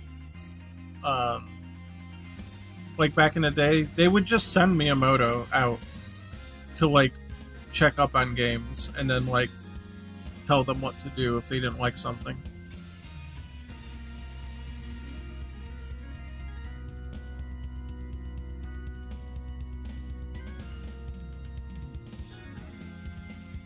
Yeah, it makes sense that they farmed this out to Sega. Not in the not when I say farmed out, I don't mean that in a derogatory way. Because what was going on is they made the arcade version. So Sega was probably responsible because of the arcade version in there.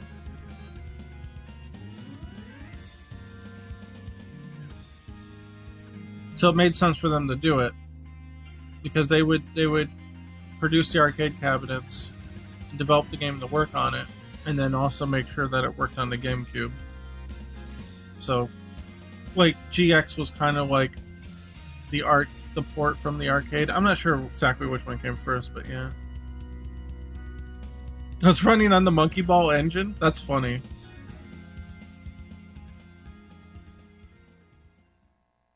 Yeah, because at that point, Nintendo was completely out of the arcade business, as far as I'm aware.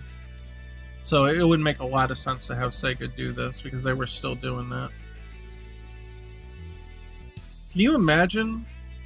Can you imagine owning the arcade machine for this? Oh my god. You'd have to have a couple of them, though, to get the multiplayer.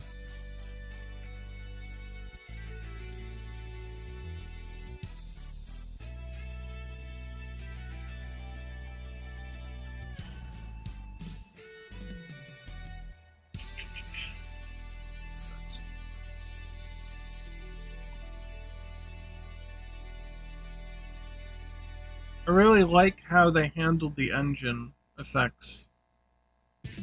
I don't know if this is just a time trial or what here. Let's get to a race with actual ones here.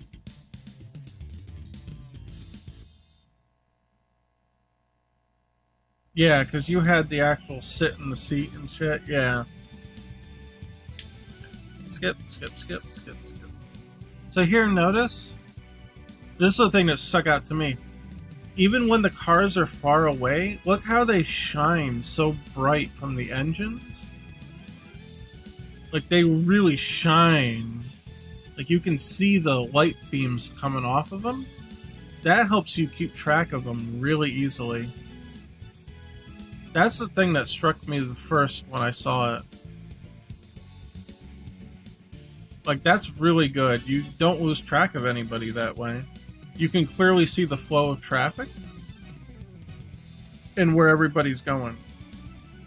And then when they get closer to you, they kind of tone down the effect because you don't need it because it's closer. It's super smart. Super smart visual design.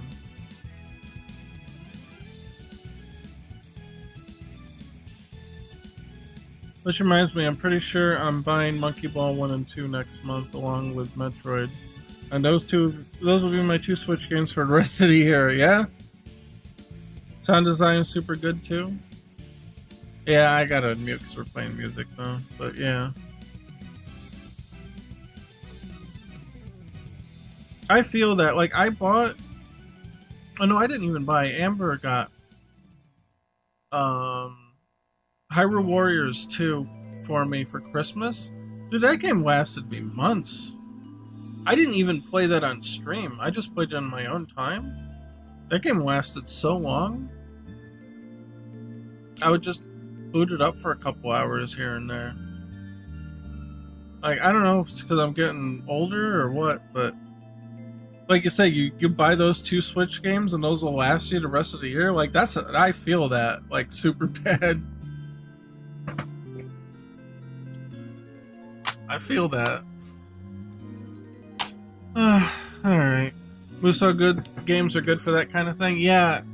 I love Musou games. I just don't have time to play them all. I feel so reluctant to boot one up. Because, like for the One Piece ones, I'm so behind. like, do I start at the first one, or do I just say screw it and like go to the latest one? But then I feel like I'm missing out. And then I don't know. I want to play the Dragon Quest ones too. I don't know much about Dragon Quest. It just looks fun. And I'd like to try... I really want to play Fire Emblem Heroes. I'm not like a huge Fire Emblem fan, but I just kind of like... I like the GBA one well enough. The characters are kind of cool, but I could never find it on sale. It's still like $50. They're really fun though. I would love to. Yeah, well, I care about One Piece, and I would really like to play it. It's just like, do I play all 4 of them, or do I just skip them? Pirate Warriors 3 has the content of the first 2? Ooh. Okay, thanks for that tip. Is that the one I have? Do I have 3? Where are we? Here, One Piece. Do I have 3? I do have 3! I do! Okay. Hold on. You don't even get to see how long it is. Oh wait, I should shut the music off from Winamp. Hold on. Hold on, everything's dying.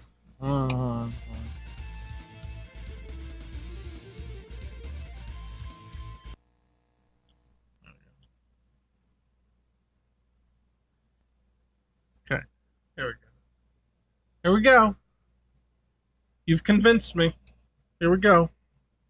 Pirate Warriors 4 is picked up with 3 ends. Okay, so I have to play 3 and 4, and I don't have to play... I don't have to play 2. Wait, what's going on? Why doesn't it work? It keeps freaking out. Excuse me? Wait, what the hell is this? Who detected a device timeout has occurred on your system? Wait, what the fuck? And a bug report has been generated. No, get the fuck out of here. What, did it just die? What happened? Oh, wait, what happened? Oh my god, it killed Unity! It crashed Unity in the background! Okay, well, we'll keep my code window open. Hold on. No streaming allowed. Yeah, this is one hell of a stream. We went from fighting games to F-Zero, and now we're playing Pirate Warriors 3 because you've convinced me. Do you want to create save data? Yeah. Yes? Yes? Yes. You want to save the game? Yes. Save complete. Alright, you convinced me to start it. Playing easy difficulty makes it easier to progress. Would you like to put... No, fuck no. Get out of here. Welcome to the Japanese PC gaming experience. Isn't that the truth? Isn't that the truth? That's a base take right there. That is 100% true. Yeah. Yeah! I was putting a smile on my face. Boy, do I love One Piece. Fuck yeah.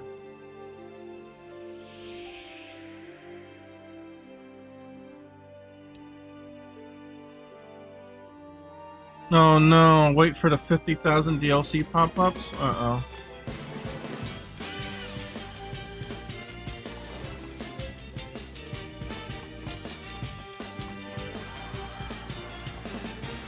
Oh, DOA, yeah, they get super bad with DOA.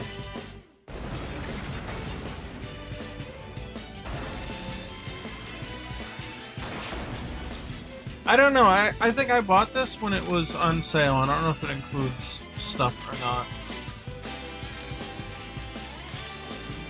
Oh, it's a little uncanny valley to see this in 3D. But that's alright. Oh boy, it's all the characters. Yeah, this is definitely an anime game. This is definitely an opening to an anime game.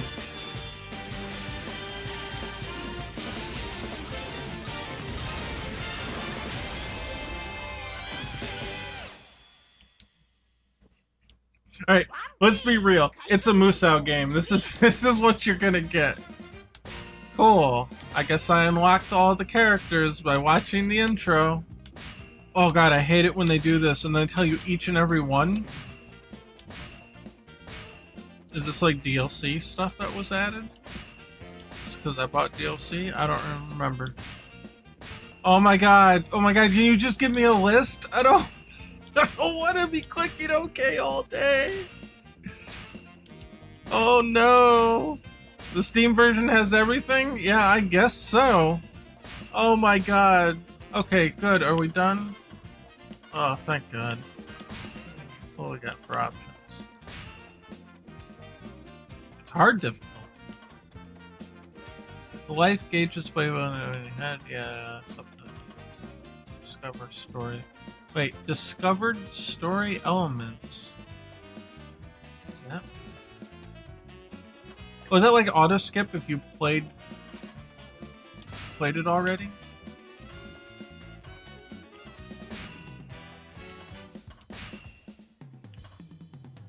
Really? It's only at 720, huh?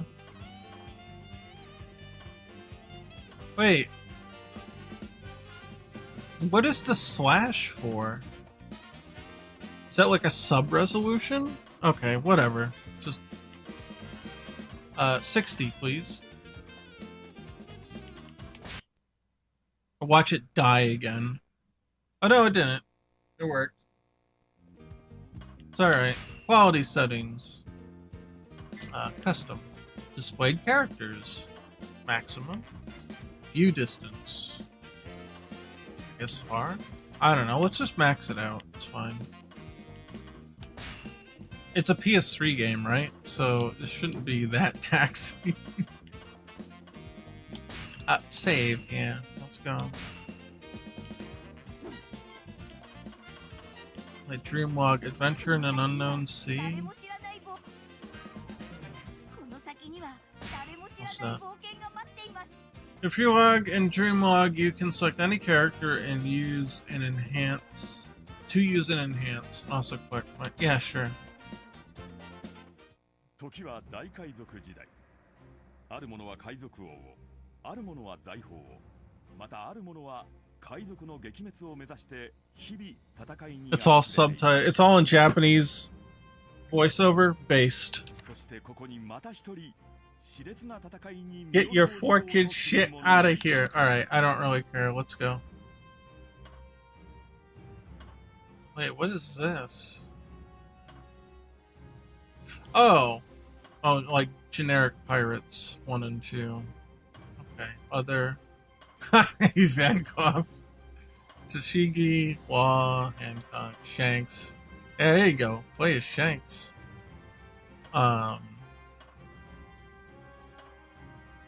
Wait. Oh, they're in different costumes. So he's from Water 7. She's got the Alabasta one. When did Usopp have the overalls? Was that Skypiea? Yeah, Sanji's default. Chopper's always kind of been default. Wait, and that's post-time skip Robin? Why are they all from different eras? That's weird. Alright, whatever. Yeah, change costume. Samurai costume. We'll go normal. That's fine. Set sail, baby. Let's go.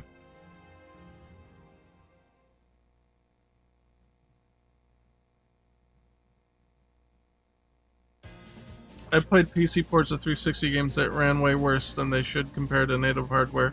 Yeah, that's been a porting process. Well, you're right. Usopp was the end of Water 7 when they were building the ship, building the new ship, right? You're right. I think you're right. Oh, it's Fujitora. Oh man, everybody looks plastic. This is terrible, but I love it. Yeah, okay, whatever. I kind of don't care. I just want to get into a battle. When do I fight battle? Get battle? Battle? Yeah. Set sail. Go. Sure. Yeah, I know it's free play. I just want to get in and do stuff. I just want to get in and do stuff. Okay, Law's on my team. Cool. Green ring repair around enemy with low life. Well, yeah, low life. Approach enemy. Ring to rescue them. Request. Okay. Cool. Okay. Oh, okay. Okay, so it works kind of like Hyrule Warriors. I don't like the control configuration here though. Can we... Uh-oh. I can't pause? Uh-oh. Oh, we got problems. Wait, R1 is another attack? Wait. Why is triangle and square the same? Wait, they're not.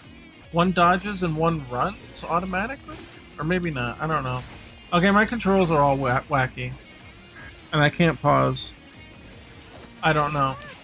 I just have to go with it. That must be heavy attack. So this must be light attack. Okay. Uh-oh. Yeah, this is not working. I need to change my controls, but I can't exit.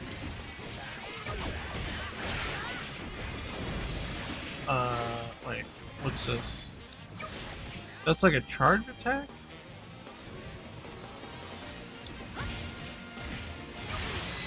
I don't know. Is this really hard because my controls are all screwed up? I can't, like, recenter. Wait, but that doesn't... Okay, it does hit. It's not hitting the guys. Yeah, I don't know. It seems cool, I just don't... The controls are all messed up.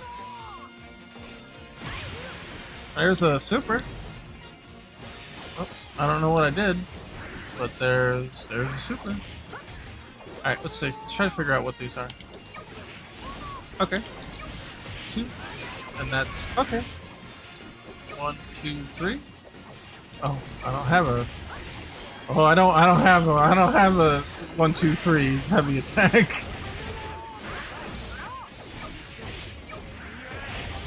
Okay.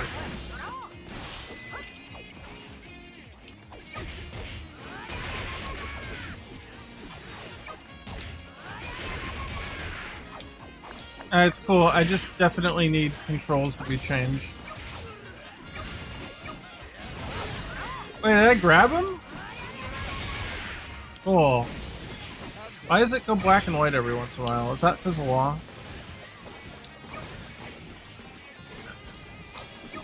I don't mind having the charge attacks, it just kind of don't seem to do anything? I don't know.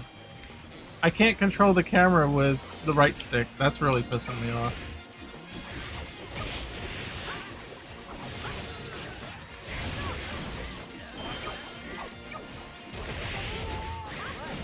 Alright, I need to go somewhere else. Okay.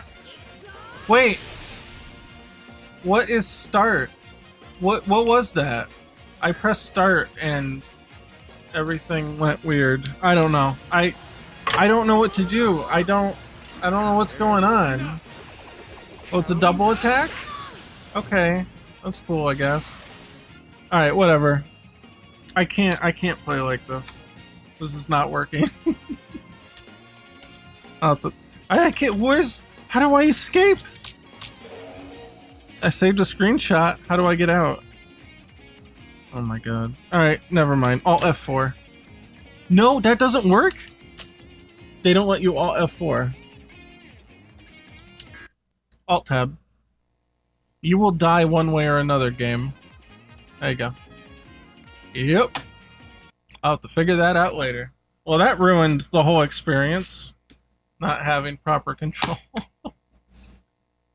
I'm sure you can configure them and they're fine. Alright, whatever. Fuck it. Alright.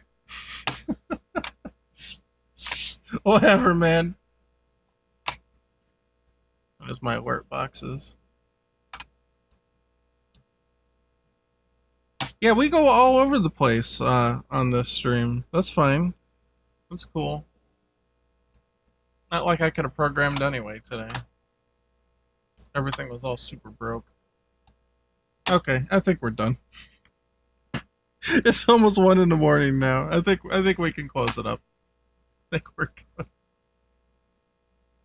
Okay, so schedule. Today is Monday, so we're doing Pocket Fighter EX stuff, but on Thursday we're doing Retro Mansion stuff. Actually, I can show you what that looks like. It's this one, this game. Where is... There's all the characters. It's this game. It's my platformer. And it's fun. And it's Metroidvania-ish. Not really, but kind of, sort of. People will call it that. And I'm okay with that. That's what we're doing Thursday.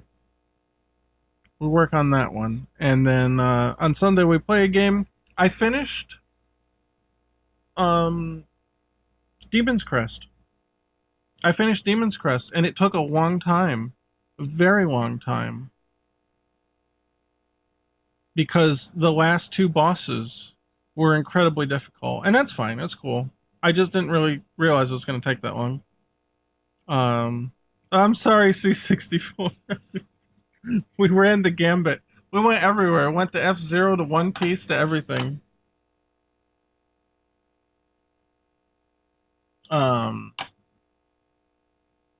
But yeah, so we finished Demon's Crest, and I'm not sure what I'm going to play next. I haven't figured it out yet. Maybe it'll be One Piece, who knows? If I can get it working right. But yeah, either way, something. We'll figure out something for Sunday. And then come back Monday, we'll have more Pocket Fighter EX. Hopefully all these 9 million compile errors will be finished, and we can actually, like, insert something into the game.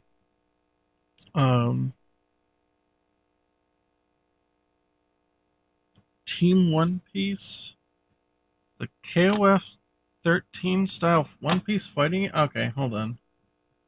Is this like a Mugen thing?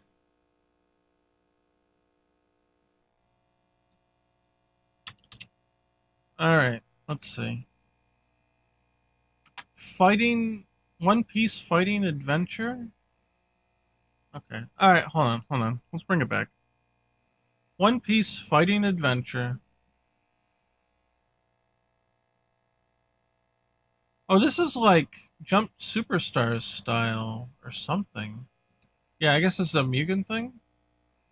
I don't know. Is there like video? Yeah, this is Jump Superstars sprites.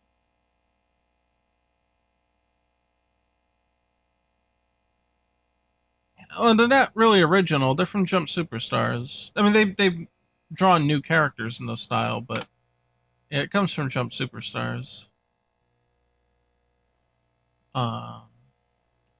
You know what? Shanks. See what they did with Shanks.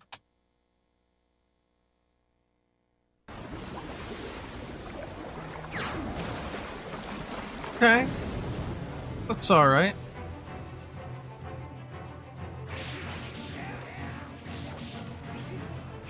Yeah, this definitely looks like a Mugen. Wait, when does Shanks actually use a gun? Oh, Shanks is biking now, I guess.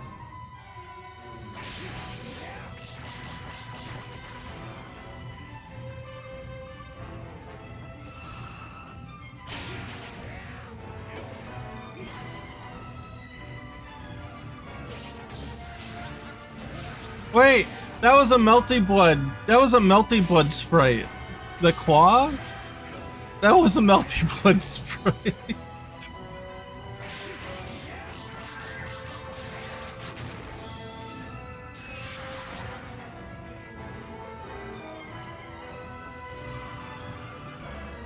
Okay. I guess I've seen enough of that one.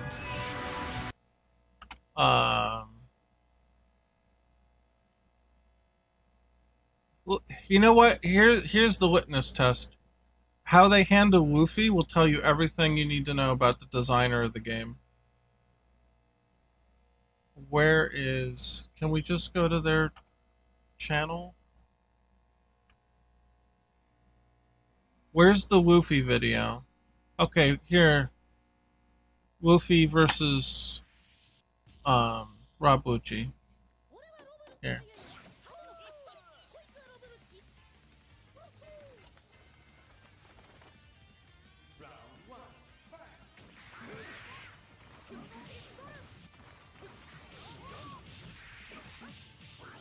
Hmm.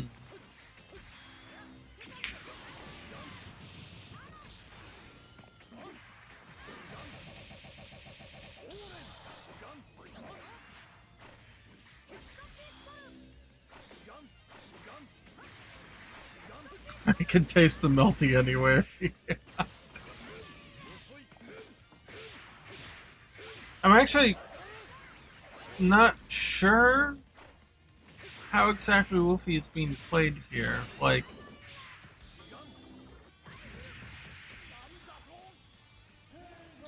that's a pretty good interpretation of rifle. I feel like,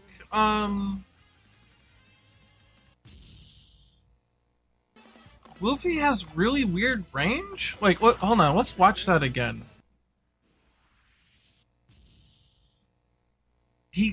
I'm not sure what the idea is here.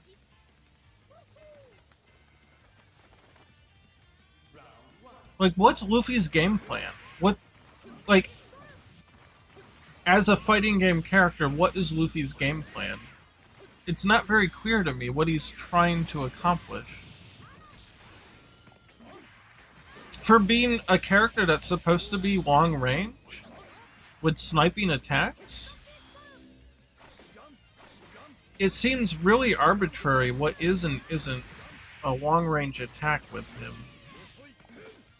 I'm kind of confused as to what the design is supposed to be here for Luffy.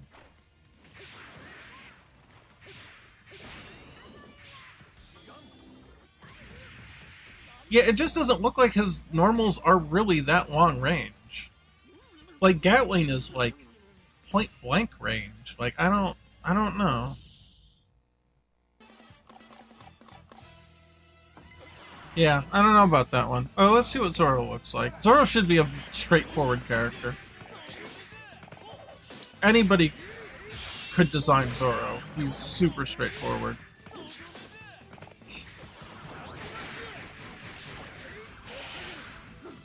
Well, I don't mean commenting on how the person was playing him, but more so like the design of Luffy as a character has to be very meticulous in a fighting game.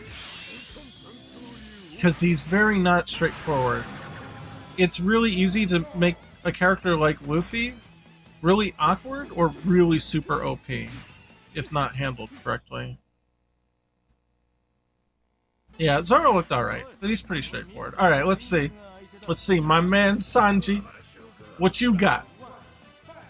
What you got? Don't you dare make Sanji look bad. Start playing better.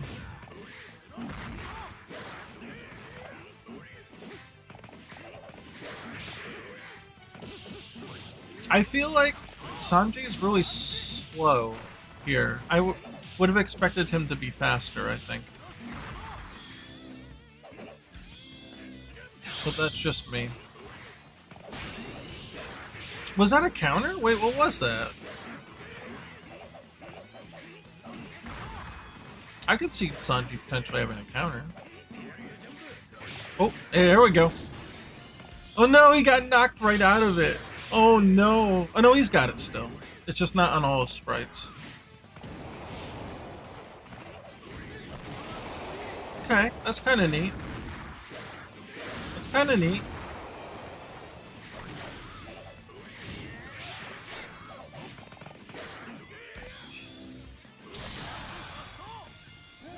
Yeah, alright. Alright, Sanji's kind of neat.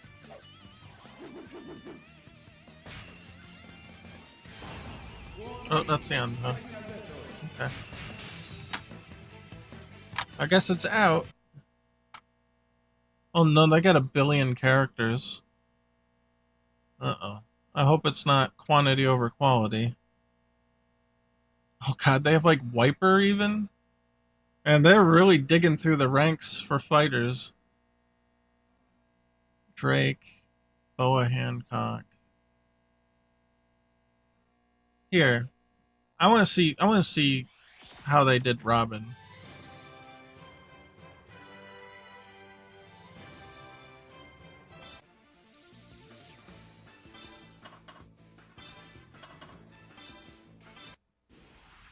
Nami would be another one that would be a really good litmus test to see how well the designer is handling characters.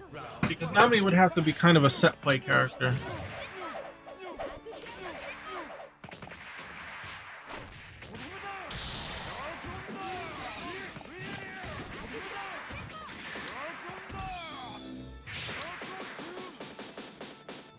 And it kind of it's showing signs of that. They're not really doing much with it.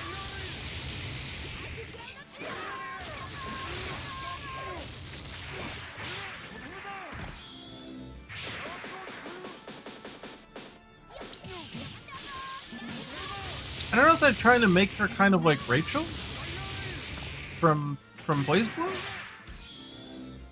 She's not setting a lot of clouds though. It seems like the cloud's really hard to hit. It would have to do massive damage if it's really not that versatile.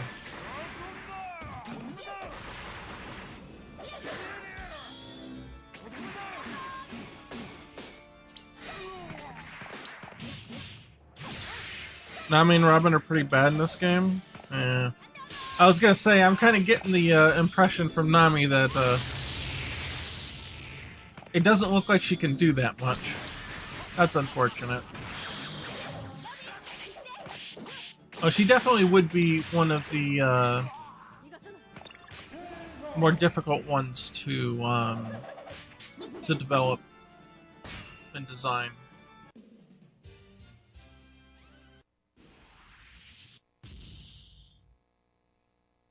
Yeah. Wait, so they're actually fighting like a whole bunch of them? Or is it like a 3-in-1 character? I thought this might have been like a mini-game level, where you just fight a bunch of jobbers, but I guess not.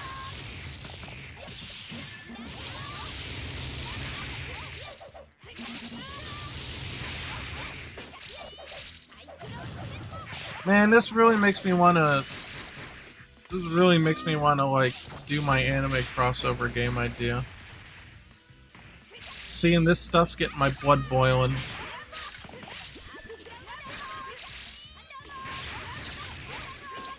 Oh, there's so many things I could do with One Piece characters. There's so many good design ideas that you can apply to these characters. It's killing me. I feel like I gotta do it now. No, I thought this level might have been a minigame where you fight jobbers because the other character is like an amalgamation of like the 3 pirates from Buggy's crew. Yeah.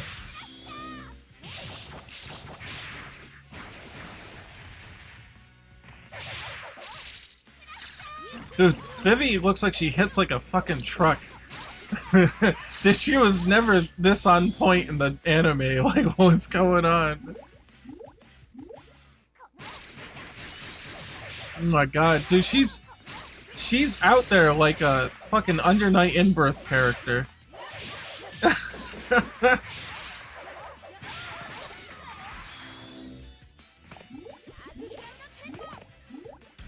Yeah, I don't know. Robin looks... I don't know. They're trying to make her a standard character. Doesn't seem to be a lot to do with her power.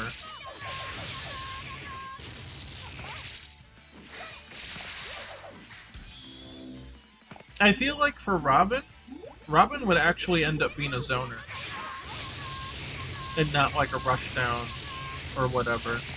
I think what you would have to do with Robin is her projectiles would be like flower petals, and if you touch the flower petal, you get grabbed. So yeah, this is what I thought it was going to be like at first. Yeah, here we go. Here's the mini game. I expected Robin to be like her. Like I said, her projectiles would be. Oh, that dude got stuck in the air. What's going on? Her projectiles would have to be like the flower petals, and that would be, you know, her grabbing power. It's just a visual representation of her grabbing range. And then, you know, the whole thing would be throwing out the flower petals in different configurations. And then you could grab them and do stuff. And maybe you could, maybe once you got them, you could throw them in a certain direction.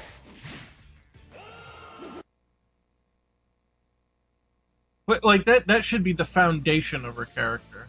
Not just one-off move, but that should be the foundation of her character. She could do, like... She could do a Dulcing thing. You know, like pushing out, like, multiple palms or something. And stuff, too. But I think, like, the real foundation would be, like, the flower petal thing. And having different configurations for that. Because she's kind of like a ranged grappler in a way. Which is, like, ridiculous, but you could do it. You could definitely do it.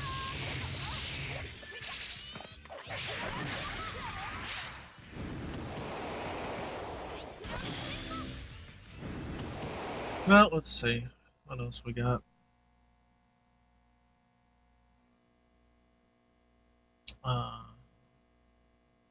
But yeah, I mean that just in colloquially, a Dulcing type character. But I mean, for Robin, you'd have to tweak it in a very specific way, I think, to really be true to her character. It looks like their update came out in April, is what it said. Yeah, 4 months ago, they put an update out. I'm assuming it's in Inkemen. I don't know, this ain't Parsec, though. I don't know.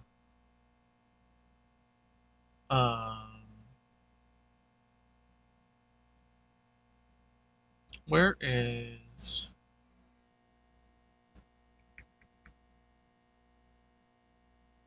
that Frankie? Frankie versus Brooke? Oh, please give me Frankie versus Brooke. I'd like to see that match. No? Chopper? I don't know. No, I don't... Where's Frankie and Brooke? I saw Frankie and Brooke in the thumbnail. Here we go. Here's Brooke. Oh no, Brooke versus Teach. Okay, Brooke looks cool. Again, Brooke's more of a straightforward character. He shouldn't be too hard to design. But the animations look pretty cool for Brooke. Woofy combo video. Okay.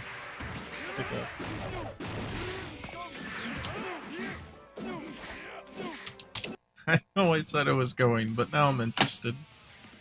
Alright, let's see what Woofy's about. Let's see what he can do.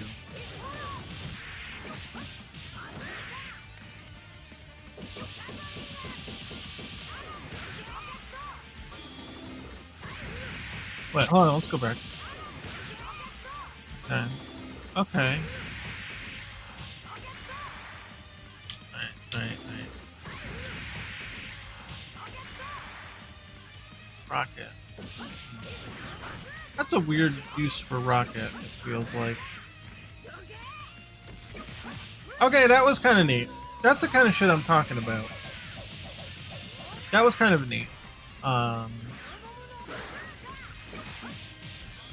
Yeah, Bazooka being a wall bounce makes sense.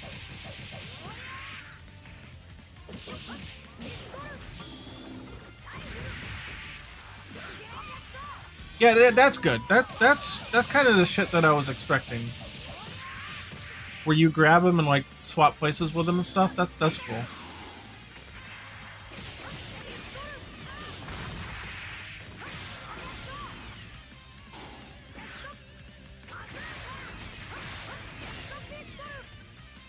Can you mix up with Bazooka? Can you do an overhead versus a normal, like, grounded one?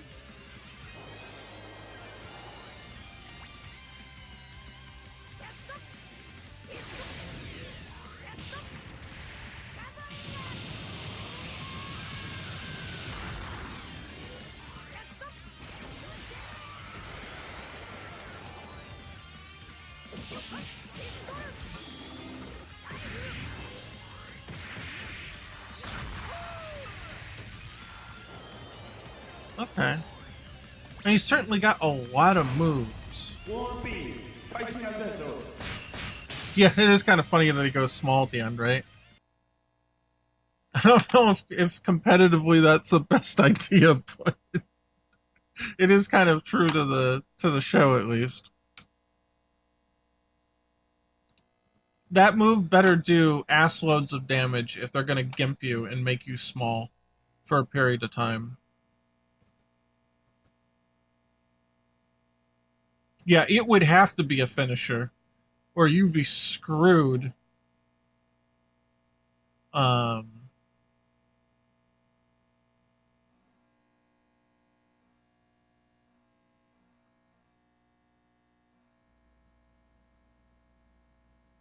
Yeah, Gear 3 is really bad. Yeah, that's my fear, right?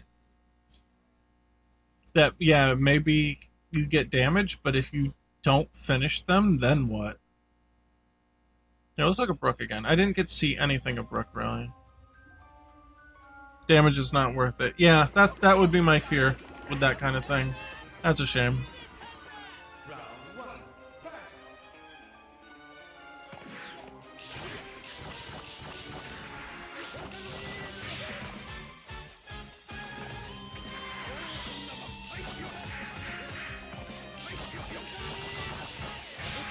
Wait, what was the letters that showed up? Power down? Oh no, they're backwards! Why are the letters backwards? Because he turned around? How are you supposed to read that?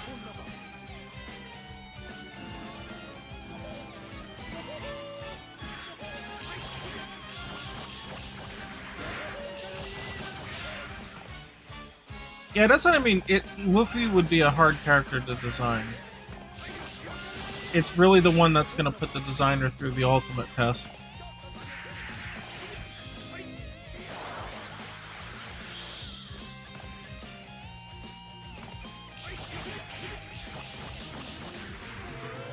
Yeah, I think there's still a lot of design space for a character like Luffy. I think there's so much more you can do with his power in a fighting game.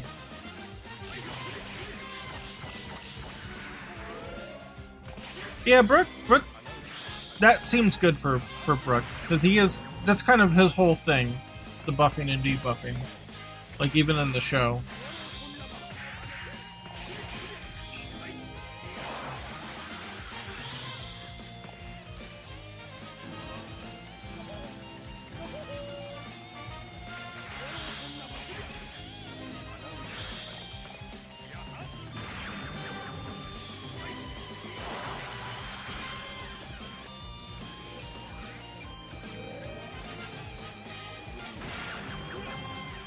Yeah, it looks like Brook was handled pretty good. I think he's a pretty straightforward character, though. Oh no, Mihawk. Look, Mihawk's got to be impressive. You can't do Mihawk dirty. Let's see.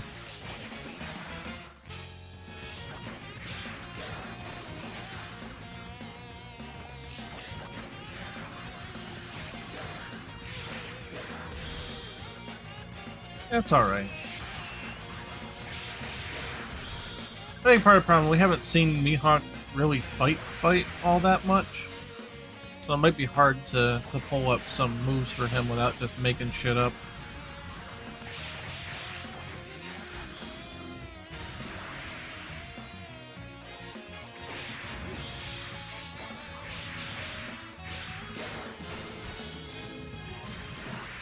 It was a good idea to go with lasting energy effects, I think.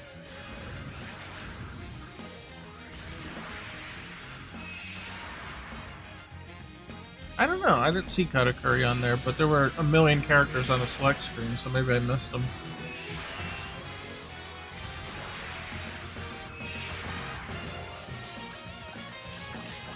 Oh, it's only pre-time ship stuff. Okay, gotcha.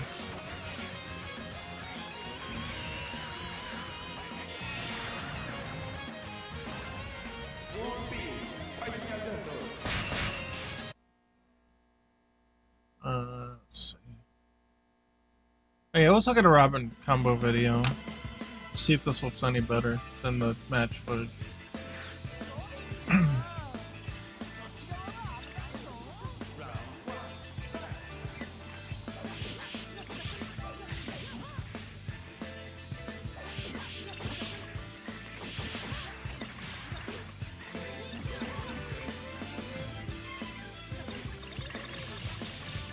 Okay, I mean, this looks better than the match footage showed, for sure. This is a little more of what I was thinking.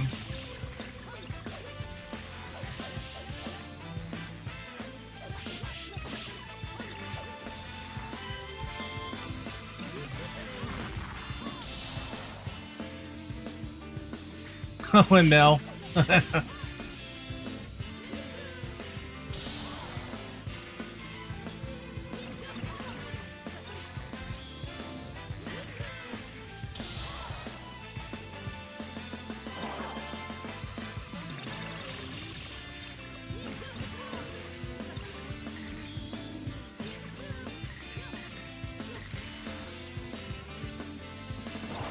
Yeah, this gives a much better impression than that other footage. This is pretty alright.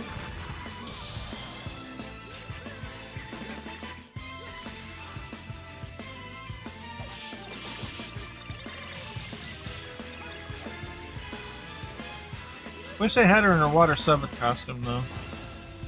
Water 7... That's a good shit. Not gonna lie, I miss Grand Battle. I played the old Grand Battles. I imported that shit. They were janky as shit, but back in the day, that's all you had. You made do.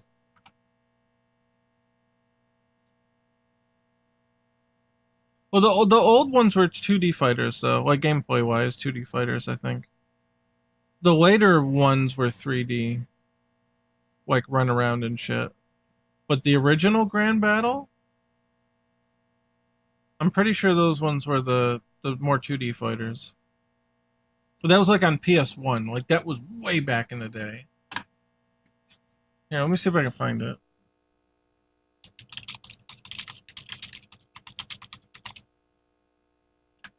Yeah. Yeah, here.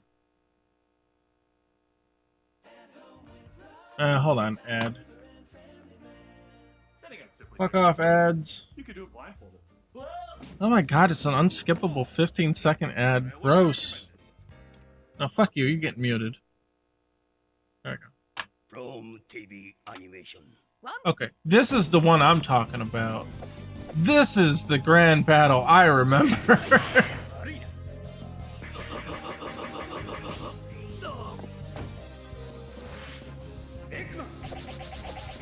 Yeah, my PS1 is having trouble reading discs now.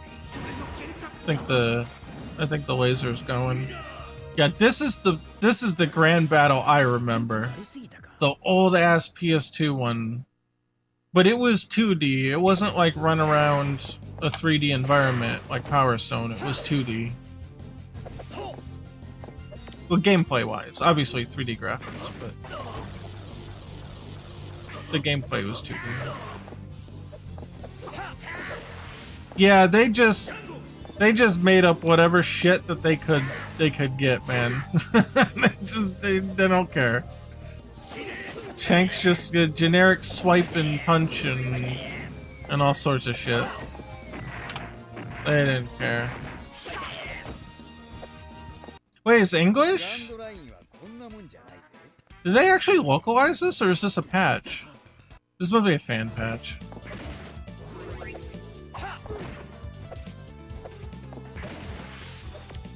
It wasn't quite like a Smash clone, but it did have some leanings like that with the items.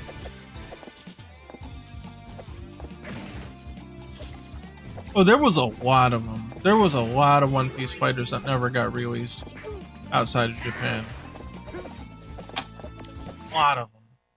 Now let's look at the specials. The PlayStation 1 special attacks. You ready? Cinematic PlayStation 1.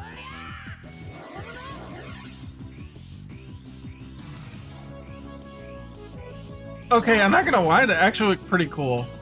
Like, for what it was, that's actually pretty good. I remember that one.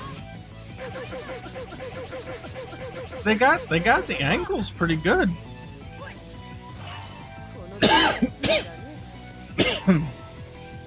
Dying here.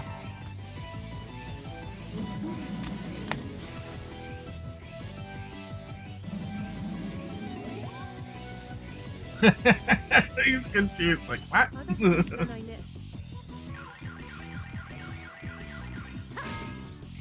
I honestly, the art style is really kind of like cute and endearing, though. The SD designs actually work really well for this. Okay, that was janky though. That one was a little sus. The way he rotated around. Oh, that was kind of cool.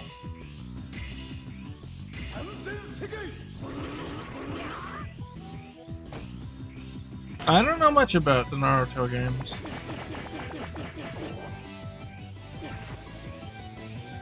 Little pixel, shit, what the hell was his name now? It was Kabaji or something, right? I don't know if it was Kabaj or... I can't remember exactly.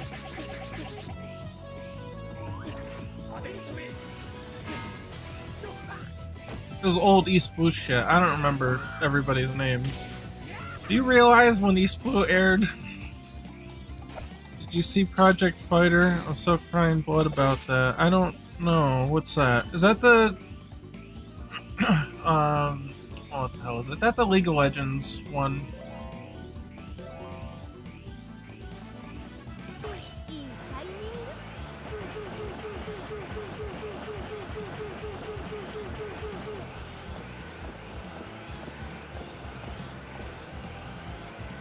Old ass PS1 graphics.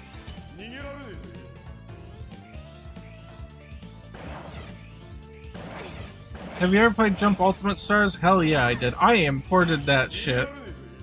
I bought that shit and I downloaded a GameFAQs guide to play it. That game was fun. It was a balanced nightmare, but it was fun, and the sprites were cool.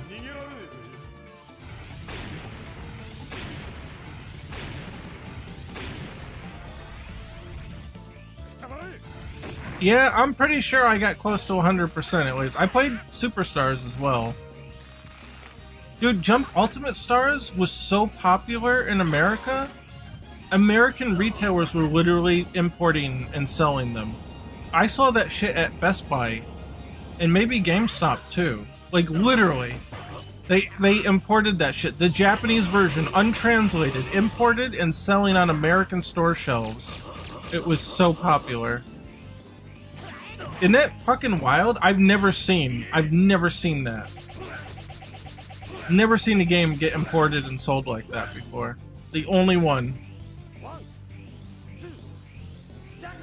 I think it's just because, number one, it was one of those really great games, but it was on the DS and everybody had a DS. So people just wanted it. And it was in the age of the internet where you could find these things. You knew it was out there. You just knew you couldn't get it. So there was definitely a demand for it. Oh shit, I forgot Sanji had a gun in this game. Oh, that's funny.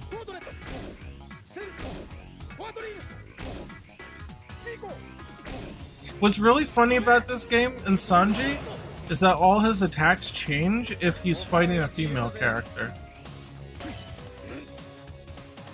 He'll do softer hits on female characters. Like, it doesn't do any different damage, I think. It's just a nice visual flair that he does. He reacts differently to female characters, which is really funny.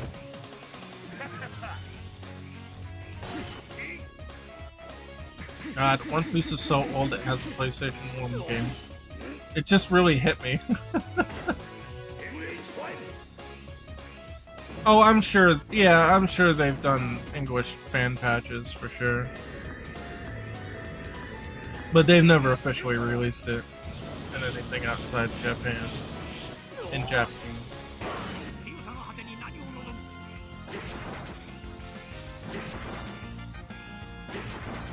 Okay, that's pretty cool. That's pretty cool Mihawk move. Oh shit, he's dead. Oh, he's dead. That's it. He's dead. I'd love for Arc System to make a One Piece Dragon Ball Fighter Z game. I would like it if it was a one-on-one. I don't necessarily want a team battle setup. I don't know. I'm not sure how crazy I would really want the game to be. I know everybody would be like, nah, make it like Marvel, but I don't know. I think I'd prefer something a little more grounded. Not like Street Fighter 2, but I don't know. Maybe KOF-like?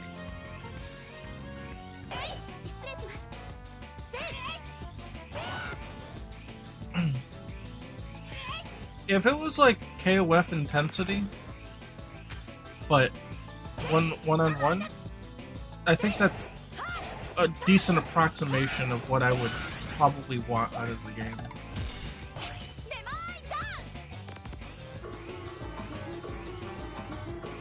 Well, yeah, this is when Vivi was, like, this Wednesday.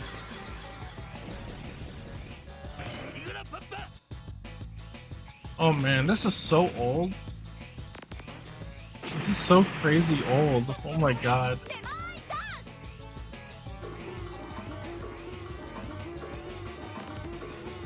Was Crocodile even in this one?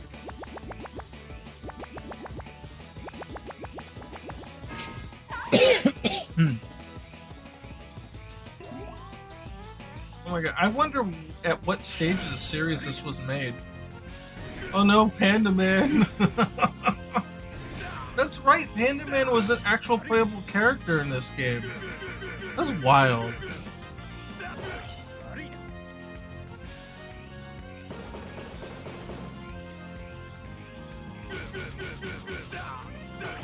What kind of game are you making?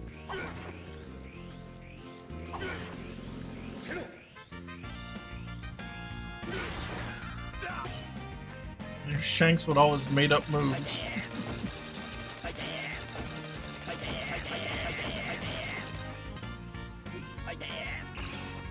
Yeah. Panda Man's SPD from outer space. Oh no, that's not SPD, but it's spinning.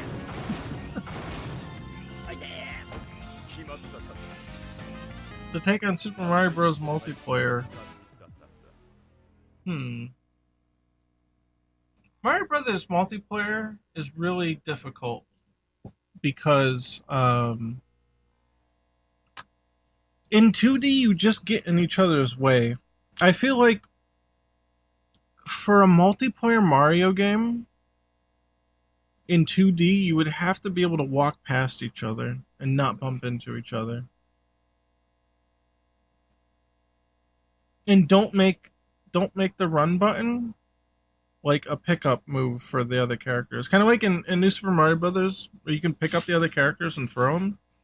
Don't put that on B, for the love of God. Yeah, it was a Potemkin Buster, right? Yeah.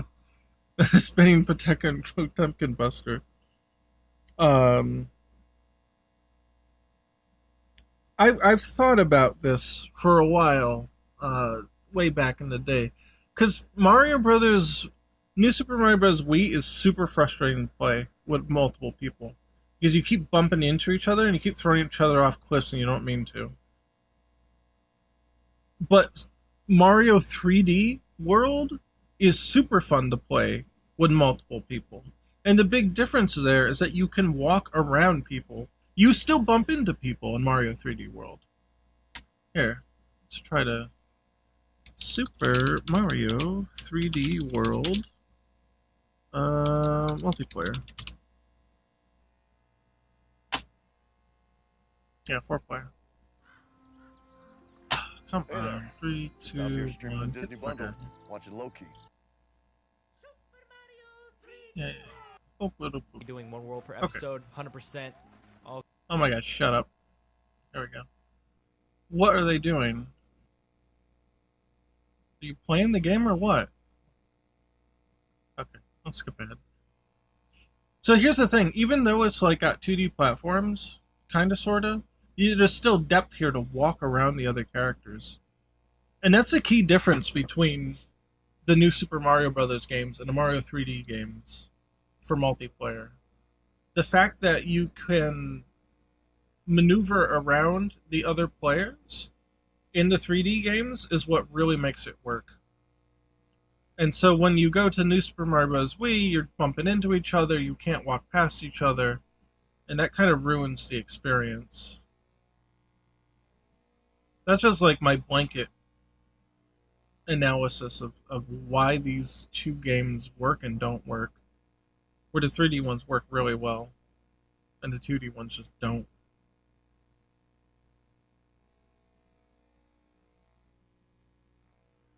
So like you say, you're working on a 2D one. Those are the things I would keep in mind and be super careful of.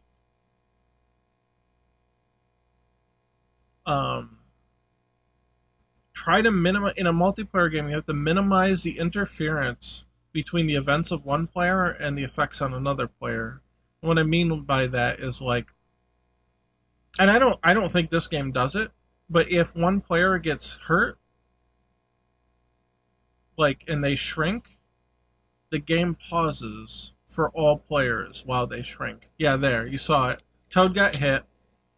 Right here. Toad gets hit, and everything stops. I don't agree with that. I know why they do it. It's easier to handle. It's easier to handle the time freeze for the game to work. It's much less complex to do that than it would be to let it go in real time.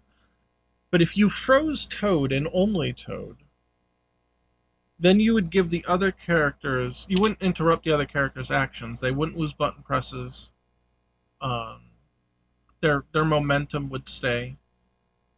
Because it can be a little disorientating to have your character suddenly stop out of nowhere and then resume. I would be wary of that.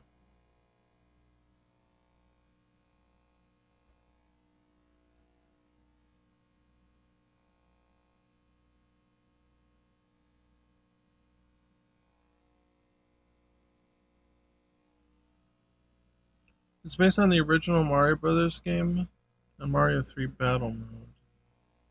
Oh, okay. Yeah, that would be a whole different thing. That's almost like a Mario fighting game in a way. To do like what Mario 3 did. That would be totally different.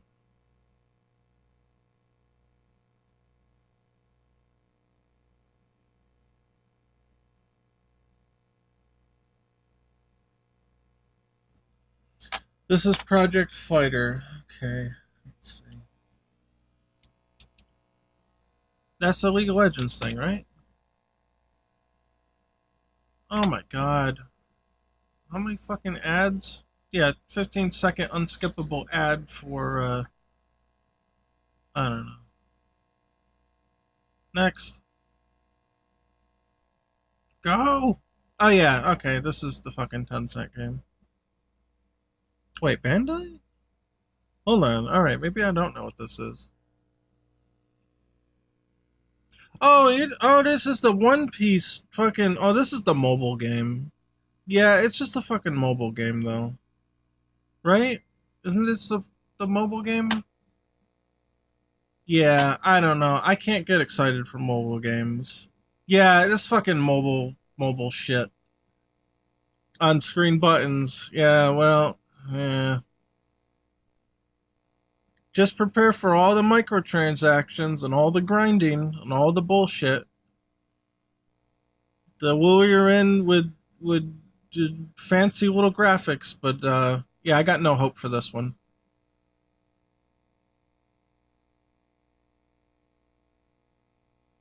Oh man, that run cycle.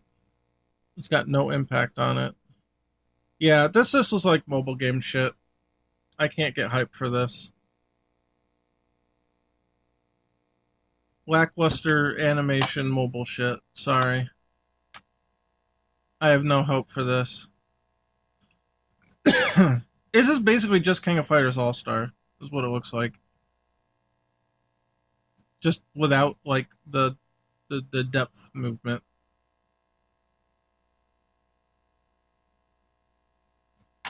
Alright, let's see. Oh, you got a Steam page and everything? Oh my god. You are living it up. Oh, I see what you mean. Yeah, this is very Mario. Wait a minute. Look, your promo art here and your in-game graphics, there's two totally different things. I thought it was gonna look like this. Alright, let's go. Why is it broke? I don't care.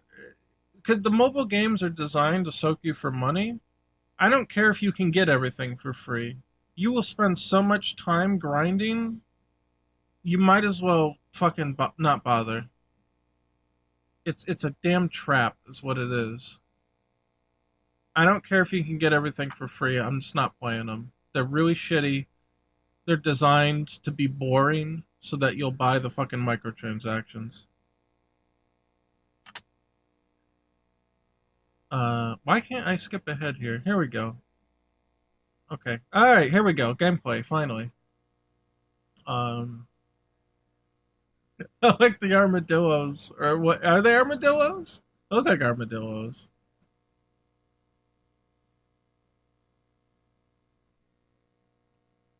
I'm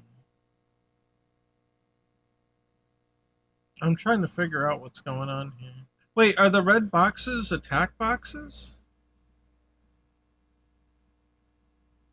When the red box appears in front of the character, is that like a hitbox? Like a visual hitbox? Yeah, they are? Okay. Fat man's name Fat. I didn't notice that.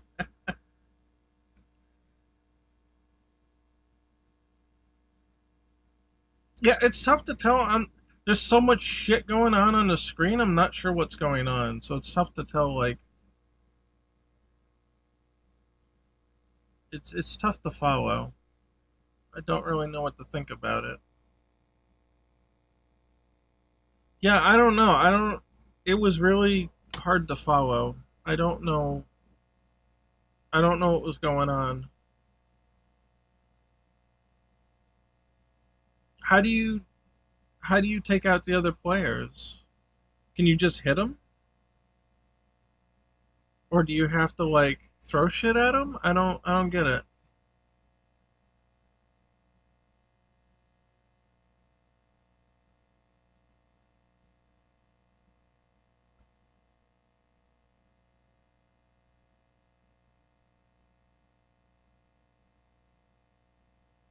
Killer Jin.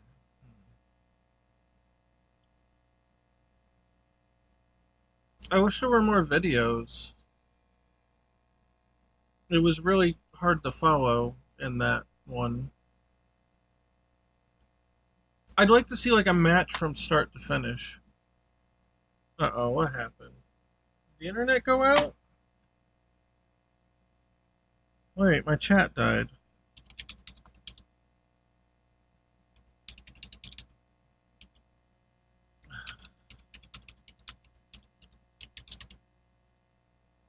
Yeah? Can I log in? Uh-oh. The internet die? For real? No, I'm still streaming. Hold on, chat died completely. Okay, there we are. Chat's back. Somehow. What the fuck happened?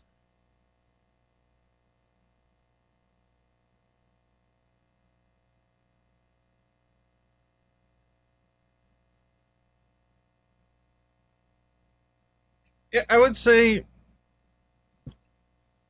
if you can't tell what's going on in a game by the footage, you have to kind of go back to the drawing board and figure out how to visually convey what's going on.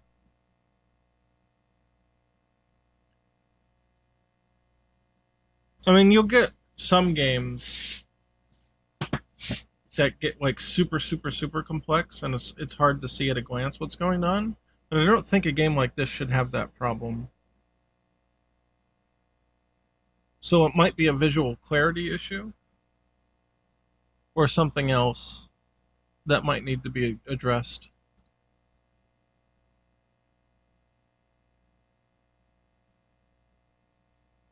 Spelunky battle mode. I don't know. I never played Spelunky.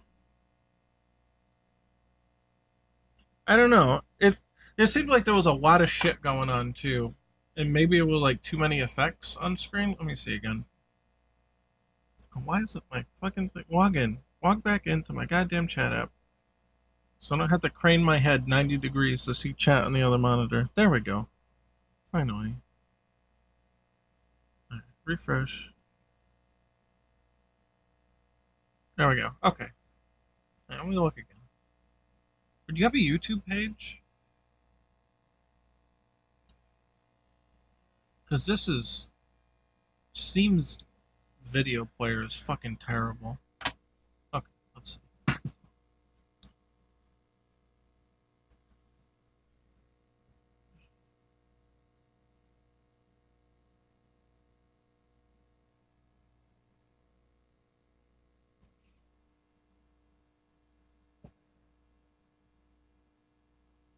Okay, you can turn enemies around by hitting them.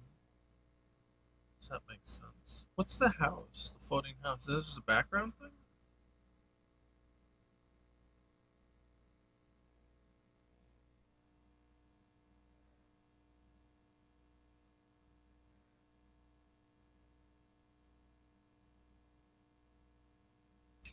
I think the characters, when they turn around slowly, and their sprites spin around slowly, might not be good. Because it makes the characters thinner and harder to visually detect. Especially when it's so slow. Where is it? Where they bump into another one? Can I stop it with... No, of course I can't.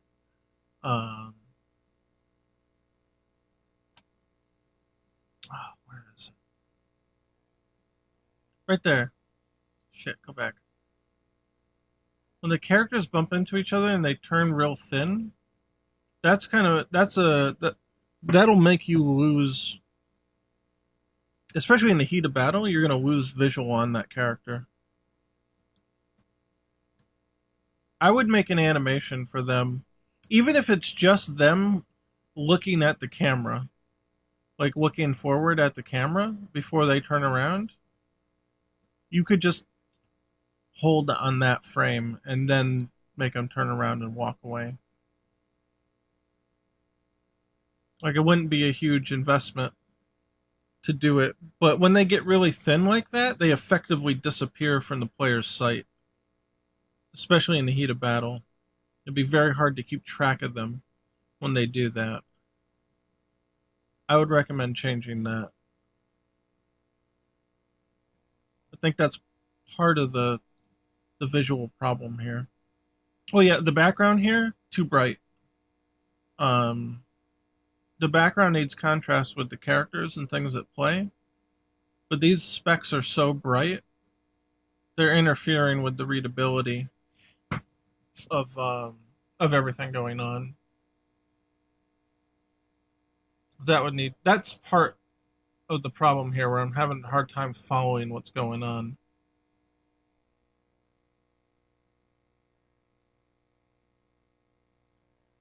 Like here, the contrast here, this pyramid shouldn't be black outlined. It should have like this dark brown color for the outline.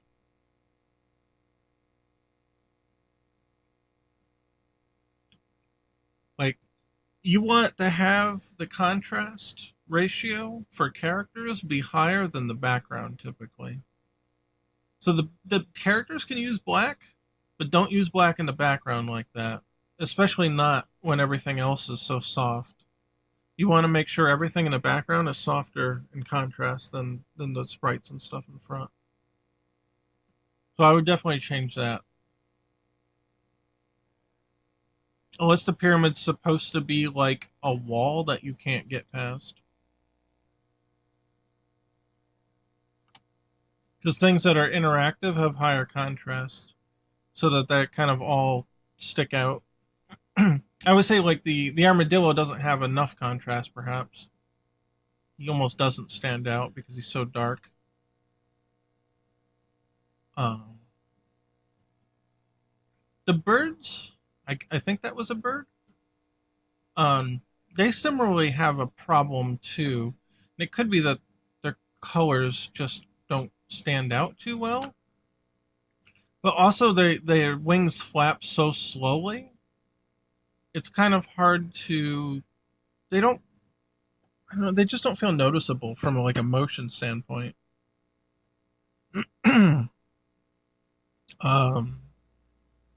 Yeah, just relay the feedback to whoever is fine. I feel like if the wings were flapping a lot faster, they'd be much more noticeable. Because a rapid movement is going to catch your eye. And for something that can freely move in all directions, you want to have the player focus on something like that. Especially if it can turn on a dime and like start coming toward you. You want to kind of keep focus on that character or on that enemy, because that one looks really dangerous in that way. The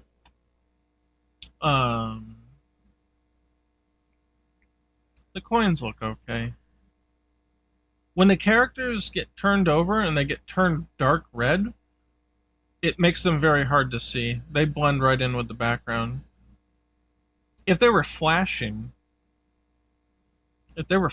red, like between red and white maybe, something like that, something to give them a bit more visibility, I think that would work. But the fact that their animation completely stops makes them basically invisible, along with that color especially. In the original Mario Brothers, when you turn something upside down, they'd still be wiggling their feet. And that would kind of allow you to keep focus on them. Like, they still drew attention to themselves. Because the crabs would just be still trying to walk, and then the turtles would be moving their feet and their head when they were upside down. So you'd want to do something like that. If they stop dead, then they basically cease to exist. They look like another... They read to the player, like, you look at it, you can tell it's not a platform, but because they're motionless, they feel like a background element as opposed to something active.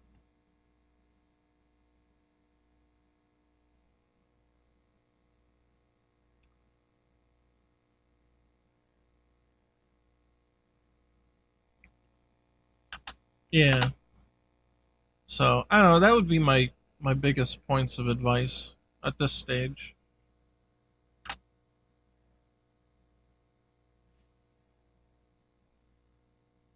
It's hard to tell, like, I don't know, did he catch that fireball? I think there's potential for a... Oh, he hit the fireball. But then he has it now, and he can shoot it? Okay.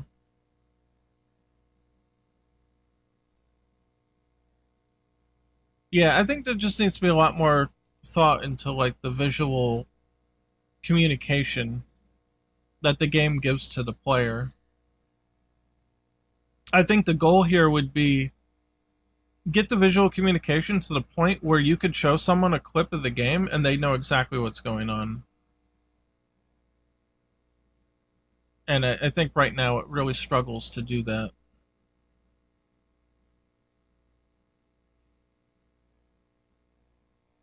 I still don't know what hurts a player. Here's what I would do. It's hard to tell, because sometimes it looks like you're just pushing the player back, or you're bouncing them, and then maybe sometimes it's doing damage. I'm not even sure. I still don't even know what does damage. Okay, that person died. They ran into the enemy, and that did damage?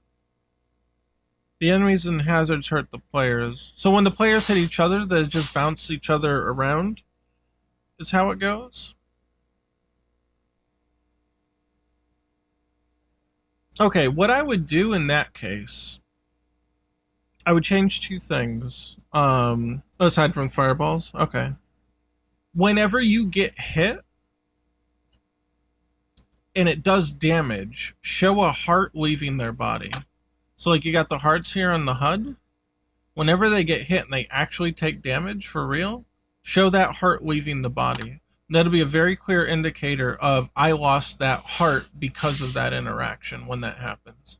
But when they just get bounced around, like here, it looks like they're just bouncing the person back and forth.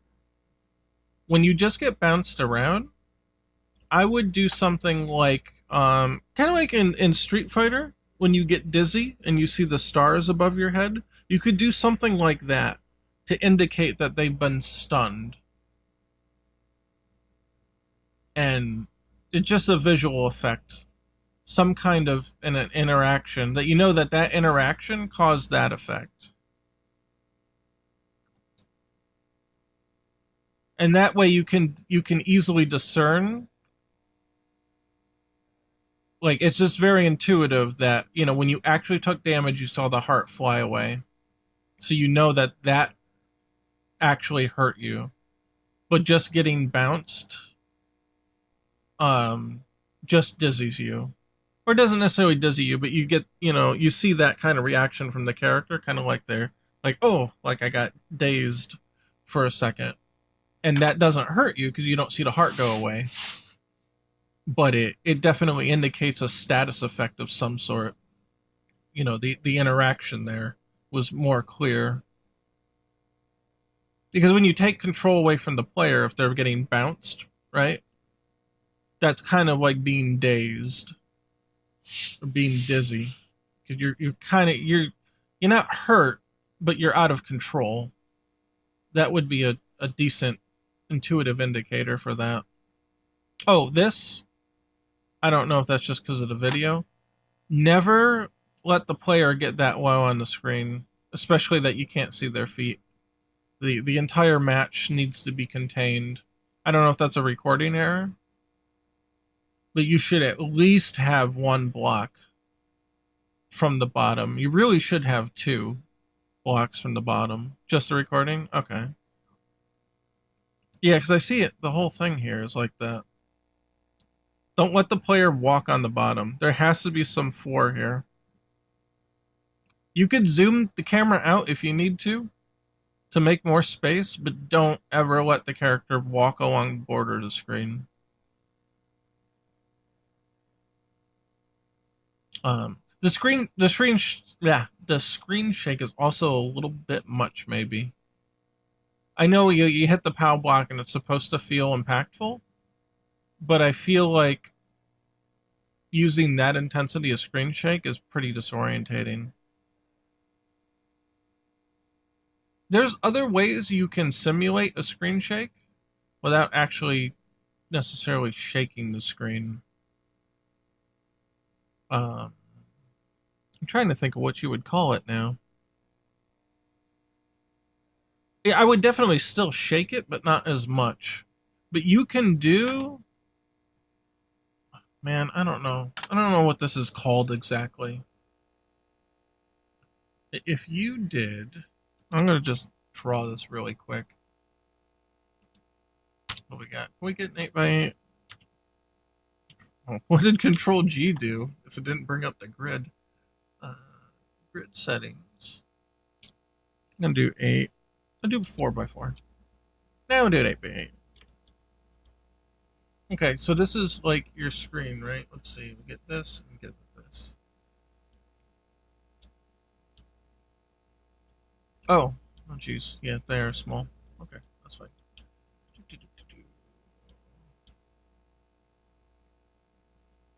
And then, like, say this is, that's a really shitty looking one. God, that looks terrible too. How about yellow? Okay, we already have yellow. Green, yellow? Oh, no. Switch palettes. Oh, that's terrible. Okay, hold on. Let's just do this. There we go. That's better. Okay, so we're gonna have... I'm gonna make a mock screen here. Let me fill this out.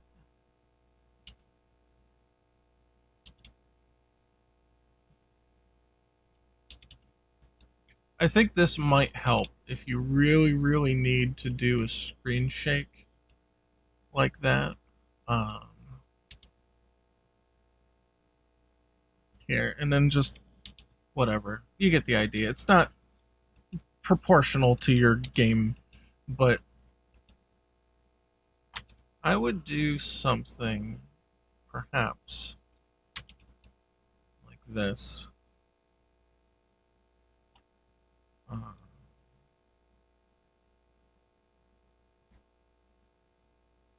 Yeah, something like that. You see how this looks?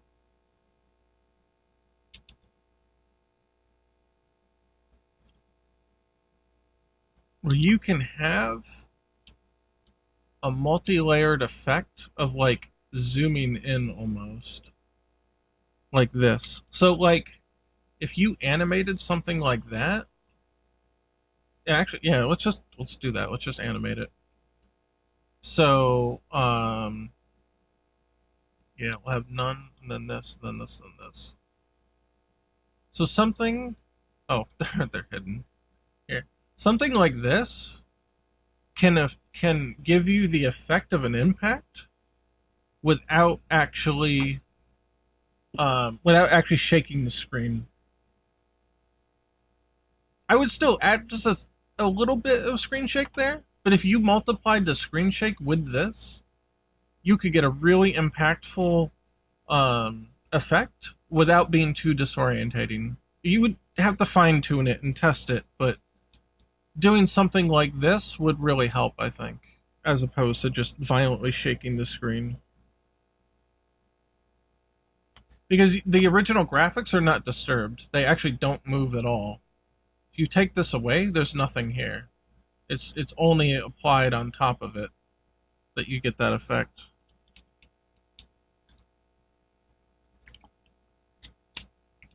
I think doing that with a little screen shake, that would help. Or just a little screen shake, not a lot, just a little. I would do something like that. So, that was a pretty good, that actually came out pretty good for an on-the-fly little thing. Actually looks pretty cool. You want it, obviously, to time it differently. You don't want it to be this slow. But this is the effect itself, just to demonstrate it. You know, you'd have to tweak it and figure out what looks good. I think that would greatly help the visibility of the game. I guess that's, at this point in development, that's probably about all I would have to say about it. If you could make all those changes, then you can start to look at the next set of things to change. But I think those would be the big ones. Yeah, I mean, it looks like it has the potential to be fun. It's just, I don't know, because it's really hard to follow. I can see something like that potentially working.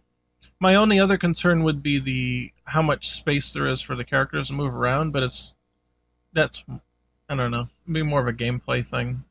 It feels like it'd be super easy for you to get stuck in a spot, but I guess you can also break the bricks too, so I don't know. It's hard to tell without seeing an extended match clip, you know what I mean?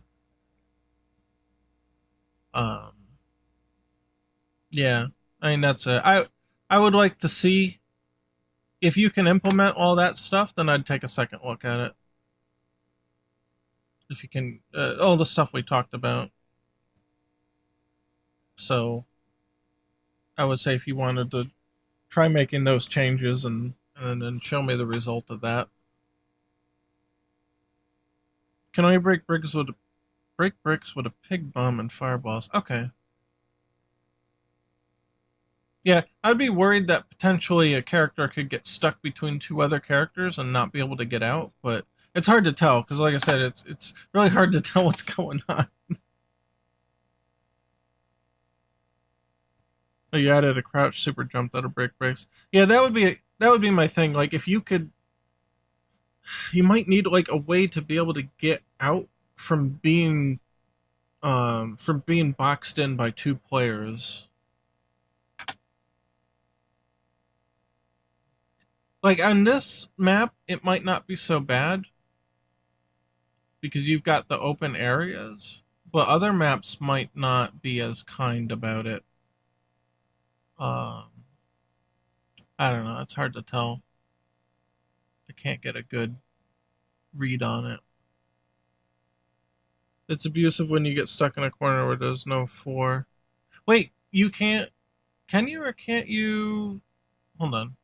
Can you walk off the screen and appear on the other side? 'Cause I think that would be very, very pivotal to this game.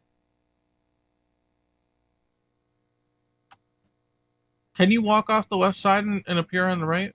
Or no? You can? Oh, okay. Okay, that's good. That's good. Yeah, you have to have that. Otherwise, you just get boxed in the corner and you just get beat down. Okay. Yeah. So when you say cornered, I'm guessing you mean between two characters. Or an enemy and a character, or whatever it happens to be. Oh, yeah, the other thing, I couldn't tell that these were enemy characters, actually, at first, because they look like the other people. So to add that to the list, I don't know how you would differentiate it, but he doesn't look like an enemy. He looks like another player, which I suppose is also an enemy. But I couldn't tell until watching it a few times that this actually wasn't a player. Because they look human enough. I would say that he needs to be not human, because all the other things are non-human-ish, I guess. I think they're human. So that feels out of place for him to be a human, but also like an enemy character and not a player.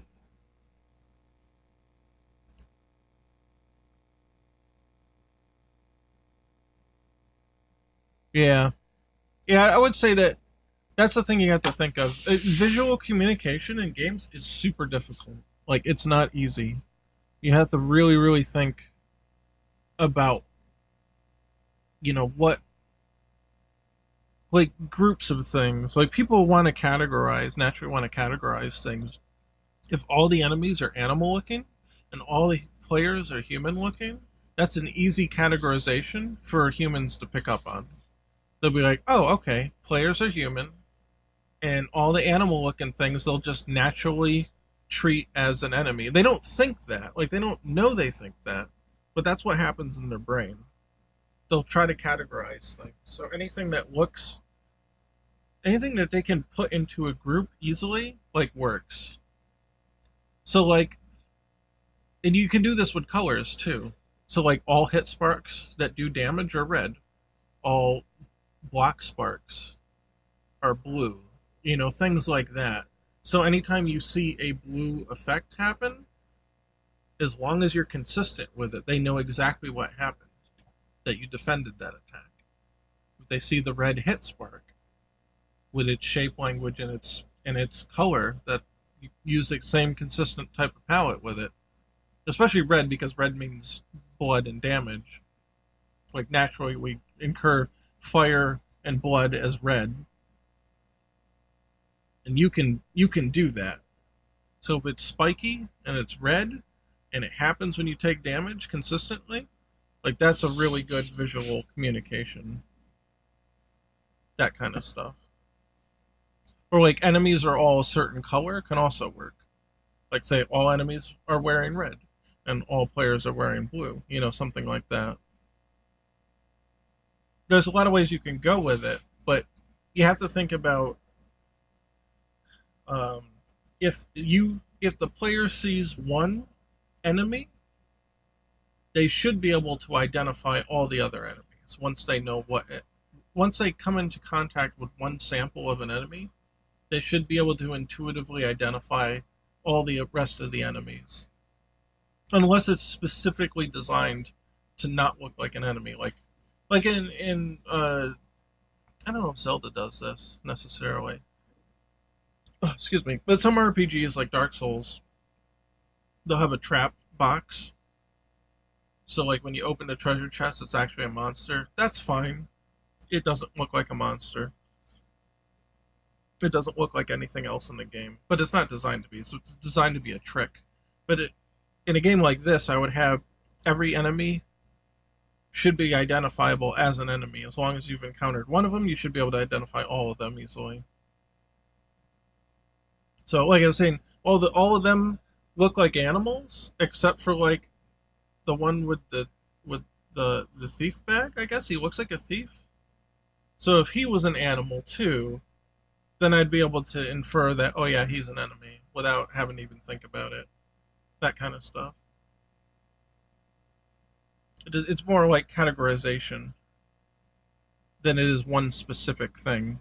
Because they don't have to be all animals, as long as there's some sort of thing that puts them together. Oh, he's a thief and he robs your coins. Okay.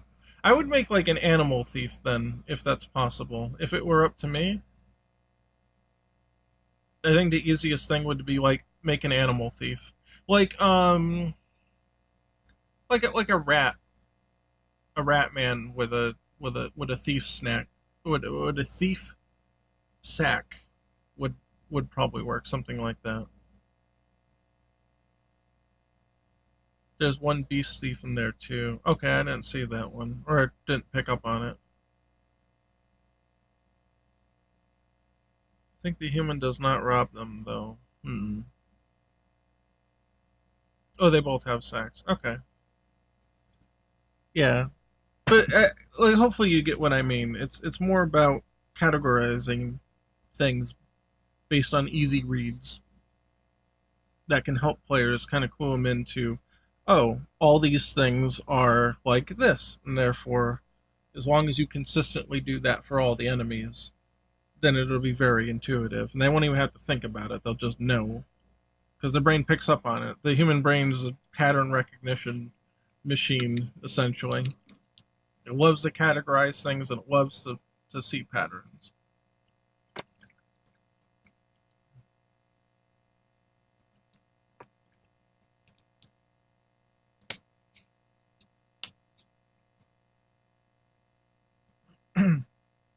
Yeah, if they both serve the same purpose, they don't have to be different. Unless they have... Yeah, exactly. They don't... You don't necessarily need two different thieves if they do the same thing. If they have different patterns, you would want that, though. So, like, if one jumps and one doesn't, you want to have some sort of visual identification for the different behavior patterns. So it's like, Koopa Troopas that walk don't have wings. The Koopa Troopas that bounce do have wings. Koopa Troopas that will walk over an edge are green, and Koopa Troopas that will turn around at the edge are red. So, like, those kind of differences can definitely help cue people in onto what is going to happen. So, if you didn't know, if it was random, or not random, but there was no color difference between the Koopa Troopas that stopped at the edge and the ones that walked over the edge, it'd be very hard to predict where they're going to be in the future so that you can plan out where to jump. In Mario, let's say. So having a visual identifier to help plan out the future of what's going to happen, especially in a game like this, I think would be very, very critical. So if you do have two thief characters and they do different things, make sure that they are very easily identified from each other. I don't always use color. I know I used that example because Mario did, but some people are colorblind and they can't tell the difference. So it's better to not use color to differentiate different types of objects if it's important information. And that's also what I meant by the hit sparks. When doing damage, hit sparks are spiky. They're red, but they're spiky. So if you can't see the color, you know they're spiky, and therefore they're damagey. And then black sparks typically are rounder, which looks safer. They don't look sharp. They look safe and round and dull. And that you don't need to see the color blue to know that it's safer because it's round. And round things are safer than sharp things. It can be stupid simple like that, but maintaining a good shape language, I guess, visual language, to communicate with the players what's hazardous and what's not. All that stuff can help. It's a big broad topic, and there's a lot of ways you can do certain things. But yeah, hopefully that'll give you kind of like a brief window into that world. What do you think about the fireballs? So they are programmed to move in different random patterns and angles with a great quantity of variations. I told them it's better to have less fireball patterns and more predictability. Absolutely. Yeah, yeah, now that you mention it, whenever I see the fireball, I'm just like, okay, so it's like the nuclear option? I guess it's just everybody gets hit because it looks unpredictable. Oh, have a good one. Sam, you're a lot? Samurai? I don't even know how to pronounce that. I'm so Sam. You know what? It's Sam. See you later, Sam. Have a good one. Yeah, if it's gonna be a projectile, it would be good to be a predictable thing, unless it's just supposed to be the nuclear cheat option.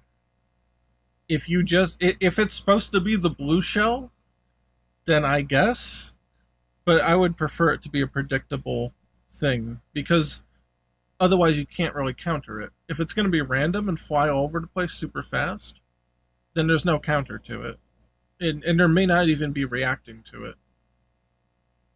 So it would just be the nuclear option. It'd be like in Mario Party when they just steal a star from one player and give it to another. They said they liked the chaos and felt that it was more skillful to adapt around the many random variations. I don't agree with that. If you want chaos, you get chaos. But there's not really adaptation to that. You need predictability to get adaptation. So if they want chaos, that's a whole different thing. That's chaos. It's definitely chaos. But I can't imagine that being something that you can really adapt to. It's just you have to be in the right place at the right time. Yeah, if it's going to be competitive, if it's Smash Brothers with items on and you don't give a shit, and you just want the Pokeball to come out and kill someone, that's what that looks like to me. As it currently is. It doesn't look like it's something I would consider competitive.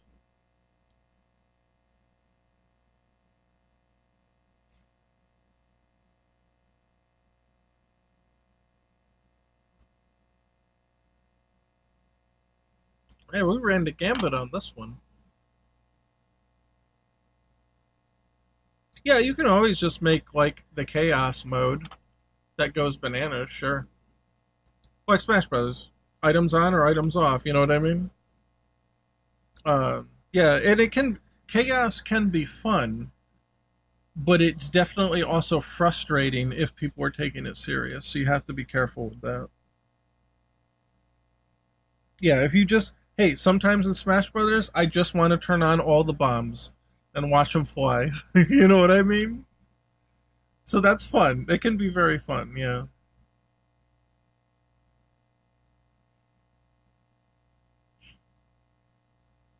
But yeah, I'd like to see. Yeah, have a good one, Pokerun. Yeah, well, give them the feedback and see what they say. If they can fix all that up, I'll take another look at it.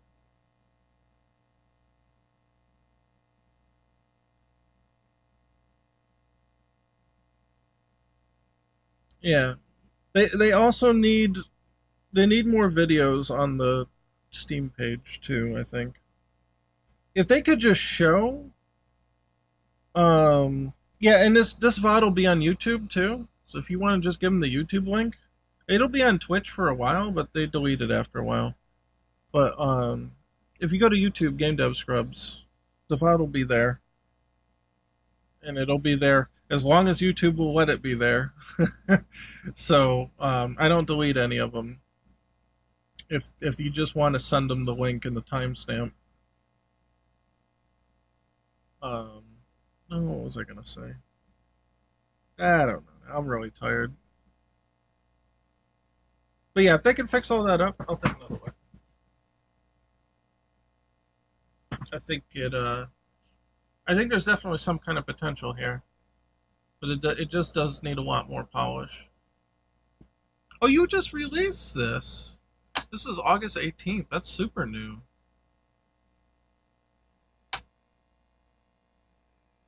Hmm.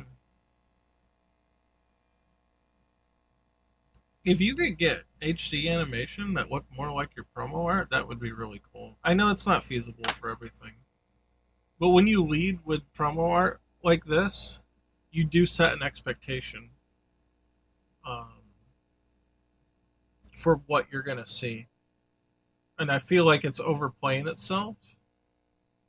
And then when you actually see it, you're like, oh, oh, okay, wait, that's not quite what I expected. Um, I know it looks more like a prototype at this point, so it's kind of fine. Like game development can be wacky, so like if you have this for like a prototype, that's all right. I think if you show this to the public, that they're kind of like, okay, like it's kind of lukewarm, you know.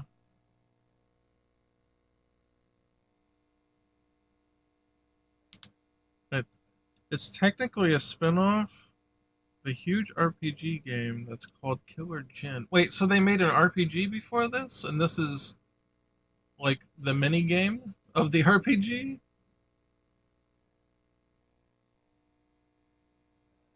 Huh. Okay. Uh.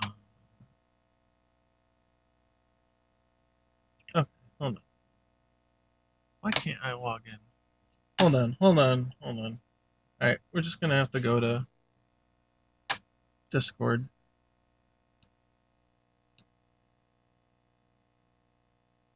Okay. Let's get it and let's take a look.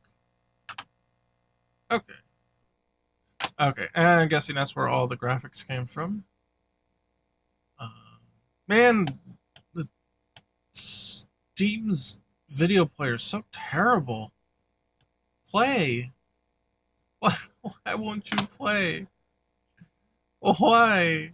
It won't go. Oh my god. Did they have a YouTube channel? Oh, they got multiple videos at least this time.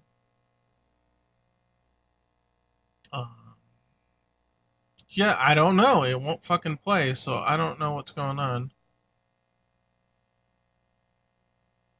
Wait, is it like a tactical RPG? Okay, I'm confused. Alright. Video? Yes, video? Okay. Oh, jeez, here we go. Okay. Now we can leave the sound on, I guess. Yes? It won't play. I don't know, it's broke. Here we go. There's a chicken. Apologize to Gordo. Okay. Oh yeah, this is like RPG Maker. Alright. Gordo, Yes, Shinada? I'm sorry for all the mean things I said and for Oh, it's your, fully voiced. you know. It's okay, Shinada. I know my love can be a handful. My mom says it can be too. Yeah, wait, okay, so the graphics in this game are completely different. What the hell is this? Don't apologize. That fat bastard got what he. Let's see battle. Battle? We got battle? We see battle? It broke. Holy shit, Steam, you have to get your shit together. Wait, can I just load this in the Steam app? It would probably play. New options. I don't care. Oh my god. Store. Can you just type the URL in? Can't. Wait. Oh, it's called Killer Jin, right? Killer Jin. I can just look for it. There it is. There we go. Hey, it actually plays in the Steam app. Oh my god. Oh, you do have the YouTube channel too. Okay. That works. Okay. Yeah, this made me, when I saw the screenshot, this made me think it was a tactics RPG because of the view of the line of sight there. Okay. Yeah, I could believe this took 6 years to make. RPGs are no joke. You know, the engines themselves may not be complex, but the amount of material that you have to put into it, the writing and everything. Oh, okay, I get it. Enemies actually track you by sight. That's neat. I like that you can see the enemies on the overworld. That's a big pet peeve of mine, not being able to see the enemies. Is it always that dark, though? It feels like it's nighttime all the time.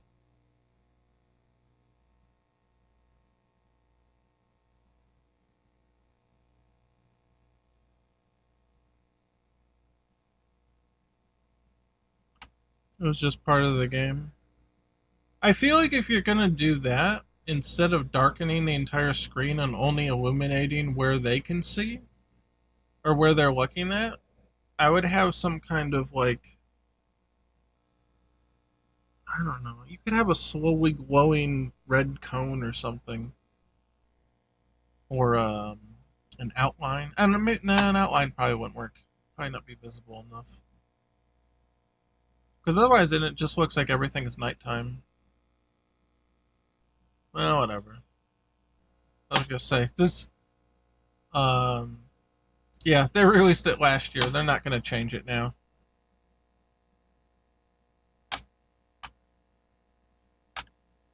Well, anyway. That's what it is. Yeah, got it. Stupid Edge. I can't believe Steam won't play in the other. Why would it play in the browser? I don't know. Anyway, yeah, let's look at this. Oh, yeah, let's take the grid off. There we go. Looks better without the grid. Boom, boom, boom. Yeah, it's gonna, you get that, like, pulsating feel out of an effect like this. It looks really good. You know, for shitting it out in like a minute, it actually looks pretty decent. I like it.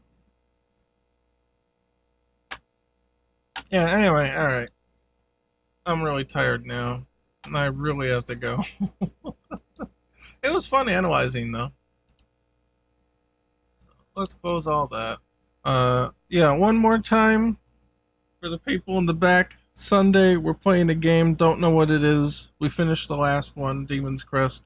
That was fun. We're gonna play something different. Next Monday, Pocket Fighter EX stuff. Yeah, no problem.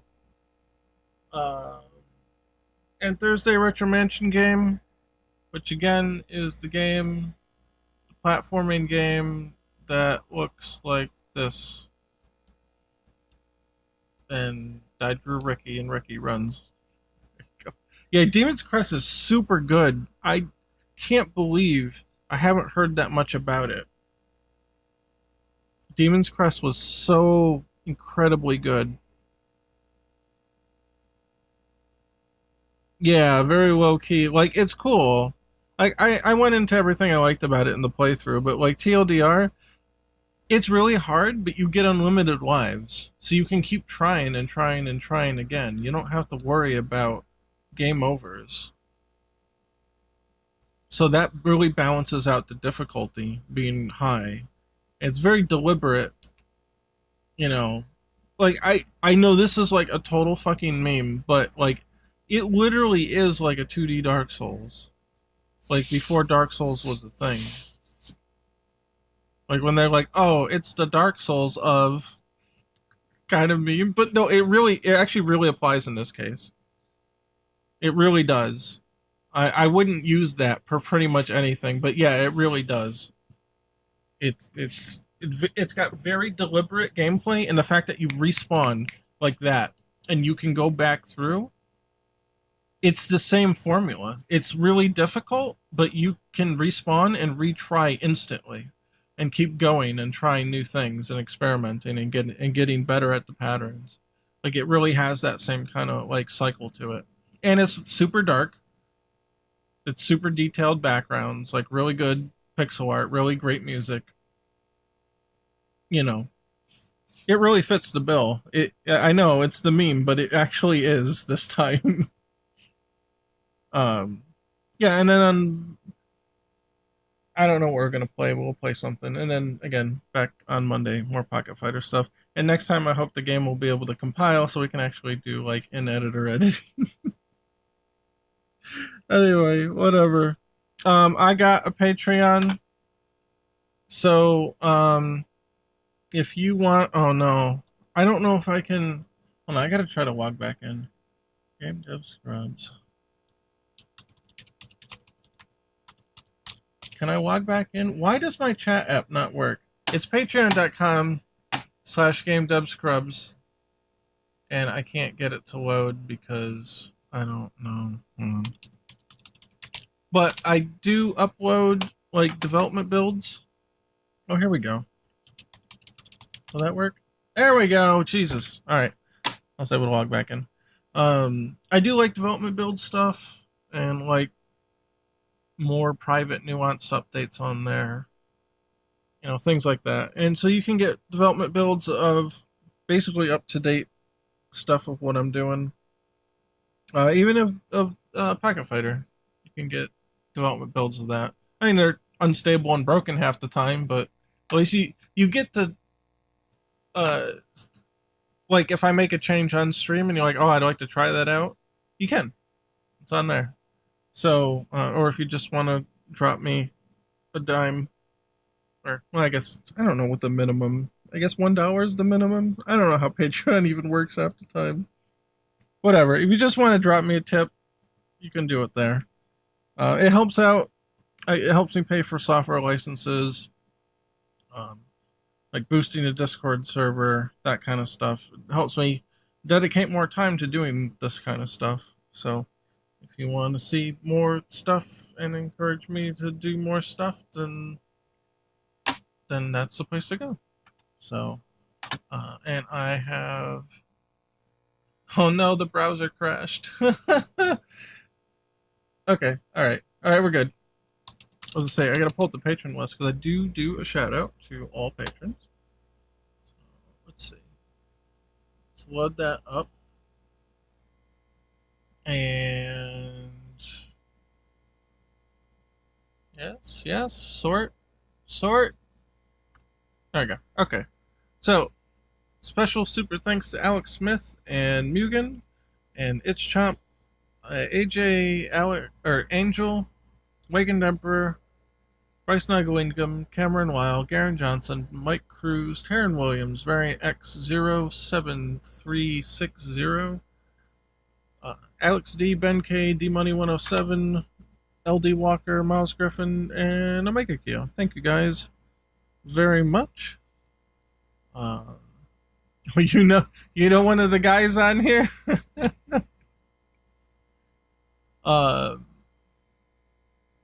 Yeah. So thank you guys very much. Very much appreciate it. Helps me keep doing what I'm doing. And that's pretty much it. So you see the schedule. And that's pretty much it. So I'm going to get out of here and get some sleep, because I'm very tired, as you can probably tell. So anyway, everybody, thanks for hanging out. Come on back next time and have a good one, and I'll see you later. Scrub out.